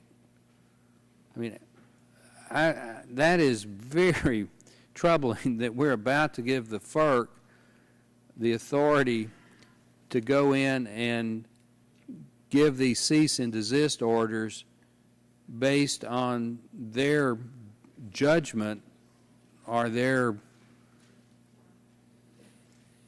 intuition that somebody might be about to violate a provision of this act. So I'm very troubled by this, and I would hope that we would, if not defeat the amendment, encourage the author to at least delete that phrase, "may be about to violate," because that, to me, is a very troubling. Would gentlemen yield on that point? Be happy to. On 9 and 10, that is the same authority that the Commodities Future Trade Commission has right now and the Securities Exchange Commission. That's what happened in Amherst. If you have to go prove your case in court, which takes a lot of time, then the assets they may have, like the $291 million fine that was levied on Amherst, they sold their assets off. There's nothing left. By the time the case is adjudicated, there's no assets to go after. So if you believe there's a violation, you go in and get a cease and desist. It's no different than any other court proceeding where you go in and get an injunction that you do not dispose the assets until the case is resolved. Well, so there's a due process clause in here, because after that order is put forth, you have 10 days to get to a judicial court, U.S. District Court, to lift that order if it's erroneously done. So there's due process there all the way along, and it's no different than what we've been doing for years under SEC and the CFTC. FERC never had this power. This is the power they asked for, even when President Bush was, Mr. Kelleher, I think his name was. You know him pretty well, Mr. Barton. He was the guy who came and asked us for this. I don't believe he asked for "maybe about to violate," but I could be wrong. I don't want a police officer coming in my home and arresting me because that officer thinks I may be about to violate some statute. But in order to arrest you, he has to have a warrant or some kind of review, and even in this case, there's a review provided. Well, my time's expired. Gentleman's time has expired. Chair recognizes the gentleman from Texas, Mr. Green. Thank you, Mr. Chairman, and I think that my good friend, and really a good friend from Michigan, on what he's trying to accomplish is a great goal. He wants to prevent market manipulation in the energy commodities market, and that's laudable, and I agree. My concern is solutions is too broad and gives much unchecked authority to Federal Energy Regulatory Commission that we don't know what that they have the capacity to do it. But briefly, the Stupak Amendment would greatly expand the authority of FERC to issue cease and desist order for any violation or threatened violation of any provision, Natural Gas Act, Natural Gas Policy Act of 1978, and the Federal Power Act on its own motion without notice or hearing, without direct or immediate judicial review. FERC has existing authority for injunction authority that I would hope that we would at least let's see how they do that with this expanded authority we're giving them in this bill before we give them this authority. The amendment also would empower FERC to freeze the assets of a company under investigation for violations of market manipulation rules, also without notice or hearing or without direct immediate judicial review. For example, the amendment would allow FERC to issue a cease and desist order without notice and opportunity for a hearing unless the Commission determines that notice and hearing prior to entry would be impractical or contrary to public interest. The problem is the Commission itself makes that determination when to waive the notice and the opportunity for hearing requirement. The amendment limits the opportunity for immediate judicial review of the Commission action, which suggests that FERC could act without adequate judicial oversight.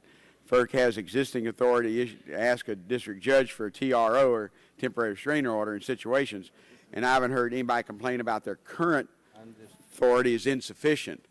And I don't disagree with the concept, and we tried to work out some language in the last 30 minutes, but we haven't been able to, and that's why I think this amendment is way overbroad for what we may be looking at. We're literally shooting in the dark, and those folks who don't understand it, you don't know what you're going to hit.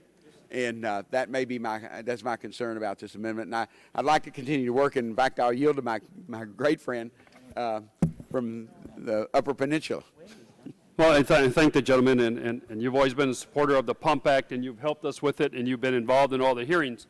The insufficiency, it's not insufficient because, again, Commodities Future Trade Commission has this authority. SEC has this authority. The reason why it's insufficient because FERC never had the authority. We're giving FERC the authority not only to do natural gas, but because we're creating a whole new market, the carbon credit market.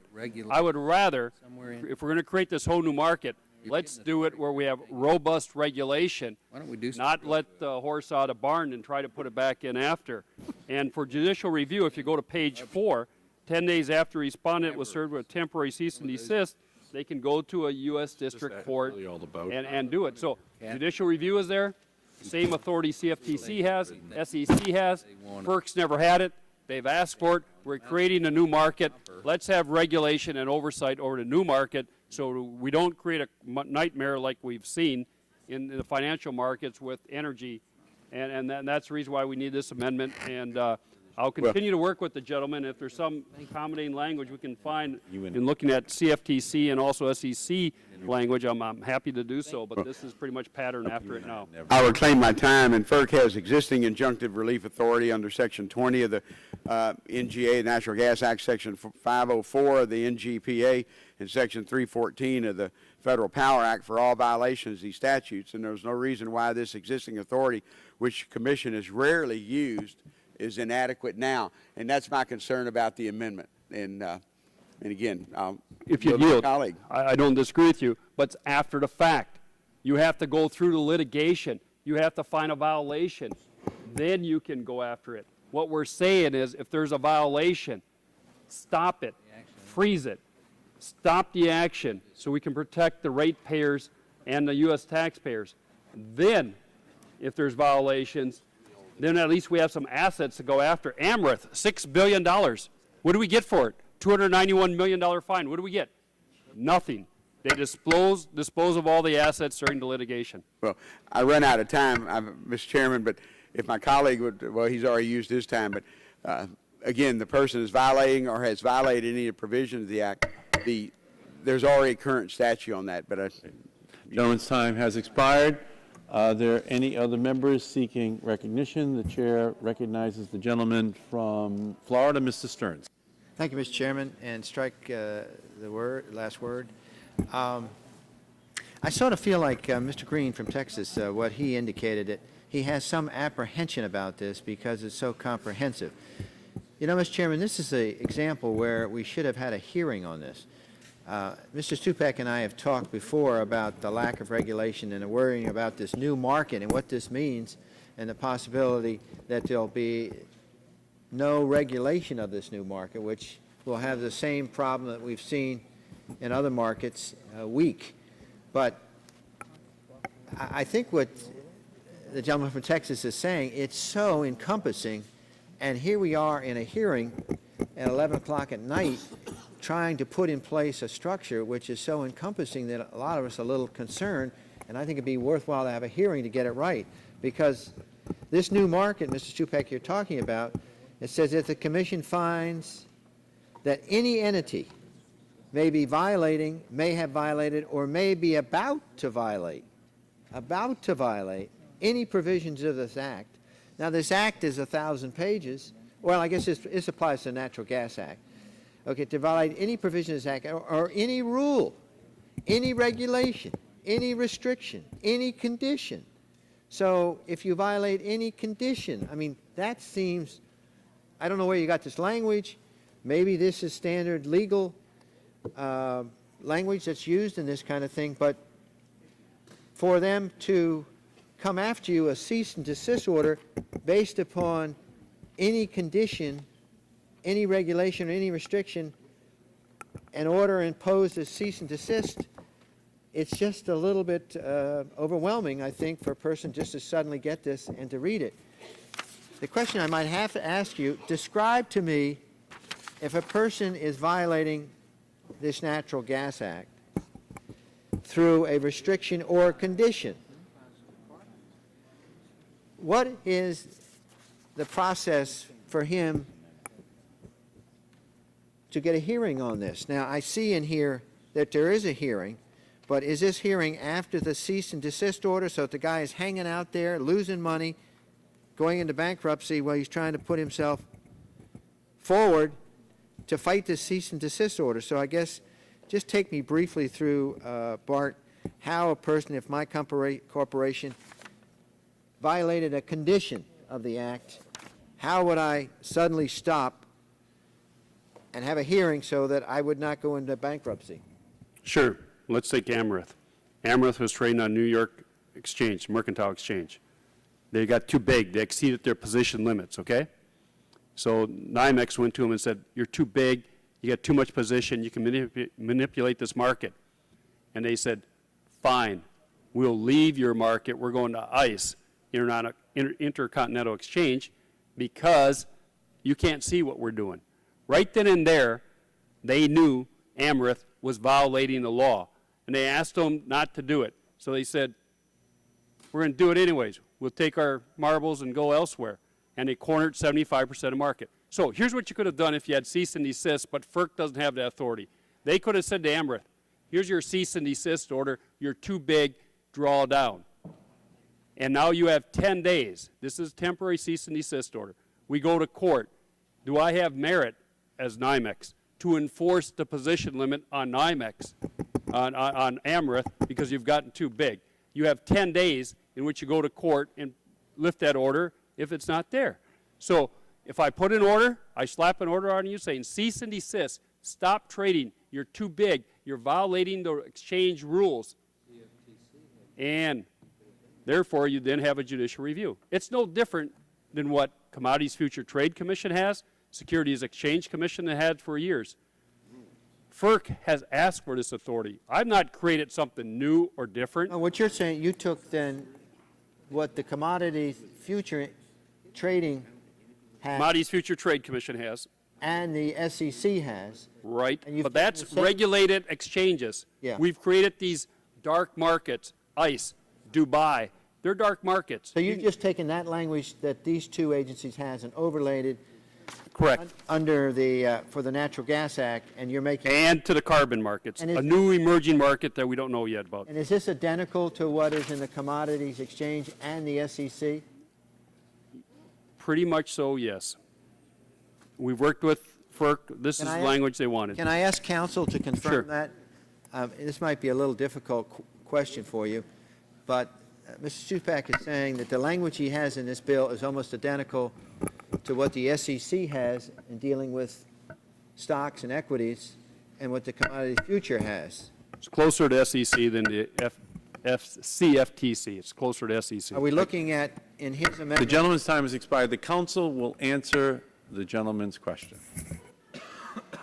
With respect to the Commodity Exchange Act, there is a provision, Section 6C, which reads, whenever it shall appear to be to the Commission that any registered entity or other person has engaged, is engaging, or is about to engage in any act or practice constituting a violation of any provision of this act or any rule, regulation, or order thereunder, or is restraining trading in any commodity for future delivery, the Commission may bring an action in the proper district court. And it continues. Okay, gentlemen, maybe you could get another member to yield, but the gentleman's time has expired. The chair recognizes the gentleman from Michigan, Mr. Dingle. Much enjoyed the discussion between my two good friends and colleagues here, and there's a measure of right in each, and I'd like the attention of counsel. First of all, cease and desist orders are not new, are they? I don't believe so, sir. And cease and desist orders may be issued before a hearing, but they must be followed by a hearing before the agency issuing them at the earliest time. Isn't that so? Give me one moment to consult the language. Well, supposing you take my word for it, because under the federal rules that has to be done. Now, having said that, if you don't have authority to issue cease and desist, you have to go the injunctive route. Now, the injunctive route requires the agency to go to court. That can take a significant amount of time. Isn't that right? Yes or no? They're going to court. Okay. So now we've got this problem. It takes a goodly while if you don't have the authority to issue the cease and desist. Cease and desist order can be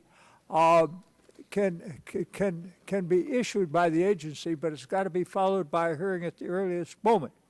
If the issuance was improper, it can be lifted on application to the commission. Isn't that right? That's correct. And so when that happens, they've got to do that, and the person who feels he's been wronged by the wrongful issuance of the order has a right to get a hearing at that point, doesn't he? Yes, either before the commission or there's also a judicial review provision.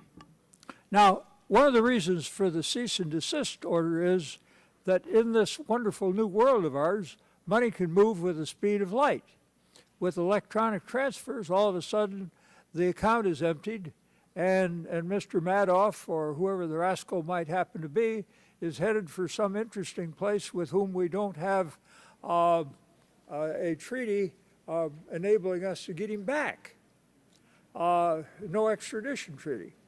So the argument for the cease and desist is that it gives you a quick way of getting at him, but it is a way of getting at the wrongdoer without doing it in a way which denies that wrongdoer, if he in fact is a wrongdoer, the opportunity to go into court or to go to the agency and say, this is wrong, isn't that right?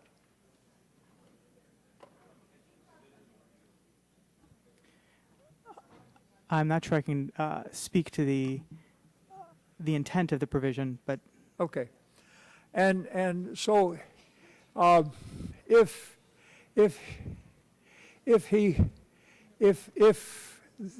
he doesn't like what the agency does, he can get into court very quickly for a TRO, a temporary restraining order. Isn't that right? yes.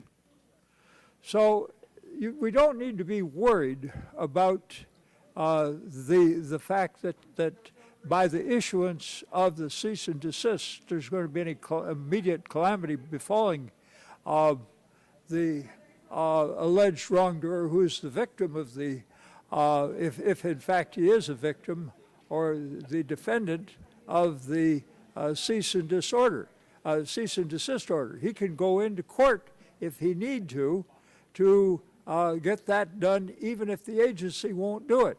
So he has two options to address. One is to go to court to get one is to go to the agency to get the cease and desist lifted, and one of which is to go to a court if they have not done so. Isn't that right? That's correct, sir.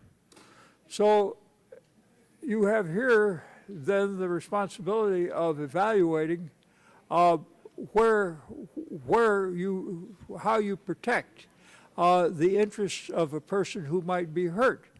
The recipient of the cease and desist order can go either back to the agency or he can go to a court and get it lifted.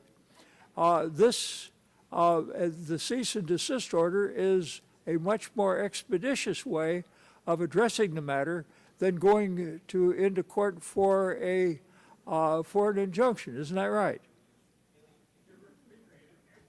I don't have specific information about the relative timing of those two proceedings. So now we have ourselves then in a situation where it becomes useful to afford the agency the right to do this because they can't do it without a hearing, and if they play games with it, they're going to wind up in court. Isn't that right?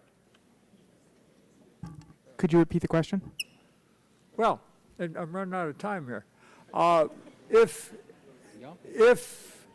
the agency is careless with the issuance of the cease and desist, first of all, they can't do it without giving a hearing, and second of all, they're subject to judicial review. Isn't that right? That's correct, sir. Thank you, Mr. Chairman. Great. Gentleman's time has expired. Will the gentleman yield just the rest of his time? Gentleman's time has I'm sorry. expired. The gentleman from Texas, the ranking member, has indicated that he believes it is time for us to have a vote. And I know that there are members on both sides that seek to be recognized. But I think that the gentleman is giving us good advice. There are other amendments that are pending, and the next one comes from the minority side. I apologize to all of the members who are here, who I know want to speak on this amendment, but I think it's time for us to go to the vote.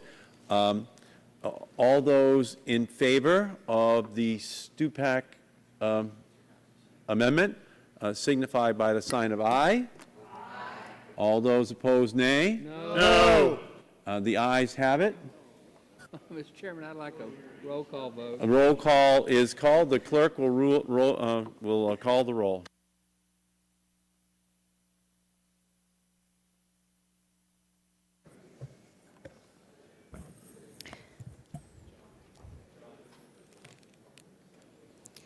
Mr. Waxman. Mr. Waxman votes aye. Mr. Dingle. Mr. Dingle votes aye. Mr. Markey. Mr. Markey votes aye. Mr. Boucher. Mr. Pallone. Mr. Gordon. Mr. Rush. Ms. Eshue. Ms. Eshue votes aye. Mr. Stupak. Mr. Stupak, aye. Mr. Engel. Mr. Green. Mr. Green votes no. Mr. Gett. Mr. Gett votes aye. Mrs. Capps. Mrs. Capps votes aye. Mr. Doyle. Ms. Harmon. Ms. Harmon votes aye. Ms. Schakowsky. Ms. Schakowsky votes aye. Mr. Gonzalez. Mr. Gonzalez votes aye. Mr. Inslee. Mr. Inslee, aye. Ms. Baldwin. Ms. Baldwin, aye. Mr. Ross. Mr. Ross votes no. Mr. Weiner. Mr. Weiner, aye. Mr. Matheson. Mr. Matheson, no. Mr. Butterfield. Mr. Butterfield, aye. Mr. Melanson. Mr. Barrow. Mr. Barrow votes aye. Mr. Hill. Mr. Hill, aye. Ms. Matsui. Ms. Matsui, aye. Mrs. Christensen. Mrs. Christensen, aye. Ms. Castor. Ms. Castor, aye. Mr. Sarbanes. Mr. Sarbanes, aye. Mr. Murphy of Connecticut. Mr. Murphy, aye. Mr. Space. Mr. Space, aye. Mr. McNerney. Mr. McNerney, aye. Ms. Sutton. Ms. Sutton, aye. Mr. Braley. Mr. Welch. Mr. Welch, aye. Mr. Barton. Mr. Hall. Mr. Hall, no. Mr. Upton. Mr. Upton, no. Mr. Stearns. Mr. Stearns, no. Mr. Deal. Mr. Whitfield. Mr. Whitfield, no. Mr. Shimkus. Mr. Shimkus votes no. Mr. Shattuck. Mr. Shattuck votes no. Mr. Blunt. Mr. Blunt, no. Mr. Boyer. Mr. Boyer, no. Mr. Radonovich. Mr. Radonovich, no. Mr. Pitts. Mr. Pitts, no. Ms. Bono Mack. Ms. Bono Mack, aye.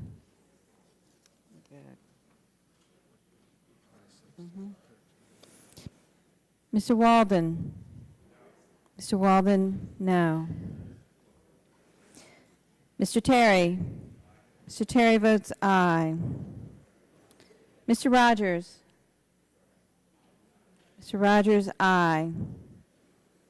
Mrs. Myrick. Mr. Sullivan. Mr. Murphy of Pennsylvania. Mr. Burgess. Mr. Burgess votes no. Ms. Blackburn. Ms. Blackburn votes no. Mr. Gingrey. Mr. Gingrey, no. Mr. Scalise. Mr. Scalise, no. Yeah, yeah. There. Mr. Rush. Mr. Rush votes aye. Mr. Doyle. Mr. Doyle, aye. Mr. Engel. Mr. Engel, aye.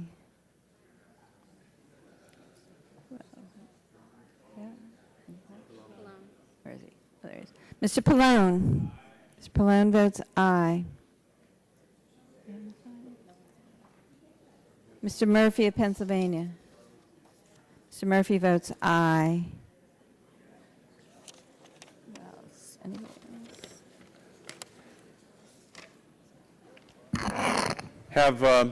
Have all members? Mr. Oh, One more. Mr. Melanson.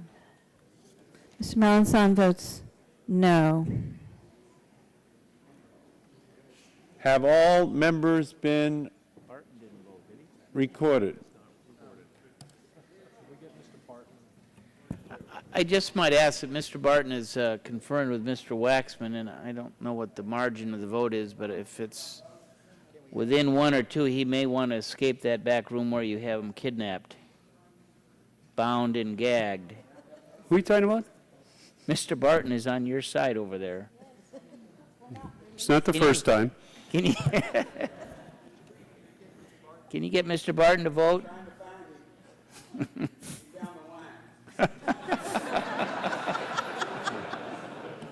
Obviously, we didn't give you enough, Mr. Green. Is there another allocation over there that you're still working to?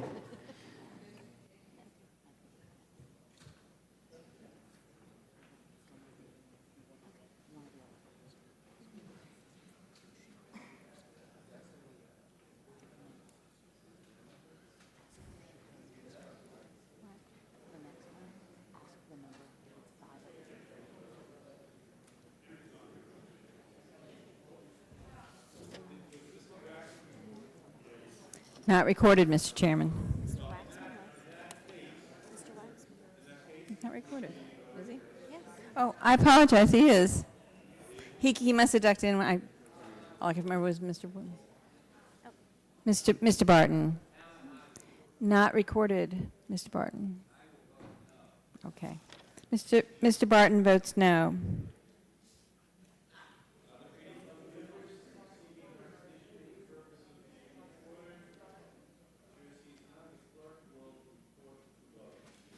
On that vote, Mr. Chairman, the yeas were 33 and the nays were 20. The Stupak amendment is adopted. Are there any other amendments? The chair recognizes the gentleman from Georgia, Mr. Gingrey. Mr. Chairman, I have an amendment at the desk. Congressman, is it number 5 or 8? It's number 8. Thank you. Thank you. That's it, number 8.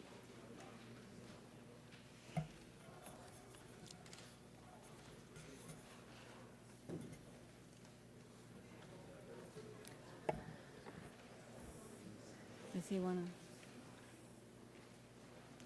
He's the chair on there. Oh, wait.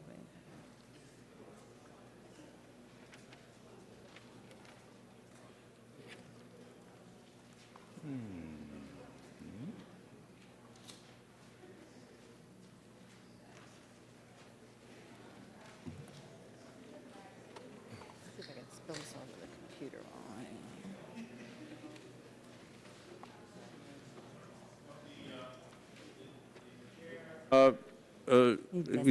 Ask the clerk to report the amendment. Amendment offered by Mr. Gingrey. In Section 321, Section 782 is amended to read as follows. Section 782, proceeds from auctions of allowances. The chair recognizes the gentleman from Georgia to explain his amendment. Mr. Chairman, thank you. Today, our economic prospects are grim. United States jobless rate is currently at 8.9% and rising. State budgets are reeling as more and more Americans seek government assistance programs. Unfortunately, Mr. Chairman, the underlying legislation will only further complicate our economic troubles, particularly with the enactment of such a confusing and inequitable allowance allocation. This allowance scheme will essentially take money out of the pockets of every single energy consumer and redistribute those dollars in the form of allowances to businesses. Accordingly, my amendment requires that 100% of emission allowances be auctioned off by the administrator and that the proceeds be returned to the state in which the covered entity is located. Mr. Chairman, governors then would be able to use the funds to assist consumers, workers, and businesses in their own states to help fund research and development. And most importantly, the amendment ensures that there are no free allowances for federal government bureaucrats to squander on backroom deals. Mr. Chairman, auction and emission allowances is the most efficient way to set market prices, and it bars the giving of handouts to those that were first to beat a path to Congress. Testifying before the Budget Committee in March, even Budget Director Peter Orszag supported auction and emission allowance when he said this: if you don't auction the permits, it would represent the largest corporate welfare program that has ever been enacted in the history of the United States. Mr. Chairman, the approach outlined in this amendment is consistent with what President Obama proposed in his own budget. It is with this spirit of true bipartisanship that I ask my colleagues to support the amendment before them. And I yield back my time, Mr. Chairman. Mr. Chairman. The gentleman's time has expired. Does anyone seek recognition? The chair recognizes the gentleman from Texas. Thank you very much, and that's exactly the point. I'm from Texas. The only question I have is, if Texas accepted the money and then we secede it, would we be able to keep it? We would double it. Right. Gentleman's time has expired. Are there any other members seeking recognition? Chair recognizes the gentleman from Texas, Mr. Barton. Briefly, in support of the Gingrey amendment, I'm not sure what he said, so I don't want to repeat I hope I don't repeat it, but the Obama administration initial proposal on climate change was 100% auction. And those of you that most believe that this is a serious problem this evening, and I'm a noted skeptic in that arena, but if you think it is, the best way to quickly address it is to require that every allowance be auctioned. That's fair, treats everybody in the economy that uses products that create CO2 the same. After the Gingrey vote, they're going to if you want to try to rebate the proceeds in various ways to alleviate the obvious pain that those on our side believe you're going to have if you go into this arena, you might want to. I'm not sure how Mr. Gingrey's amendment handles the proceeds of the auction.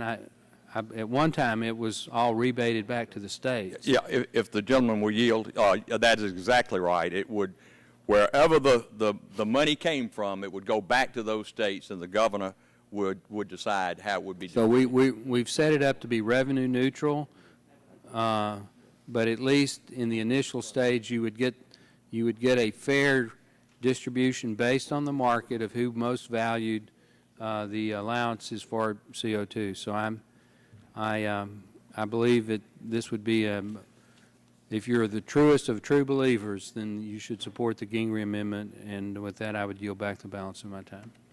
Great. Gentleman's time has expired. Are there other members seeking recognition? The chair will recognize himself. I rise in opposition to the Gingrey Amendment, and I understand the intent of the gentleman, and eventually I think we will reach a point where 100% of the allowances are auctioned. But as we have discussed throughout the course of this week, there have been negotiations that have taken place that deal with the transition from the era in which we're living to the era which will occur when we're fully within the no-carbon, low-carbon era.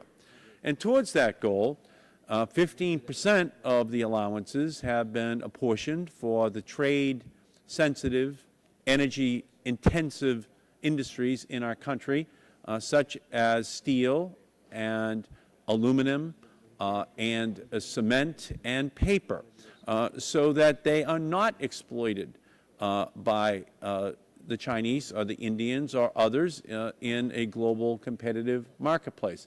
We think that's necessary, and we've worked with those industries to ensure that they are given the tools that are necessary to be able to make a successful transition.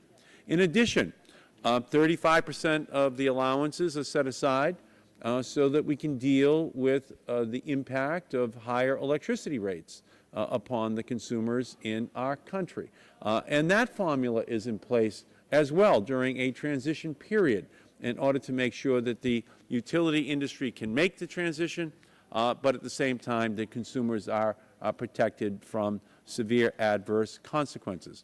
Now, the same is also true for natural gas and for home heating oil, so that in each one of those areas we have thought through ways in which ordinary families are protected. So while I understand the intent of the gentleman, and I think eventually we will reach that point where 100% are auctioned off, at this time it just would be too disruptive to the trade affected industries and to the consumers in the United States. I urge an aye vote. Will the Chairman yield?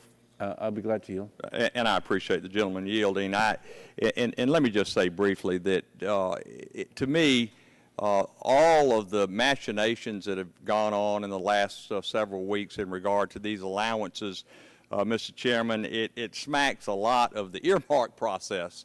And I know how we're on both sides of the aisle would like to see a fair approach to that and realize that there's real opportunities for mischief in that process. And, you know, the same thing here. I think that this amendment, like Ranking Member Barton was saying, would guarantee absolute fairness, and everybody would have an equal bite at the apple, and it wouldn't be just those who maybe have an opportunity to be a little bit more accessible to members of Congress. So with that, I'll yield back, Mr. Chairman. I thank you for yielding me the time. I thank the gentleman. Again, Mr. Doyle and Mr. Inslee did an excellent job in negotiating with the steel and other industries. Mr. Boucher did an excellent job in negotiating with the utility industry. These benefits are less earmarks than they are more generic protections for industries across our economy as they are for consumers across our economy. And that's really the intent. But over time, we have as the full intention of the legislation that we move to a market-based system in its entirety. But it will take some time. So in conclusion, I urge a no vote on the Gingrey Amendment. It would unbalance something that has been very carefully constructed, and I yield back the balance of my time. Are there other members seeking recognition on the Gingrey Amendment? Seeing none, the vote then comes on that amendment. All those in favor signify by the sign of aye. Mr. Chairman, I'd like a recorded vote. The gentleman has asked for a recorded vote. The clerk will call the roll.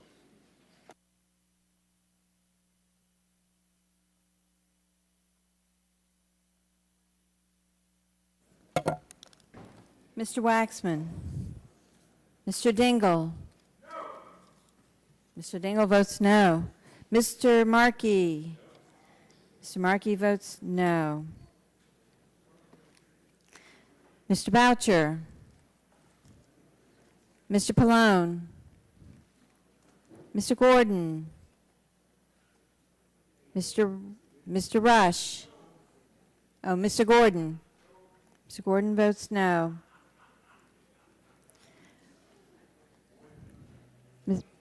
Ms. Eshoo. Ms. Eshoo votes no. Mr. Rush. Mr. Rush votes no. Mr. Stupak. Mr. Stupak, no. Mr. Engel. Mr. Green. Mr. Green votes no. Mr. Gett. Mr. Gett votes no. Mrs. Capps. Mrs. Capps, no. Mr. Doyle. Mr. Doyle, no. Ms. Harmon. Ms. Harmon, no. Mr. Kowski. Mr. Kowski, no. Mr. Gonzalez. Mr. Gonzalez, no. Mr. Inslee. Mr. Inslee votes no. Ms. Baldwin. Ms. Baldwin, no. Mr. Ross. Mr. Weiner. Mr. Weiner votes no. Mr. Matheson. Mr. Matheson, no. Mr. Butterfield. Mr. Butterfield, no. Mr. Melanson. Mr. Melanson, no. Mr. Barrow. Mr. Barrow, no. Mr. Hill. Mr. Hill, no. Ms. Matsui. Ms. Matsui votes no. Mrs. Christensen.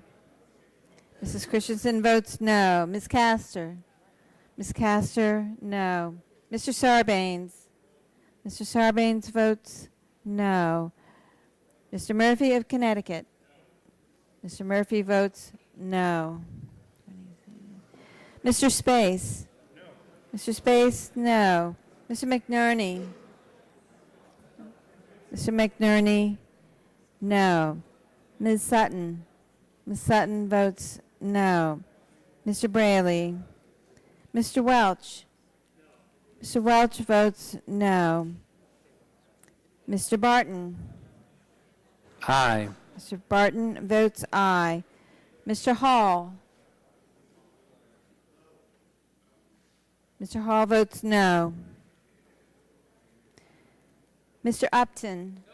Mr. Upton votes no. Mr. Stearns. Mr. Stearns votes no. Mr. Deal. Mr. Whitfield. Mr. Whitfield, no. Mr. Shimkus. Mr. Shimkus, no. Mr. Shattuck. Mr. Shattuck, no. Mr. Blunt. Mr. Blunt, no. Mr. Boyer. Mr. Boyer passes. Mr. Radonovich. Mr. Radonovich, aye. Mr. Pitts. Can't hear him. Mr. Pitts votes aye. Ms. Bono Mack. Ms. Bono Mack, no. Mr. Walden. Mr. Walden, no. Mr. Terry. Mr. Terry, no. Mr. Rogers. Mr. Rogers votes no. Mrs. Myrick. Mr. Sullivan. Mr. Murphy, Pennsylvania. Mr. Murphy votes no. Mr. Burgess.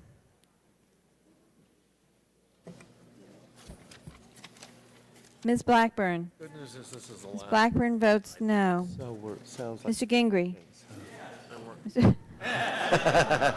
Mr. Gingrey votes aye. Mr. Scalise. Mr. Scalise votes no. Mr. Chairman. Mr. Boucher. Mr. Boucher votes no. Mr. Pallone. Mr. Pallone votes no. Mr. Engel. Mr. Engel votes no. Mr. Ross? Mr. Ross votes no. Mr. Chairman. Over there. Mr. Boyer. Over here. Off on pass. I need to change my. Yeah. Mr. Boyer votes off on pass. Just wait a minute. And on aye. Mr. Chairman? Mr. Waxman. I vote no. How am I recorded? Want to change from yes to no, please. Mr. Radonovich is recorded as voting aye. Off aye Please. on no? Votes no. Okay. Thank you. Mr. Burgess. Mr. Burgess votes no. Mr. Chairman, Anybody else? as soon as the vote's announced, could I be recognized to make an announcement? Yes. Have all members responded to the call of the roll? Clerk will tally the vote.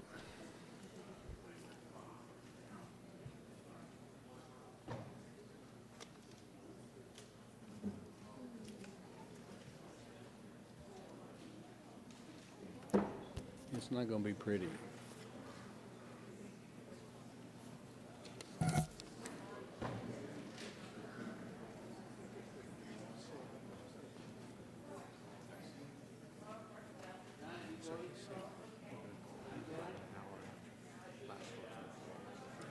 Is Mr. Sullivan recorded? Okay. Mr. Sullivan votes no. Yeah.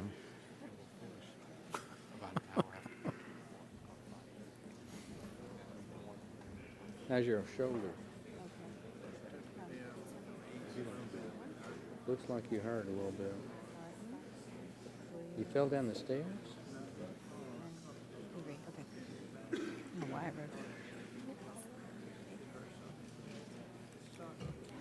Oh.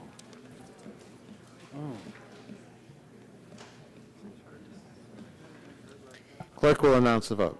On that vote, Mr. Chairman, the yeas were 4, the nays were 52.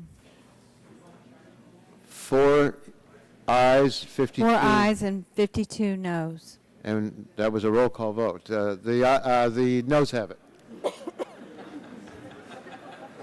The eyes got cream. There's no question about it. Mr. Chairman, can I be recognized? Mr. Barton's recognized. Mr. Chairman, I would ask Just a all... minute, let's get the committee to order.